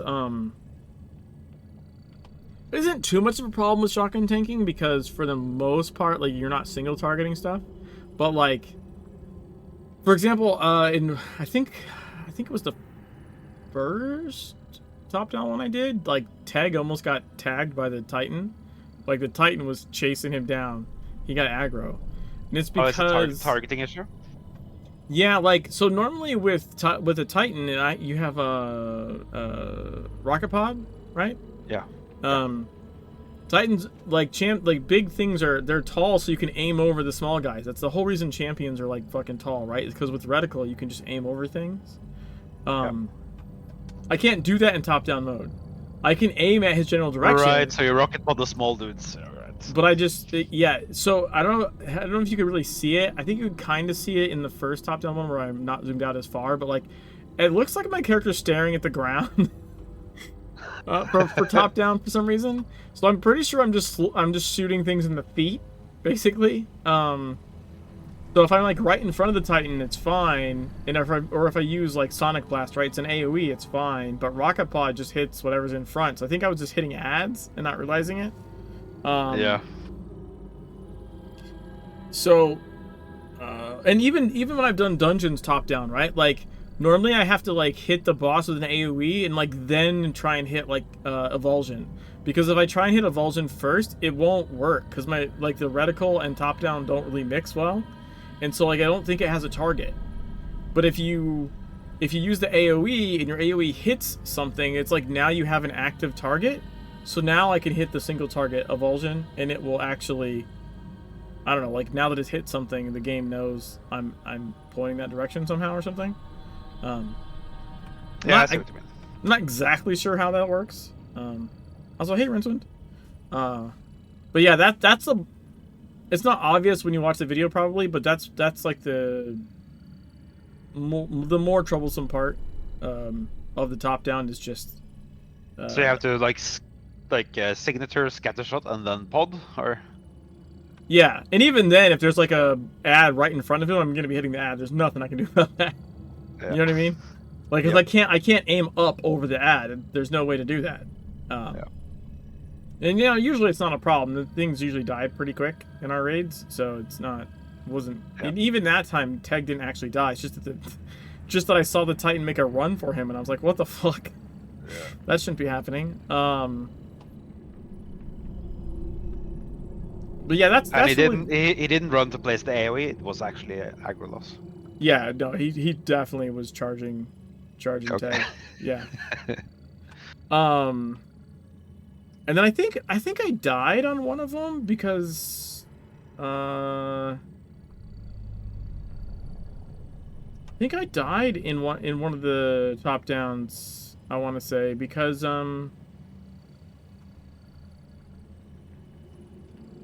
Well, actually, I'm not sure. I'm not sure exactly why. I don't know if I think that might not have been really a top down. I might have just missed a cleanse. A cleanse might have been. There's something weird that happens sometimes in the E17 raid where like a cleanse doesn't hit everyone. Okay. I don't know if you've encountered that, but like. Yeah, I heard about it. Because I went and looked back to the video to see if like I fucked up, but there was like I think it was like Final Resort. It was either personal space, like right towards the end, or it was Final Resort. But whatever it was, like I attempted to dodge roll, and you could see because I have the overlay for my controller on the screen, you can see I pushed the button, and like nothing fucking happened. And it kind of looks like, it's harder to tell in the top down, but it looks like I was hindered still. So I'm pretty sure I just didn't get the cleanse. The only other thing it could have been, if that wasn't the case, is I think top down sometimes like your directional movement can be weird, and like it'll, you know, like when you're too close to a rock, in like Polaris 6, like you can't dodge because I don't know, the game just says you can't. Yeah, I know. So it could have been something like that because I was close to the rocks on the side, the left side of the grate. Maybe it thought I couldn't dodge, maybe, but I don't know. Like the server only, or? Yeah, I'm not. It looked like I had plenty of space, like, and again, to me, top down was zoomed out pretty far, so like it's hard to tell, but I'm pretty sure I had like a hinder effect. I genuinely think I just didn't get a cleanse there. But I will say, like, it looks easy, but like directional movement, you know, turning around is a little weird. Like, you know what I mean? Like, yeah, it is. It just feels weird. Yeah. But it's super nice to see the raid, like from an observational perspective. Yeah, that's what I love with that one. It's nice to look at. You get a really amazing overview. Yeah, and I think it's very, like, if I was going to tell someone about the raid, like, where do I stand? What do I, like, how do you place filth? Or how do you not place filth? Here's Eris showing you how to not place filth. Yeah. You know what I mean? Like, it should shows make it, should make an application with like E17 and dungeon boss tanking training or something, or. I made guide videos. I have a fucking 3-hour New York raid E10. Yeah, I'm saying just making a game or something. Like make a proper game. I mean, the game is a game. The game's already a game. What do you mean? Yeah, exactly. No, but I do want to do a new set of videos anyways for the dungeons. Because I don't think I've done the post rebalance, so I don't have like E17 stuff. And it would just probably be good to like do them again anyways. Do like a fresh set for YouTube or something. Yeah, it's always good to make better ones, because you see the raids and the UIs and so on. Yeah. And like for the, I don't know, I like to do them when I'm streaming, but it might be better. It might be more beneficial to like do like an off-stream one where it's more like less like long freeform and more just like direct ABC like thing, you know? Yeah. Like maybe like script it out more and like actually like cut things and not just have like a 3-hour video of me rambling on stream while people ask questions. Yeah. You know what I mean? Oh, it takes effort to make something like that though. Yeah. On stream you can just stream and make it. Yeah. I mean that's effort as well, but it's just a different kind of effort. And like I really like the raid video. Like I think I got all my talking points out in that 3-hour thing. Is it 3 hours? It's literally 3 hours, yeah. Oh shit. But I think it's really good. It's very informative, and because it is a stream and like the chat's there, right? Like it's not just me saying this is what I think you need to know about the raid. It's people asking questions, right? And then me answering those. So it's more like a lecture. You know what I mean? Yeah. Like if you're going to college, this is the class on New York Raid 10. Yeah. So it's more like that kind of format, or like people are asking, well, what about this, or why do you do this? And So I covered all the points I wanted to, but then also just like, you know, things for everyone that was asking questions. That's why it was so long. But I think I would like to do like a more structured, Yeah. a more structured like offline one and release it where 99% of the video should be like you repeating, "Stay on the grate, stay on the grate." literally every like 30 seconds a giant neon stay on the fucking grade. Yeah, exactly. Scratch, can you major in tanking at Jimmy the Rabbit University? Maybe. There's a whole big section, by the way, of the raid video where I explain why you fucking run in from the right and go up to the armpit and not do the stupid fucking boomerang thing from the left. I go off on it like really hard for probably like 15 minutes. Oh, you don't like the boomerang from the left? No, it's bad. It's bad. Why is it bad? I know why it's bad, but I just want to hear your reason.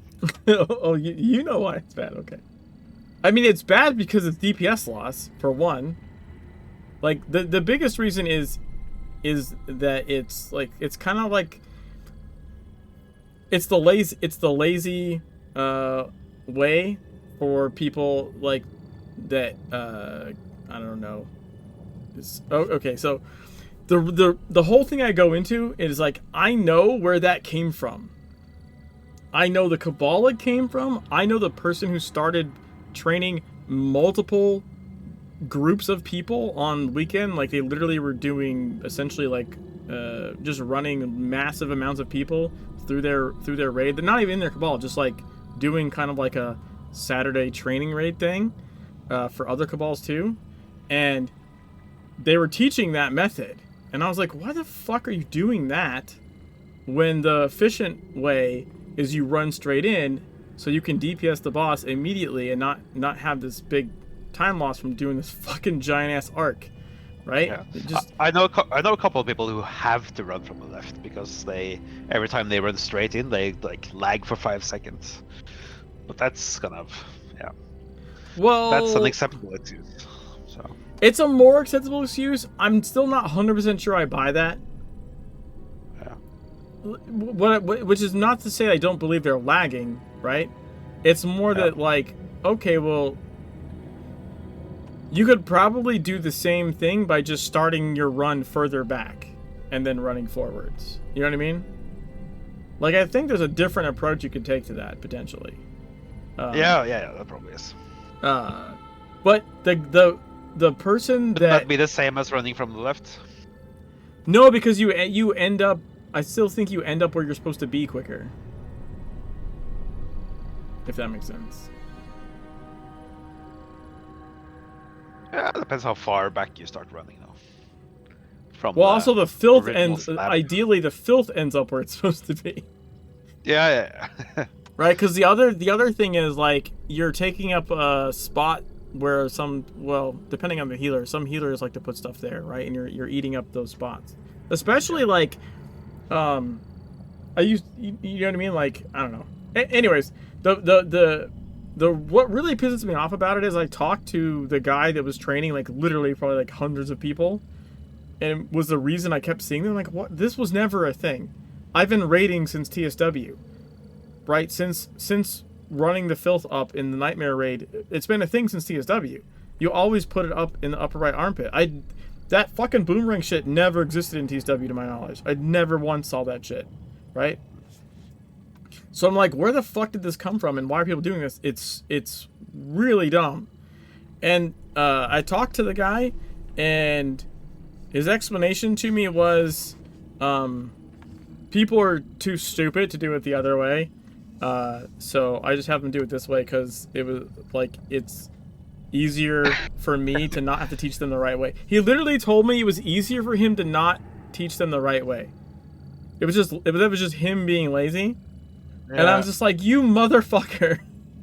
You've made like this fucking little mini generation of raid people that this is all they know And I'm sitting here like having to deal with this shit because you literally are just lazy and think people are too stupid to learn the right way. I'm like, that's insulting, and also like fuck you. So yeah, that's what my Well, that's why it's a big it's pet peeve. It's hard to justify doing that run in E17. That I agree, but it's like in E5, for example. Yeah. Well, it's just, again, it never existed. It never existed in TSW. The same mechanic existed. You had to run the filth in, right? I've been doing that for, what, like a couple of years before Legends? Like, I don't understand why this new way got made up literally because someone was just being lazy and was like, oh, these people are too stupid to learn the other way. Well, if he didn't manage to teach it, then is that laziness? According to him, yeah. I mean, that's literally what he told me. I mean, we have people like dancing outside the grate, like 5 meters outside the grate, spamming Hurricane that does nothing and placing filth. So how would you expect them to do the first run incorrectly? Just big devil's advocate there. Well, they can't do that anyways, or the raid just dies, right? Like, so. Yeah. At least in the higher things. That's what I'm saying though. If you're training people at all, you should just train them the right way. You got to train them in everything else anyways, right? What the fuck is the difference in the run-in? And also, I just don't understand how the boomerang method is somehow easier than just running in a straight line. That doesn't make any sense to me. Running in a straight line is far simpler than running in an arc. You know what I mean? And what do you mean by boomerang now? Well, people run in from the left. They have to run like in a curve because you have to run around the rocks and go to the center grate. Like you're literally doing a curve. No, it's people who do that. They run in a straight line, as far as I know. No. But I think they follow the left wall in case they get filth, so they can put in arbit. Right. So they're going in a curve because they follow the left wall. The simpler version of that is just standing there and placing the filth on the side and then run in. So they run when they see the filth. They run when the first player gets the filth.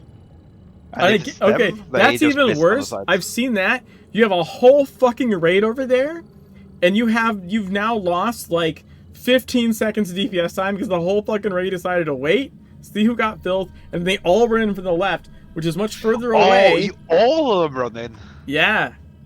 Oh shit! I thought you talked about like 1 or 2 people or something. No. Like, you know how like when like an R thing, like I have everyone stack on the manhole and we just all run straight. There's raids that are all stacking on the left, except maybe the tank, right? The tank will probably run in from where the fuck he wants, but like everyone else literally stands on the left and runs up and then over. So it is like an arc. I guess it could be a right angle, but it's basically you run up until someone has the filth, and then over, and then to the grate. Right? So like it ends up being kind of like a curve. It's mind-bogglingly stupid to see fucking like 7 people just stand there and then sort of flock up and sideways. It doesn't fly in 17, at least. At the very least. At the minimum, it doesn't fly in 17. Yeah, this was I believe for E10. This is pre. Okay. That cabal didn't stay around. Those people didn't stay around. They were not here for E17. But yeah, like the whole reason that method even exists is part of what pisses me off. Not just that it's very suboptimal, because it is. It's very suboptimal. It's much better to have everyone literally stack. You all run together. You don't have to wait for filth. Whoever gets the filth just keeps running straight. Like, it's the simplest fucking thing in the world. You place it up in the corner, and you're immediately, like, you can basically DPS while you're placing the filth. Right? Yeah. Like, there's no time loss. I remember teaching... I got asked to help some raid group, and everyone was stacking, and I was like, could we please... And it was someone where we actually joined voice, probably for like an E10, so we actually needed coordination. And I was like, can we please stack on the manhole and run straight? And they're like, what are you talking about? And I literally had to, like... Because they were just taught this other way by this, that whole group that was just running, like, teaching raids, basically. And that's what irks me the most. Is like a whole bunch of people that were trying to learn were taught a shitty way because someone was just literally lazy. And so I was telling them about it, and some of them didn't understand it. Some of them were like, I don't get why this matters, right? Like that sort of thing. And we did a couple runs because there was some really quick wipes. And one of the guys, I remember, who at first was like, what the fuck are you talking about? Like, we did it a couple of times. I think he got filth one time and did it. And he was like, and then it clicked. Like, on like our third attempt, he was like, no, he's right. This is, yeah. I'm DPSing faster. Like, this is the way to do it. What the fuck? Why was I not shown how to do this? So like, it's nice when you teach someone and they actually like appreciate and like, you know, understand, like they get it. And it like, they got it. They're like, holy fuck, yeah, man, I'm DPSing instantly. Like, yeah, that way's dumb. Why are we doing that? And it's not because they're being lazy, or even like you said, if someone has like a big lag problem and they're doing that to like, you know, just as like a safety net, like I still think we did that in auto of and the 17 raids. I think if Ares was DPSing, she started on the left side. And she waited because she played on like an Acer potato thing. Yeah. 7-year-old. But now she has a new computer, so it's solved itself. So. She still runs in from the left though. I was giving her shit about it. Yeah, but it's just one person. So, yeah, but I mean the point is like, at least in that level, in E17, I think the point is to be as efficient as possible, right? Like, and I think. That could be done better, but yeah, but at least she knows. She looks for the circle and runs immediately. So yeah. It was crazy seeing like a whole raid just like stand there out the tank runs in, the whole raid stands, waits for the circle, and everyone kind of flocks like birds. Like, it was just like, it's so much downtime. It's like, no wonder you get like an extra pod, right? Like, that's the other thing too, is like they ended up getting like another like a third pod. At least, in but first phase. Wouldn't only one? I'm guessing there's like 1/3 chance or 25% chance that either the healer or the tank gets it. Yeah. Well, I mean, your aggro target. No, I think the aggro target can't get it, right? So it's a 1 in 9, right? Oh yeah. It's not like the other tank has aggro. It's 1 in 9. So. Yeah. I mean, yeah, sometimes it is the healer, right? But like, other than that, other than the two healers, so I guess it's a 2 in 9 chance that it could be someone not running in. Yeah. But that's still 7 out of 9 is like it's yeah, but that's a pretty high percentage. The 6 others not getting the circle, they can run immediately. So, but you still lose like 5-10 seconds. Yeah, especially it depends on. You lose a burn. You lose a burn, basically. Yeah, and it also depends on people's reaction times too. Right. And the left is just farther away. Like running up that corner, right? Because it's not like you're running a straight line. Because if you did, you'd drop filth like in the center or in the hiding spot or something. You have to run up the wall.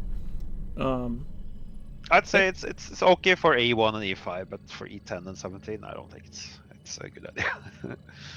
So. Well, like I said, to me the problem is that it became a thing in the first place, right? Like, oh yeah, so they bring that habit up to 10 and 17. And yeah, like, well, and just someone was teaching that as like the way to do it, and like you can't blame people that didn't know any better, that have someone that, you know, is good at the game and does everything else right, and then says, yeah, do it this way, and they're like, okay, they said do it this way, they must know what they're talking about, and it's like, god damn it. You know, there's a reason we did it this way for like years in TSW. The New York raid hasn't changed that much. Like, even with the 17 mechanic raid on top of it, like the basics are still the same. You could go watch a Nightmare raid from TSW, and if you watch the tutorial, I think like the lag spike guide from the Nightmare raid for TSW, if you were to follow that, you'd do pretty well in Legends. Like, You'd have to pick up for at least for 10, you'd be almost perfect. For 17, you'd obviously have to pick up a couple extra things like, you know, placing your own filth from shadow and such. But like, the base mechanics, the base how you move, like where you put filth is all the same. Yeah. The main difference is you can't rocket jump in after base 2. Yeah, exactly. Or someone using the whip or something. Yeah. Well, because you can, there's that thing where like if you're up front when it shifts, like you don't take damage up there, right? Yeah. So everyone would like attempt to rocket jump, so you're up there when the phase starts. Yeah. For when phase 3 starts. I mean, we kind of still do that in like the lower, like story mode, E1 or something, right? Like we'll hide right by that first rock and then just dodge roll in. I don't think you could do that in the later ones because the filth hits way harder. Yeah. It's too short a time. I mean, you can get lucky and right after the shadow, that space is empty, but there's no guarantee it's going to be, right? Like, because it does that weird, like, randomized shadow pattern or whatever the fuck it does. Yep. So in, like, story mode or E1, you can just take your chances and jump, and if it's there, you just dodge roll and you're good. You'll get up to the front and lose, like, a tick of health or something. But if you do that shit in, like, E10, you're going to die. Definitely. But yeah. Yeah, the New York raid is it is kind of a pity we don't have the other raids, but the New York raid is probably like the most, it's definitely the most mechanically demanding of the raids, even before the 17 stuff was added. There was plenty of people in TSW that did like Flappy Nightmare and Eidolon Nightmare and never did New York Nightmare. Yeah. Like or maybe they tried to do it but never cleared it, right? Like, yeah. Nightmare in New York is so fucking hard. It was so and it's kind of impressive because I mean, aside from the Aegis shields, it's basically the same. Like E10's basically Nightmare in New York. TSW. Yeah, pretty much this. And really, the shields didn't last long. I remember like 10 seconds into phase 3, the shields were gone anyways. At least I remember in our stuff, like, before first personal in third phase, the shields would be gone.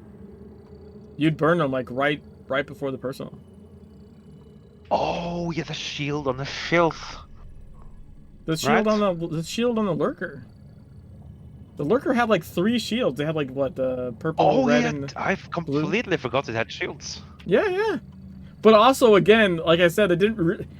So the Aegis mechanics were a lot more involved in Eidolon and Flappy, right? Like Flappy had the circles. I think I forgot it because they didn't really matter. So it was gone in 10 seconds, like you said. Yeah. So like, I mean, I think it mattered for like the Titans and the birds, like the tank, right? Like you had to have the right thing, or like. I remember the Titans and the bird. That I remember. I didn't remember the boss itself. Yeah, I mean, the whole first phase you were just shooting the fucking shield, anyways, and then in third phase when you started, you got the buff circles, right? And then you just fucking tore through the Angel shields. Yeah. And usually before personal space happened, you'd already stripped the shields off. Okay. So like, yeah, like there was no like color mechanics in New York like there was in Flappy and Eidolon. Like Flappy, you had those circles that people of the right color had to run to, right? And if there wasn't like 3 people in there, the whole fucking thing would wipe. And then Eidolon had the whole, you had to pull everyone apart, like pull the things apart, the squid dudes, right? Yep. And you had to have the right matching colors and all that shit. Like those, like, but New York didn't have that. New York just had shields. You burn the shields off, and then it's the same exact mechanics as we have in E10. Yeah, it was a cheap implementation, basically. So. Yeah, but it was still the hardest one. Yeah. Okay. Legitimately, it was the hard. Like people couldn't clear it, and I think honestly the reason is that everything happens basically up at the grate. Flappy, you have a lot of room. Yeah. Eidolon, you have a lot of room. When you have 10 people in this small little area, and like everything you do has to be right, or you're literally fucking over somebody else, right? Yeah. Like in Flappy, you can spread out. You need to get to your circle, but you can like dodge roll, you can do shit. You're not gonna like fuck someone else up. Like in New York, it all happens at the end of that funnel. You place filth in the wrong spot, you fuck the whole raid, right? Like you, Yeah. The Titan comes up there, right? Ads come up there. Like everything happens in such a confined area that like. Yeah. Ground AoEs from Titan. And wow. Yeah. Like it all happens in one area, and everyone's got to do their shit right, or that area just gets clusterfucked, and you'll just wipe the raid. And both other raids were much more open, and you could like I don't know, like even like Flappy had like a bunch of ads, and people would have to like grab them or whatever, but like you could like run around, you could right, you could pull stuff and kind of run. You had space to do things. It makes a huge difference. New York is just a fucking crucible of death up on the crate. So Flappy, that was the spider upstairs, was it? Yes, but someone had to DPS the spider down. I had that job often because like I would do dabs often. Oh yeah, dabs, yeah. Although I remember there was a time where like dabs people couldn't do that. That took I forget. I don't remember if it was like a gear thing, or what, but like it was. Normally, how it would go is like a hammer person or something would go up to the spider, and they would like call for dabs, like, or you would save a dabs rotation for when the person went up for spider, right? Oh and yeah, so you dabs from downstairs. And you dabs from downstairs. That was like the normal thing at first, and then you had to get really good to be able to actually be dabs and go do the spider, because usually being pistol shotgun, like, you know, your damage is lower than the melee burn guys or whatever, right? Yeah. But I do remember being dabs and actually going upstairs and killing the spider. But, well, sometimes very close. Like, the spider died, like, right as everyone teleported up. Because they have to jump off the edge, right, to teleport up. Yes. So there, I remember a couple of close times where, like, people ported up right as the spider died. Yeah.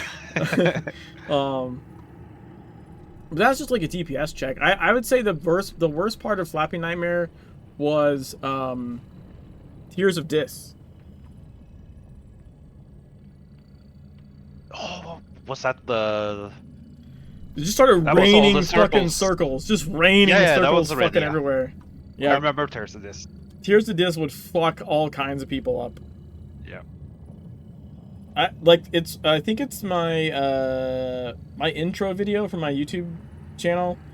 It has when I was playing Nightmare raids from my in-laws' basement, and I had like literally 4.5 second lag spikes. Oh, shit. And I'm in the Nightmare Flappy raid, and Tears of Dis is happening, and I'm just lagging out, like, and it's going like 2 seconds, 3 seconds, 4 seconds. By the way, at 5 seconds, the game just logs you off. If your millisecond thing is 5 full seconds, it just disconnects you. But I would hit like 4.5 seconds, and then actually go back to like 200 milliseconds or something. And so, like, in Tears of Dis is happening, and I'm fucking flying all over the place.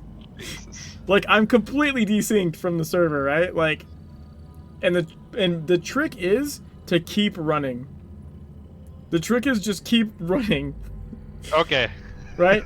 Like, because if you were to stand still, then eventually you take advantage of the server's movement prediction system, basically. Yeah, you just, like, every time it gets any packed information from me, I have moved. So not only is it picked up where I'm moving, but the direction I'm going, right? And you just keep fucking running in circles. And I literally survived Tears of Dis with like 4.5 second lag spikes. Shoddy's like voice is in that clip.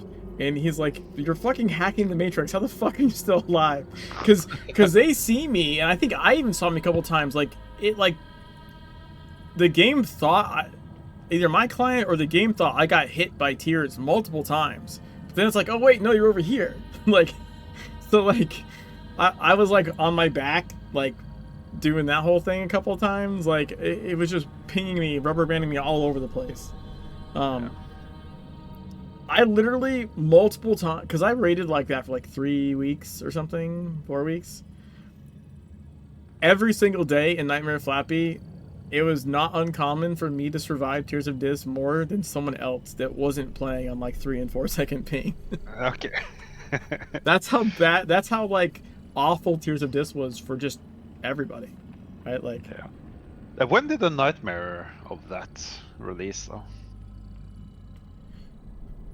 I don't remember exactly. I mean, it wasn't too long after New York, right? Like, Eidolon and Flappy Nightmare came barely. Yeah, that was pretty early.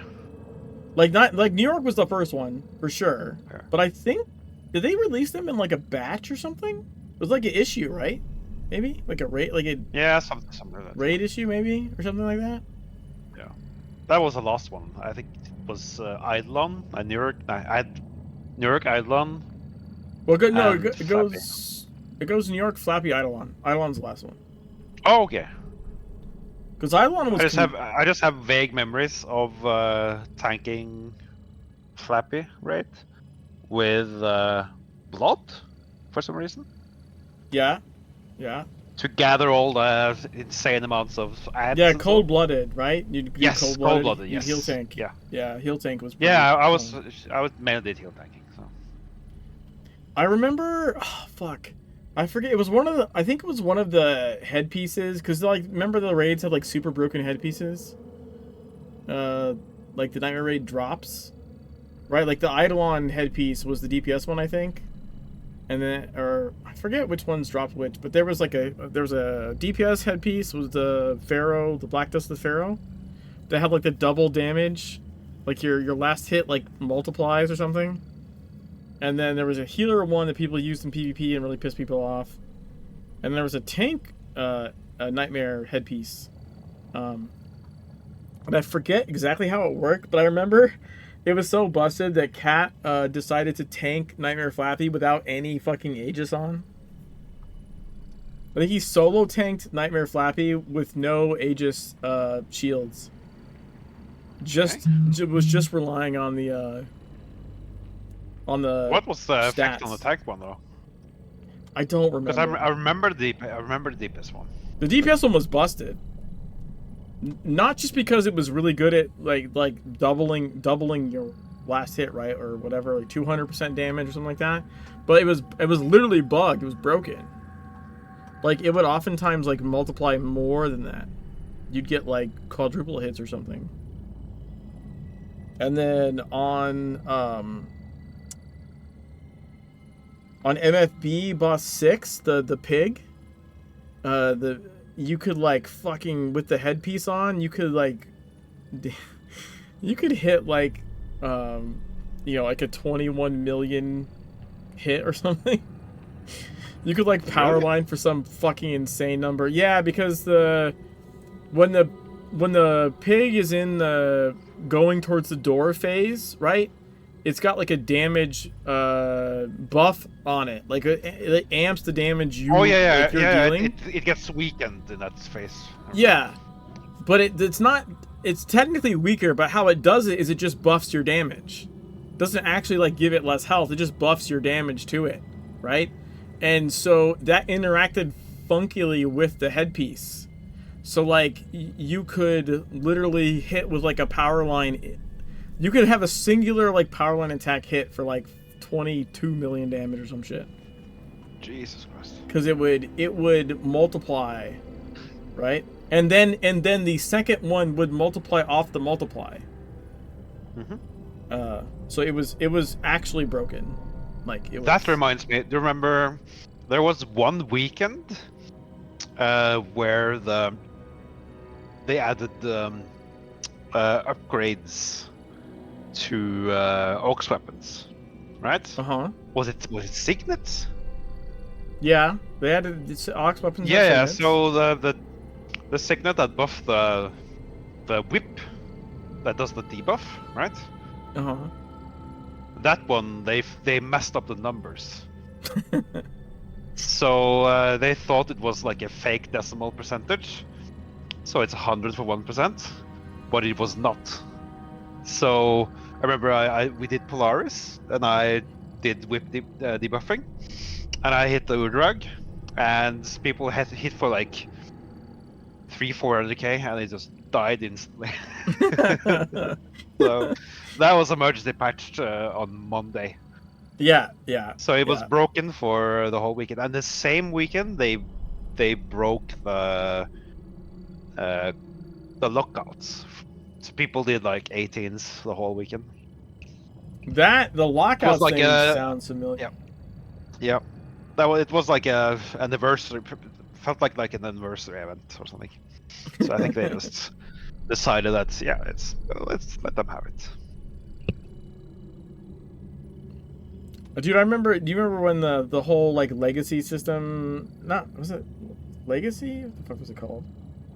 The newer incentive plan they had, and it like if you were a lifetime sub, you got all the benefits at once, but otherwise like you would accrue benefits over over the year.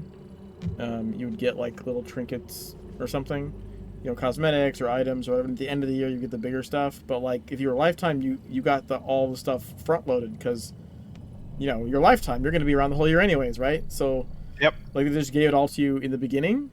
But if you were like a normal monthly sub, you actually had to you got it drip fed to you. Yeah. Okay.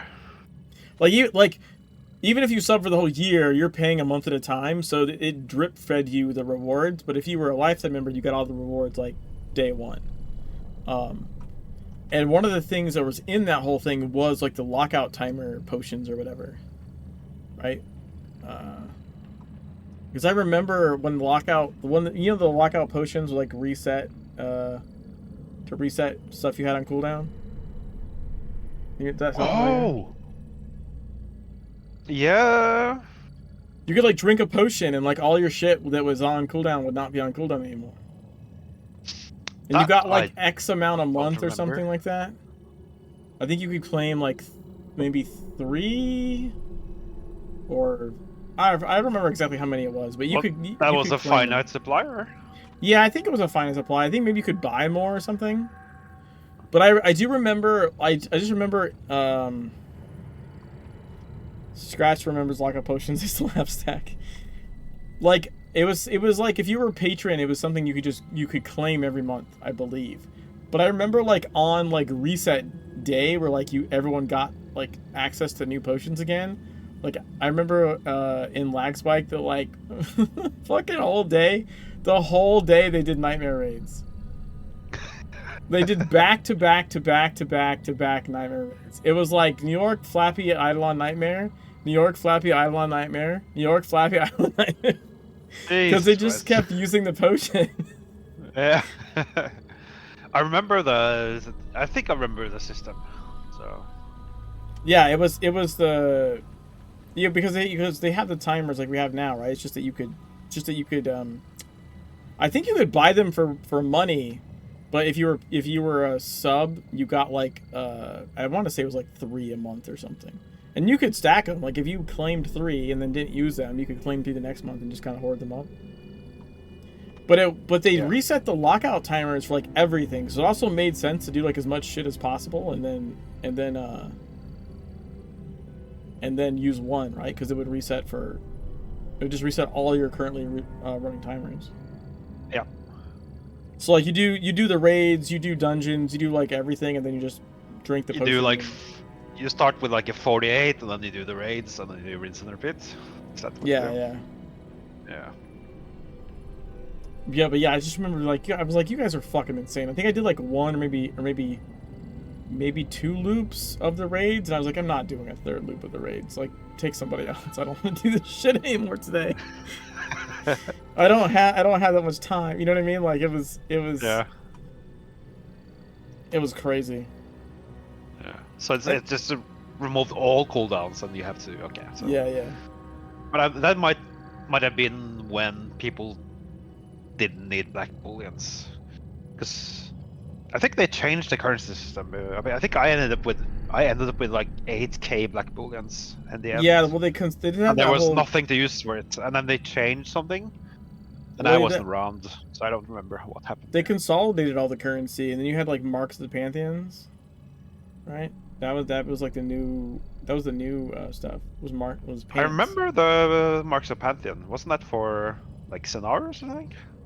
No, that was Oreos. What raid? Scenarios was like Aura or something. I always called them Oreos. Oh, yeah. Blue circles. Kaduro or something, yeah. Yeah. Yeah, mops. I always called them pants. Yeah, but I remember Pantheon. Yeah, that was So the end game currency. That was like what you did for like the purple 11.2s or whatever the fuck. 10.5. No, it went past 10.5. Wasn't it 10.44? 10.55? Right. No, it went higher than that. Did it went higher? Yeah. Don't make me boot up TSW. I don't want to. I'm pretty sure I was around when it was 10.4 was the beginning. I was around when there was 10.5. Yeah, I went to 11. I think it went to 11.2, I want to say. Oh, yeah. But it was mops. Mops was what let you go to the higher stuff. Yeah, I think I missed a lot of stuff the last 3 years. I wasn't much around, so.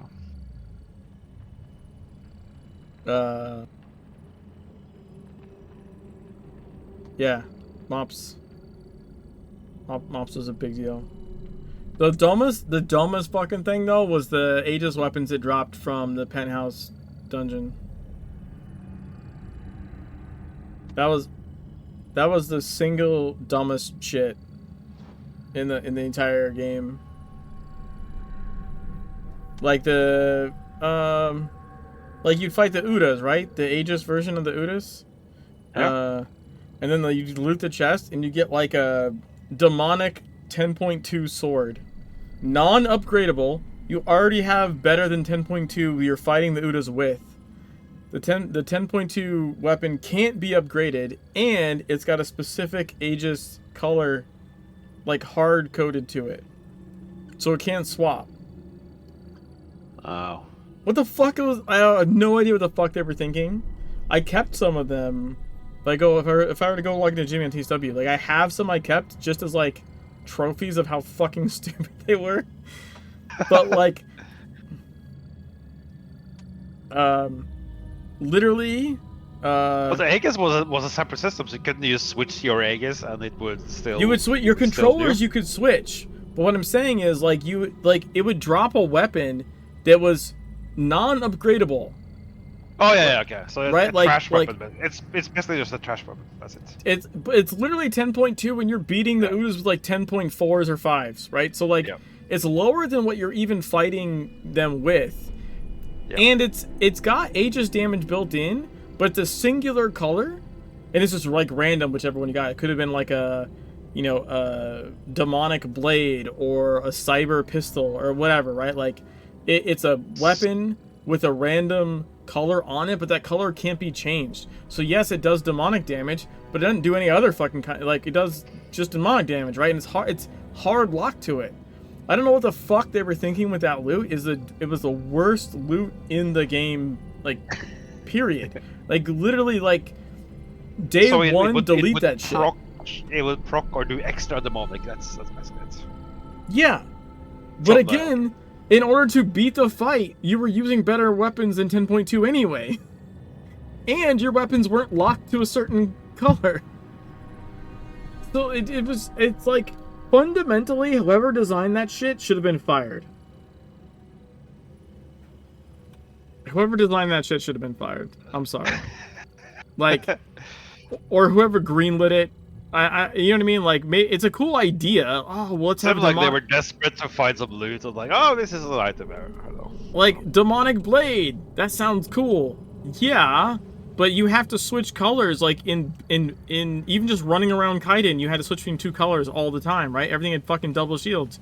Why would you hard code a weapon's color? And even if you just wanted it to be like extra damage, it would need to be actually extra. like not take up part of the damage number that the blade normally does, and also it. Oh, it did that as well. And It took also, a part of the damage. I think so, yeah, from what I remember. Like they were exceptionally bad, and like if you're gonna have like a hard coded like okay this thing is better against this, it needs to be like upgradable, or if it's gonna drop as a fixed number, it should drop as a fixed number higher than the fucking weapons required to clear the goddamn fight. Because that makes no fucking sense whatsoever. Like, literally no one was beating that fight with 10.1s. So why would you drop... Or even 10.2s. No one was beating that fight with 10.2s. Why would you... so you couldn't even carry someone in there to get a nice weapon. Right. Yep. Like, it doesn't make any sense. Like, it was the most... like, from all the complaints about Aegis...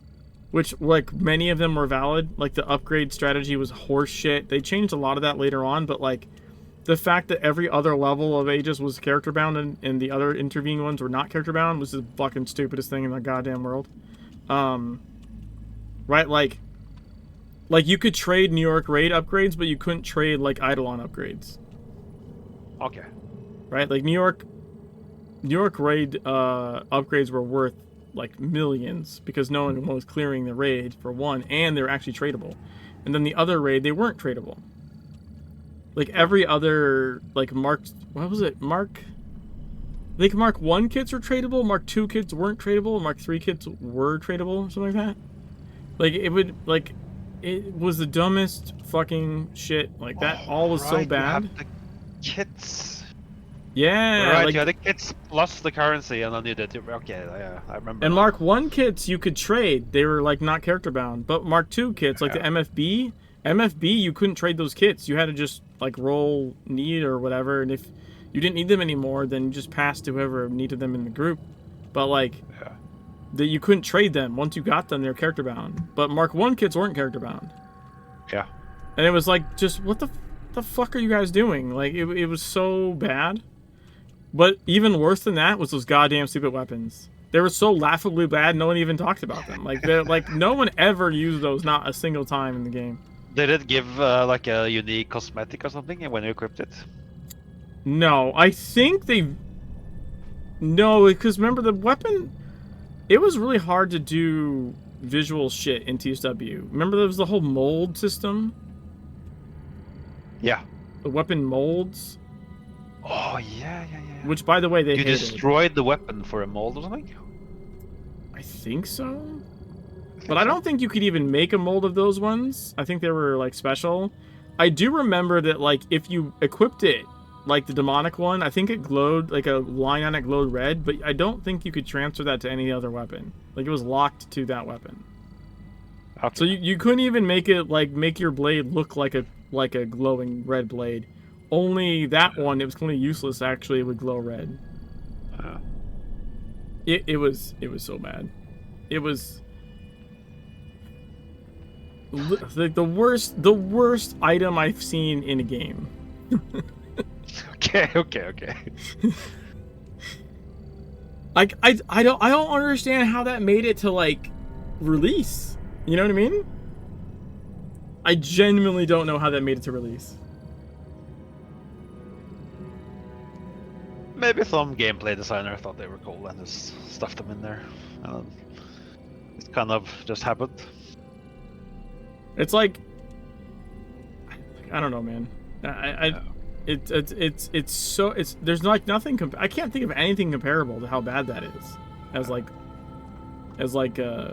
loot for anything goes. Like, let me give you a character bound thing that is worse than what you had to use to beat the encounter with. That doesn't... How is that good? How was that even a bonus?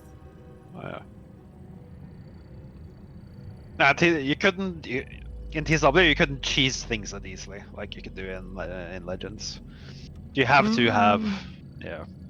Well, some fights, like the Uta fight. I mean, yeah. You could carry someone low there anyway, so... I mean that specific fight just required a lot of coordination. You could, it would just take longer, and that which meant more time for people to fuck up. right? Like, that's the problem with that fight. It's really not about...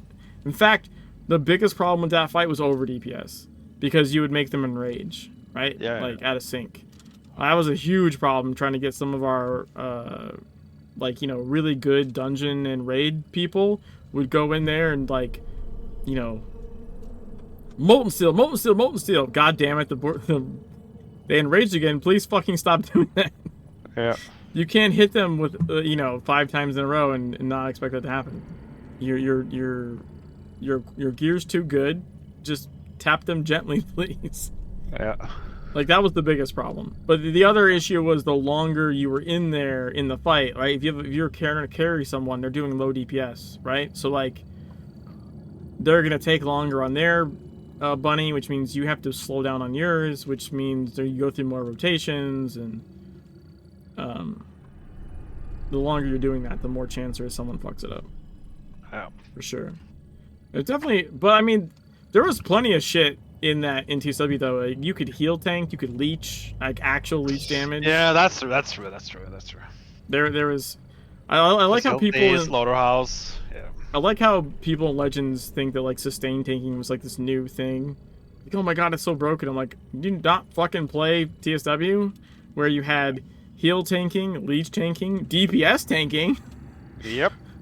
I would DPS tank New York Raid, and the tanks would do more DPS than all the DPS. Yep. Like, that was the normal strat. Look at do some crazy damage. Just hammer and chaos, right?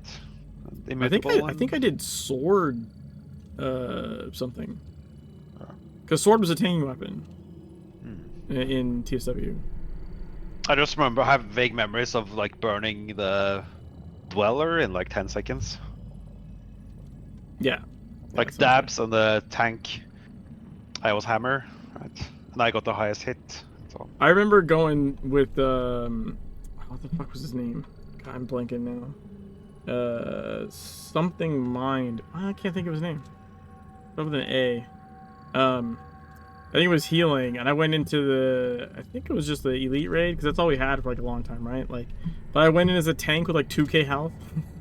Like, like pure DPS tank. Like, not any fucking health talismans at all, right?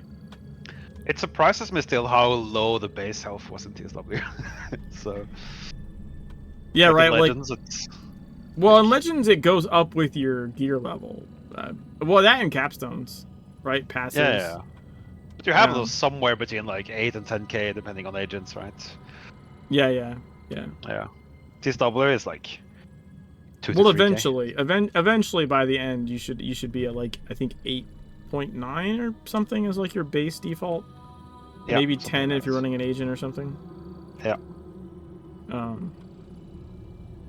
But yeah, capstones alone, I think it would give you over 2k extra health, like once you have all of them. Yep.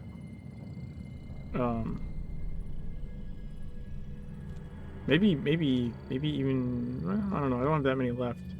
Could even be 3k.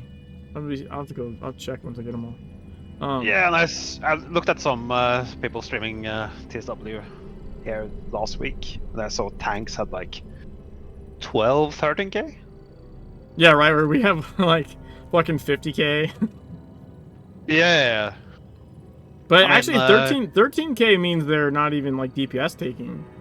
Like, I mean, if you do a Blazing Fury and Volcano at the same time, you get like 160, 170k as well. That's so it's pretty crazy. Yeah, but like granted, like me going in as 2k health as a tank was not the norm. That was very hard for like any regular healer to keep alive. But it was pretty standard to DPS tank the elite rate, at least at like 4k. Like, yeah, as a tank. Like 4k, maybe 6k. Like, basically you throw on like 1 health talisman or something. Like, yeah. If you had a halfway decent healer. It was much more about your just keeping the aggro than anything else. Right? Like, healer kept you alive, and your job was to keep aggro. And swap aggro with the other tank. and so it was not quite the same as in Legends, where it's like, yeah, your job is to keep aggro, but your job is also just get beat the fuck up. Right? Like your job is to soak tons of damage in Legends. Yeah. Way more than in TSW, I think, for sure. Yeah. I don't think I did the nightmare raids much. Yeah, I did them weekly. Yeah, I think. Sure. I mean, there was elite raids for a long time before that. Oh yeah. Well, I mean, even the elite raids, like that's the reason I ended up going into Lag Spike, is because the first Cabal I was in had been doing elite raids forever, right? Like 3 times a week or 2 times a week, something like that, right? Whatever the cooldown rotation, and people have alts because that was all there was to do. They'd raid on their alts, but the problem was, like, most people had kind of just gotten like in a rut. They just like show up for raid. So when new content came out and you could actually like level up your gear, like a lot of the old group of that Cabal like weren't actually playing the game anymore. They were only raiding, right? Okay, so they logged on for elite raid and then they were gone. Yeah, so like they would organize stuff and they might hang out in like TeamSpeak or something at the time, right? But like they wouldn't actually play when new content came out, and the new content started having like gear upgrades. So I'd be playing fucking every day, and I remember like 2 raids in a row, like I kept showing up with significantly more combat power. It wasn't item power, it was combat power in TSW. I was showing up as a tank with like 100 more combat power than the other tank. Okay. Right? Like in a week. In like a week, I like leapt up 100 combat power, and then I think the next week I did it again, and I was like, I literally can't play with you guys anymore. Not because I don't want to, not because they're not cool people, right? Like, but we're not progressing at this anywhere near the same rate anymore. If I try to tank with you next week, I'm just gonna pull aggro immediately. Like, you're not able to tank. I can't tank with you. Yeah. Because we didn't have like other. There really in TSW there wasn't other tools. I mean, I remember like you would just literally take off pieces to match combat power with the other tank, right? Like that was super important when you were tanking New York raid. Was that you matched combat power with the other tank? Yeah. I remember that. So, and like you can fudge it a little bit. You could like drop a talisman, but I was like, I'm not gonna take off half my gear to tank with you. Like that's fucking stupid. Like I'm not like. So, it was kind of around that time I was like looking for, a different group to play with that was actually playing the game still. And that was really, like I said, just really out of necessity. I literally couldn't play with the people I've been playing with anymore. Yeah. But yeah. Yeah, I mean, it is what it is. Yeah. Right. Like, what are you gonna do? Yeah. I mean, the same thing happened, unfortunately, with Legends, right? Especially with the early elite tiers being so split. You just have like sections of people who couldn't play with each other anymore. Yeah. But, like, I mean, you could if you tried and weren't like a complete jackass, but a lot of people would just be like, I'm not running E2s, I'm in E4s. Like, fuck you. Yeah. I was always down to like help people out. Like I didn't really care, but yeah, there was a super, and I don't blame them. Like if you're super progression orientated, right? Like you're just gonna push, and you need to play with other people that are pushing, or it doesn't really make sense. I was in a group that's kind of logged on, like a subgroup in the Cabal, right? That logged on for 2 hours every day and did dungeons, and then they just log off, right? So I kind of only did the max stuff with them, and then when we were done, I would help the lower ones. So that was, I mean, it wasn't really healthy to have this subgrouping in the Cabal and so on. No, it was super bad. Like I think Legends shot themselves in the foot really bad with how they tiered their stuff.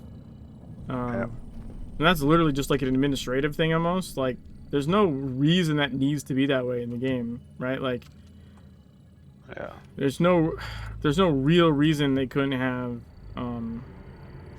I mean, maybe they thought people would just buy their way up tiers, I guess, to catch up or something. But like, that's not realistic. That's not how people operate as a whole.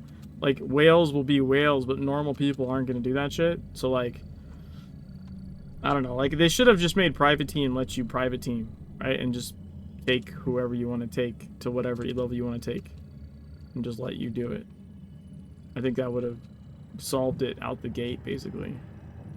Yeah, or maybe not everything, but at least I would have solved most of it. Made the grouping that way, like yeah, like one or two tiers. if you had like 3 people that were E5, right, and 2 people were like E3 and trying to catch up. Like, if you're in a cabal together, you'd be like, "Hey guys, come on, we'll do our best to carry you," right? Or like, we'll do E4s. It's 1 level lower for us, but we can carry you and get you up faster, right? Like, that would have worked. Like, that would have kept cohesion. It would have kept groups together, would have kept people playing the game. A lot of people left. A lot of people literally stopped playing the game because they could no longer keep pace with people they wanted to play with. And it's like, once you don't have that community like fabric there, they're like, well, why am I going to play this? I'm just going to play something else. Like, which is super unfortunate that they kind of really fucked themselves. Now the current system is better, right? Having the combined tiers helps a little bit. It's not as bad. OD helps the most. OD is kind of how everything should be, right? You just go whatever you can make it into, you can go for. That's really how the dungeon should be as well. And also, I just think that the easier thing is just private team. It already bypasses level restriction on story, which also just fucking shouldn't exist. That shouldn't exist. That also just fucks everything up. No one's fucking in the stupid 10 to 18 range for like more than I don't know, 4 hours or something. Like it doesn't make any sense that they tried to do that. I don't know where they got those numbers from, why they thought it was necessary to restrict it. But it's just dumb. Like, they... I'm not naming names here, but a couple of months ago, a player who had been playing this TSW and Secret World Legends for like 10 years, they didn't even know that you could... They thought they were never able to do the story modes. They didn't know that you had to... They didn't know you could private team? No. So they like, I can't help you in Polaris story, right? Like, yeah, you can. Just private team. Yeah, I think he had a friend who started playing a new alt or something. Yeah. And then he was going to log his, like, level 21 alt or something, right? Yeah. He didn't know that he could join, so... Yeah, that, again, they just... Yeah, so there's lots of people who don't know, so... But, I mean, you don't know because also it doesn't work in Elite. Right? It doesn't work that way in Elite. In Elite, private team just doesn't bypass a restriction in Elite, so why would you think it bypasses it in story mode? Yeah. Right? Like, it's not consistent. The private team is just to avoid the stupid... the randomizer. Or the... that and that you can leave without, like, the fucking deserter shouldn't exist. That's... Yeah, exactly. It's so broken, it's not even... Just remove the private team thing, and... Wow, don't. Well, no, like, private team is fine. Oh, you needed to do... Oh, yeah, you need us. Otherwise, we can't do 4-man E17, though. That's true. Yeah, there's no problem with private team. Just remove deserter debuff shit, right? Like, for 1. For 2, expand private team so it fucking works on elites. And I think the game would be in a much better state. I don't know why that's such a big thing to do. I'm not gonna oversimplify it though. Like, I know from experience, like coding shit, that like things that sound easy, just make a checkbox, are oftentimes nowhere fucking near that easy. And I also remember from talking with Tron and helping test stuff on the activity finder in general, that shit's really fucking weird. Like, you know how, like, you know whenever you make a group and you queue for a dungeon, that you then all leave the group? Yeah. Right? It says everyone left group, and then you get in the dungeon and you're in like the group together. Oh yeah, that's annoying. Yeah. And then if your chat loses group as well if you have multiple tabs, it's so annoying. So it's literally breaking the group and making a new group, but it's actually more complicated than that. It does it twice. So like there's your group that you get broken out of, and then it makes like a temp group, I guess. When it's putting you in to it, and then once you're in it, there's the group you're in when you're in it. So there's actually 3 groups. There's the group you made before you queued, there's the group in queue, and then there's the group in the dungeon. All 3 have like separate like IDs essentially, right? Do you know the reasoning behind this? I don't know the actual functional Probably some reasoning technical thing. why there needs to be a group finder. So like, you know how like everyone hits accept? Like I think when you're in the group finder part, that's technically another group ID has been generated or something, and then it breaks you and puts you in the dungeon, that's another ID. And then I used to fuck up dungeon groups because I would be like still organizing my inventory because I didn't have inventory space, right? Yeah. I'm playing inventory Tetris and like on sticks, like standing there fucking with the loot, and then the group would already be out, and they would re-invite me, and I would get it inside the dungeon. Oh. And I would say yes, and then that just fucked everything up, right? Like, cause. Oh, right. Okay, I see what you mean. And I remember talking with Tron about that in Discord, and Tron was the one that like wrote a lot of the activity finder and like worked on it a lot. Like, I talked with him in Discord about that. And he's like, and I literally am telling the story like, I know I'm not supposed to hit accept because I know better. I know that fucks it up, and I would suddenly just forget, and I click accept and be like, fuck, we're gonna queue into the dungeon. It's gonna put me in some other random dungeon or a raid or somewhere, because it fucks it all up. And I'm like, yeah, I get the prompt. I know I'm not supposed to put it, but I click it anyways by accident. He's like, wait. Tron's like, what do you mean you get the prompt?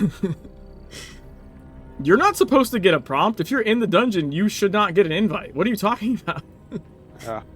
And like literally, like just me talking to him, it was like, I don't know, like 8 at night or something. I just happened to notice him in voice on Discord. Like he used to just pop into the voice channel sometimes on the official Discord and just hang out there for a little bit. And so I like popped in and said, hey, and we're just bullshitting. And I was just saying this like random thing that happened, not even trying to help bug fix something, right?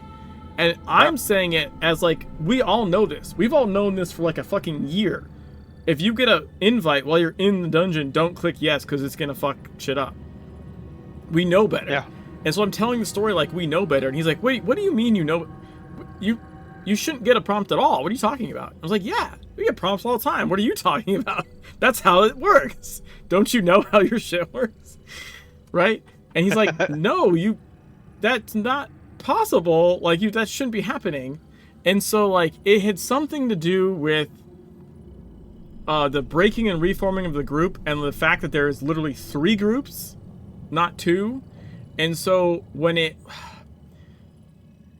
you finish the dungeon and everyone left, like it was instead of getting rid of one of the group IDs, it was getting rid of both of them. So you're literally free of any, like technically even if everyone else leaves the dungeon, you should still have the internal group ID.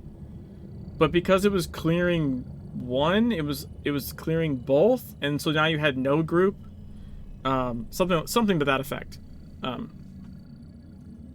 Basically, it was clearing 2 values when it should have only been clearing 1, and the other value should have been keeping you from. The other value should have been keeping you from getting invite, essentially. Yeah. But I helped fix that by accident. Like they patched that like I think within the next like week after our conversation, and now that doesn't happen anymore. You cannot get an invite in the dungeon. You'll get a message kicked back like that person's still in the group, even if they're the only one left in the dungeon. But it used to be once everyone else left, it would remove that group ID and the other like internal catch group ID or something.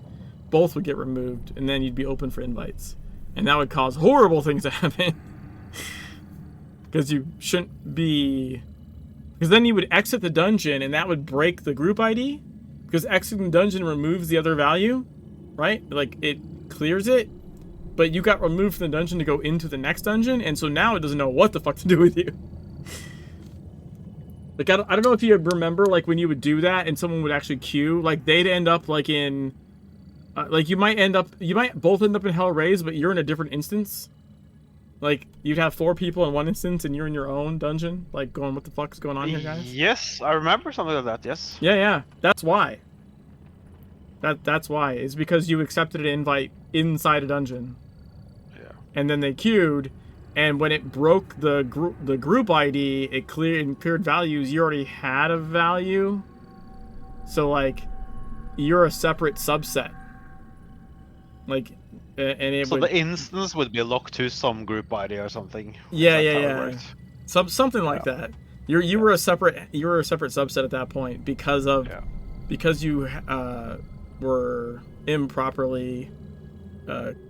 Because when you exit the dungeon you were in, now that's clearing variables, including clearing the one you're attached to, I believe. Yeah. So when you actually exit the dungeon to queue into the next one with your group, and now it's going to put you somewhere, and like exiting that dungeon cleared all your shit. So it goes, I don't know where the fuck to put you.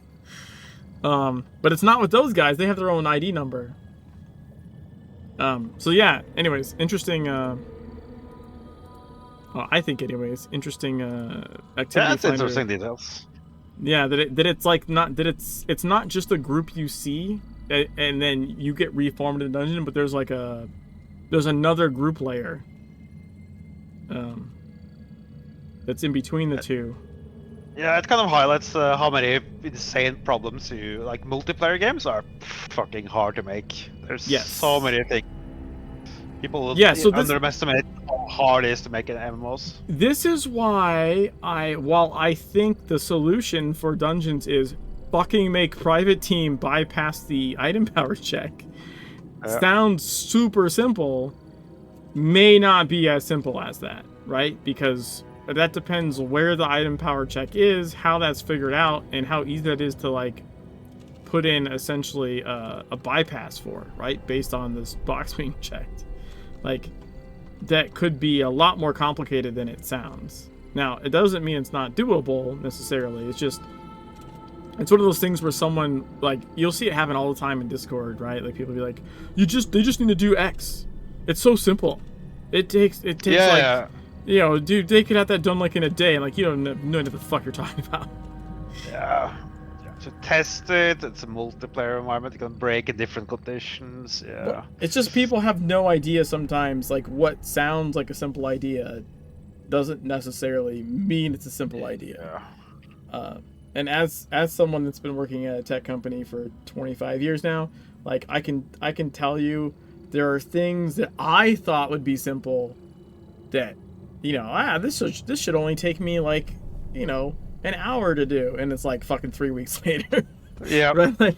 Like it just you some stuff you just can't tell. Some stuff seems like it should be the simplest shit in the world.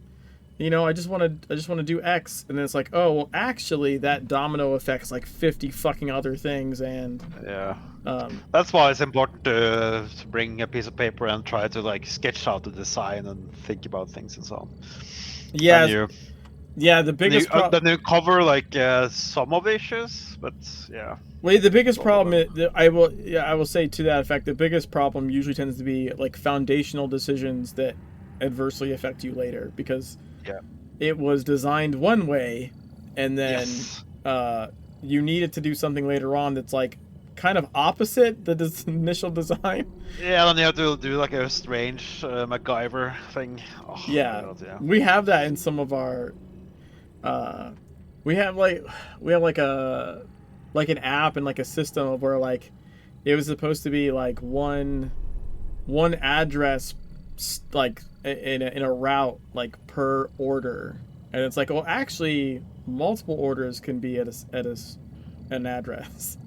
Yeah. And it's like the system was designed from the ground up that like one order equals one stop on a route. It's like fuck. Yeah. So now there's shit that like consolidates kind of in the background, right? Like, and goes like, oh, well, these are all the same address, so let's let the system be the way the system is, but for people looking at stuff, it'll auto consolidate, right? Like under the hood, kind of, then display. Yeah.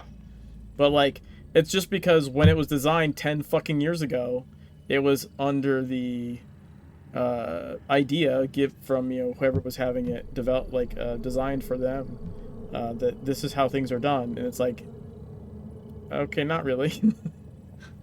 That's not how half the other or more of the other consumers of that product would actually use it. That one company does it that way.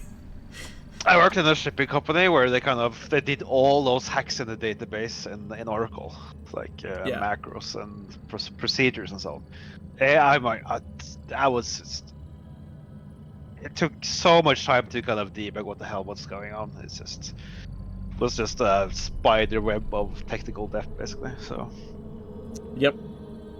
So you selected them through the procedures, like tons of hacky procedures, and then the table data was just completely different. So.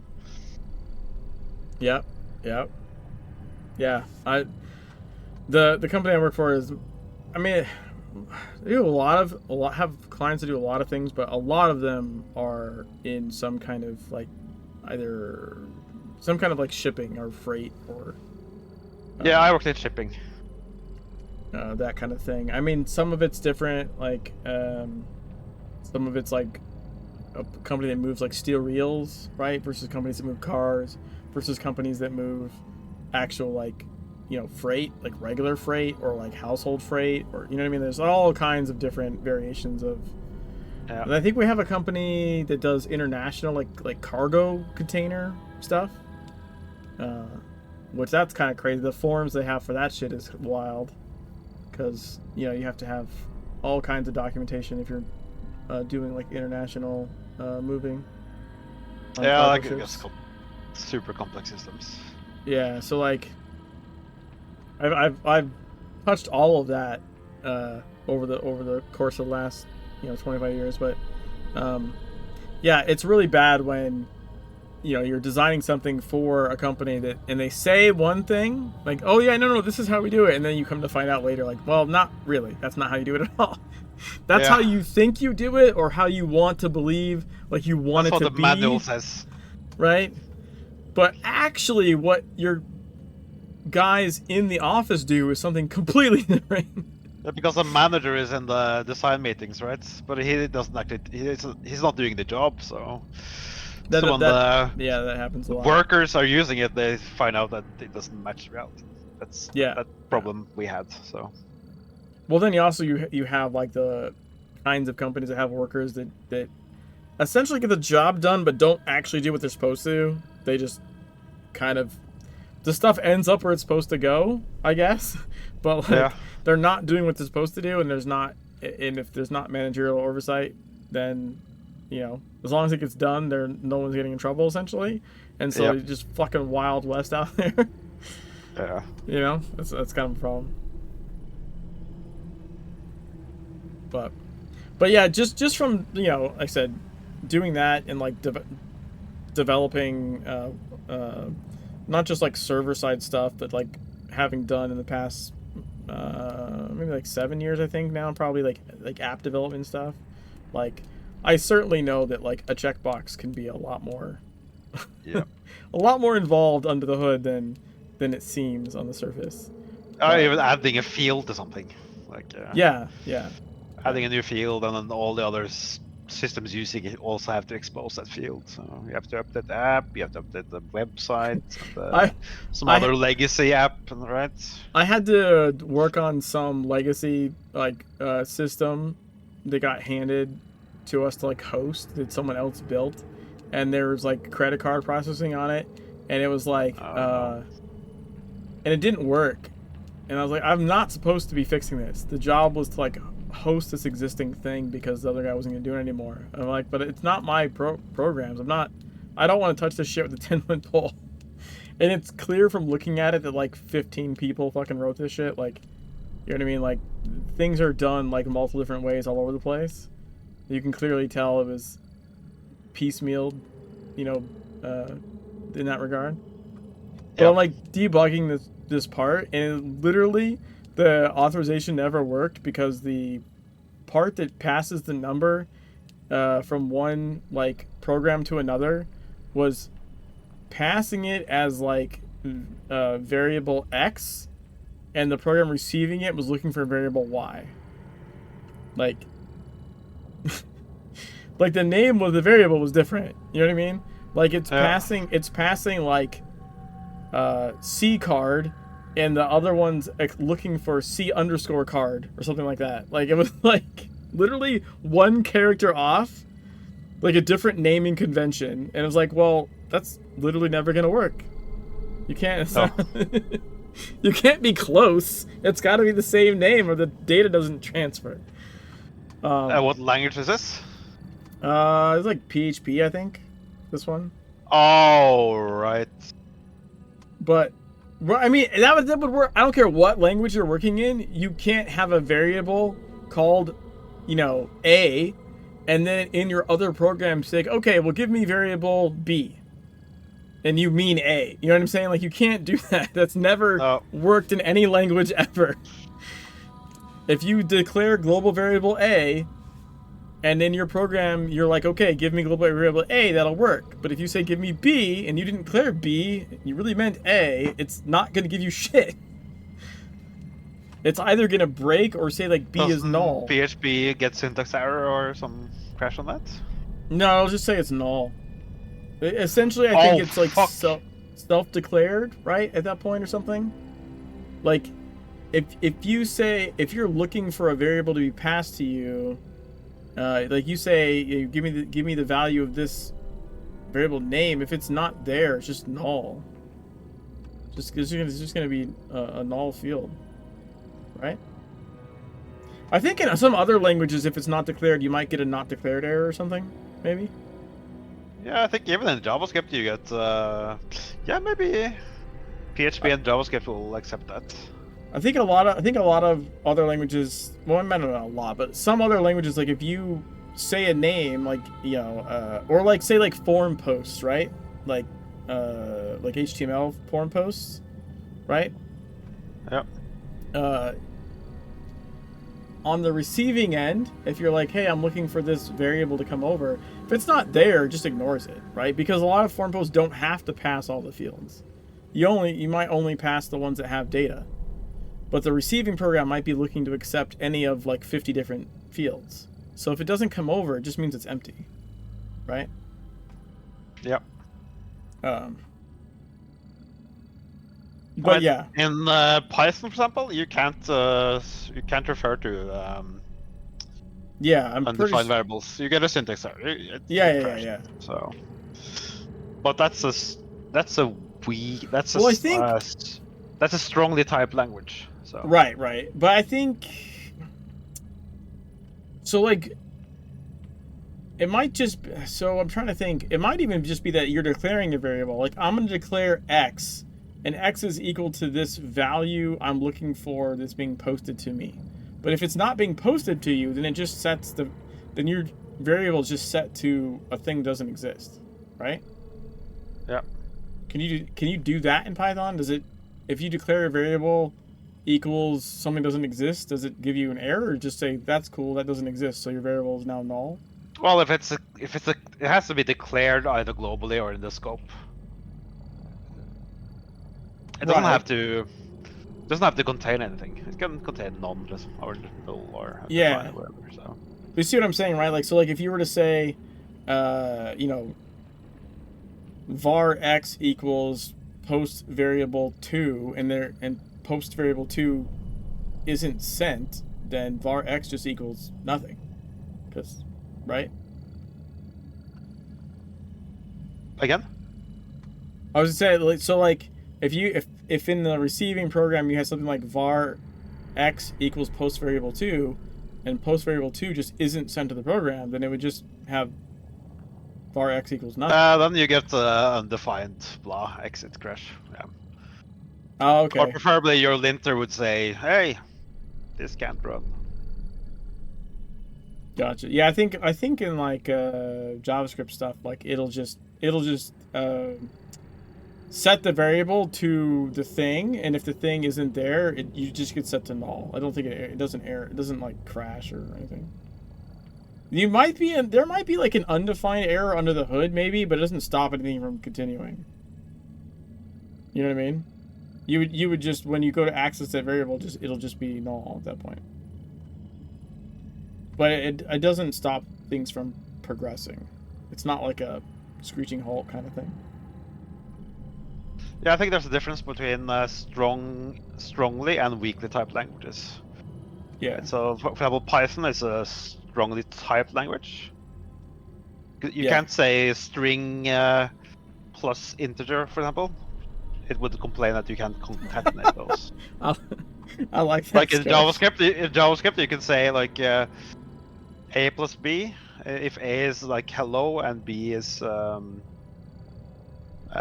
number 2 or defined, it will, yeah. Yeah, it'll just spit out like. It will say, yeah, exactly. You can't do that in PHP is also like that. So it's probably a weakly versus strongly typed language. So I've while messed with Java Python, but not in a long time. Yeah, while Java, for example. Scratch said, yeah, JavaScript. That's static. Java and C and so on is statically typed, so you can't change the variable type. Scratch said, yeah, JavaScript is the honey badger of programming languages. Don't give a fuck. Yeah.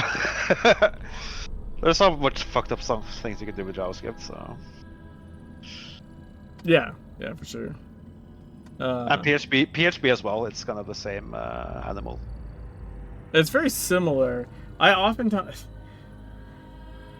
I hate when because I'll be like, I also have stuff like in ASP.NET, which is even fucking like VBScript shit, which is even worse. Oh, it's also way older, and like and the thing is, they're all very, very similar, but syntactically not the same. And because I have to jump between lots of different types of things, I will sometimes be in one and start writing something in the other one. You know what I mean? Because I'm just like, yeah. Or like I'll try to do the syntax the other one and be like, why is this not working? Like, oh fuck, this I'm not in this. I'm in this other one. Yeah. VBScript I haven't touched that much, but sometimes, like a few times I had to use VBScript is super close to like, I don't know, to like JavaScript, I guess. Like, it's very similar in how a lot of the function, like how a lot of the stuff works, but the syntax is just like slightly different, like just enough so like you can't write the same line. It doesn't quite work. No. But you could change like 2 characters and it's on a given line, it's probably pretty close. And then I don't know. I've done like C or C# I think before, but not again. That's not in a long time. Yeah, C#. That's like Java almost. So. No, C#. Fucking what? No. All right, wait. I'm sorry. Did you say like Java or like JavaScript? Java. Okay, yeah, maybe like Java. Yeah. I was like C# is not like JavaScript, but yeah, maybe like. Yeah, I was Java. I was a Java programmer for the first 10 years when I worked from like 95, right? I want to say I've done like just straight Java before, but that also has been for forever. I've been in the fucking like app end of shit for too long now. I still do a lot of like JavaScript, PHP stuff just because I'm in the web end as well. But I haven't been, and I do interact with databases a lot, and like MySQL kind of shit. But like, I haven't been in like the more I don't know, like the more like C or Java or fucking Python. I haven't been in those kind of things in quite a while. Yeah. Mostly in like the web end of things. Yeah. I've been stuck doing Python the last 5 years mostly. So Yeah, I've done a little bit of Python, a little bit, but yeah, I'm not a super huge fan. Although, I mean, but it's just a language. So. yeah. Well, you But got all, to, I work in a small company, so there's always like it's mostly Python for backend stuff. yeah. But there's always like, oh, here's an old PHP thing, right? Right. Or here's like an AngularJS Oh fuck. one. Oh, Angular, Jesus. I look at that like because my boss will like randomly look at stuff and decide like I want us to all to do this latest thing, or I'm like, why? Oh no! Don't do it! Don't do it! Why? Don't do it. Why would you want to do that? Like none of our shit is that. Why you want to do that? It doesn't make any sense. Everything has to be like the latest version of React or something. Yeah. He like, and he doesn't know what it is, but he's like, you know. Web 3.0. Everything has to be that. And I'm just like, I looked at this shit, and all this looks like is an excuse to do shit a really complicated way that is not necessary. Like, you simply don't have the manpower. You don't have the manpower. So I get that, like, so like a lot of that stuff is like application based, right? Like you're if you're using like Angular or React, like it's not a website, it's a web application. You're compiling it before you deploy it, right? Like, but you don't need to do that if all you have is like a website with a contact form. Like that's no, that is the wrong tool for the job. Like why the fuck would you do that? You know? Yeah, I actually spent the last 5 years. I've spent just making websites static, right? Mm-hmm. Documentation, like everything we can make static. It doesn't have to be hosted by as an application, right? Okay. You save so much doing that, just static, and everything when you just build the site or generate the site, you deploy it when you change something, right? Yeah. So you don't. Yeah, so changing website means deploying it. It's not a problem. Yeah. You don't have any. Everything is static. It's built by a static framework, and there's no like application server or security vulnerabilities or anything like that you have to care about. It's beautiful. Yeah. So you change the prices. Oh, there's a trigger. Deploys new websites, right? Ah, gotcha. Yeah. So yeah. So you have something that's generating the updated static. Yeah. Gotcha. Yeah. Because I don't know. People just want to have like the latest thing or whatever. I don't fucking know. Yeah, I mean it can be Angular as well, right? So if you want it. No, I don't. But it has to be static.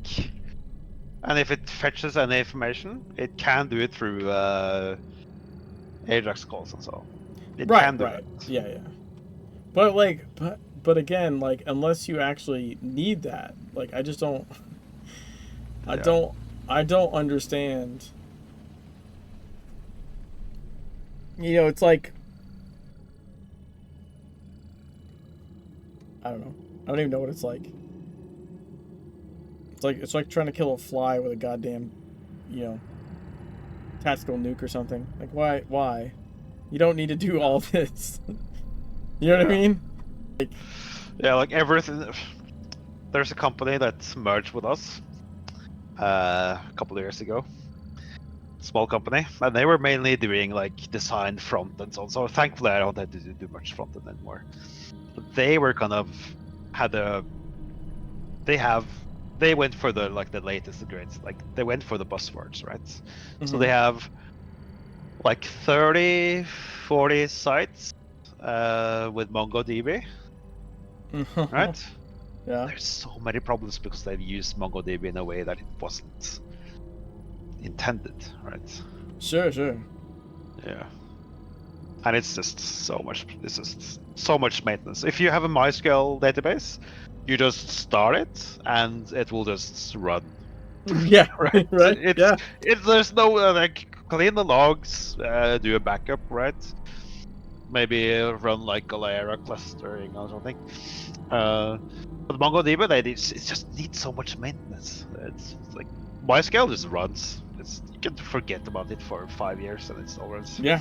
I do that all the time. yeah. It's amazing when it's all this new shit needs like maintenance schedules and so on. Like, oh, it takes 10 seconds to load this. Oh, we have to like rebuild or re-index, or all the old records are stored in are not removed, so they have to be pruned, right? So Yeah, oh, Jesus Christ. yeah, Yeah. it's so much. Yeah. Holy fuck. It is almost 3 a.m. Oh. We could have done a lot more ODs by now. If Yep. I went. I did 2 E14s while we talked, so Jesus Christ. Jason convinced me to join. All right, I'm gonna. You would have had all the red glyphs by now, so. I'm gonna find someone to raid and fucking go to sleep. Holy shit. Yeah. I don't even know the fuck's on right now. I don't really raid So people at 3 a.m. Does your winding down timer starts when you leave the stream, or has it already started? That's my question. I'm definitely more wound down than normal. I probably Okay. still won't get to sleep for another 15, 20 minutes at least, but it probably won't be as long as if I had actually left when I meant to. Yeah. You know? Yep.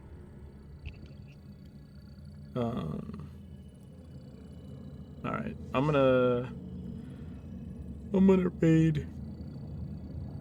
I'm gonna raid Big D2 and get the fuck to sleep. Because I still have to get up in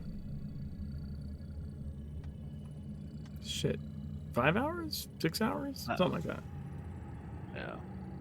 I mean, if you get 5.5, 6, it's acceptable, but not like every day. So Yeah. Yeah. It's not fun. it's within reason. Alright, man. It was Yep.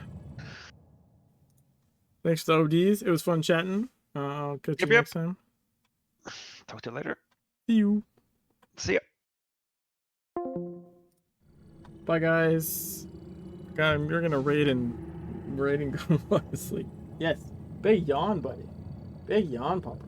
Yeah. Oh. Someone wants some attention. Yeah. Hello there. Peace.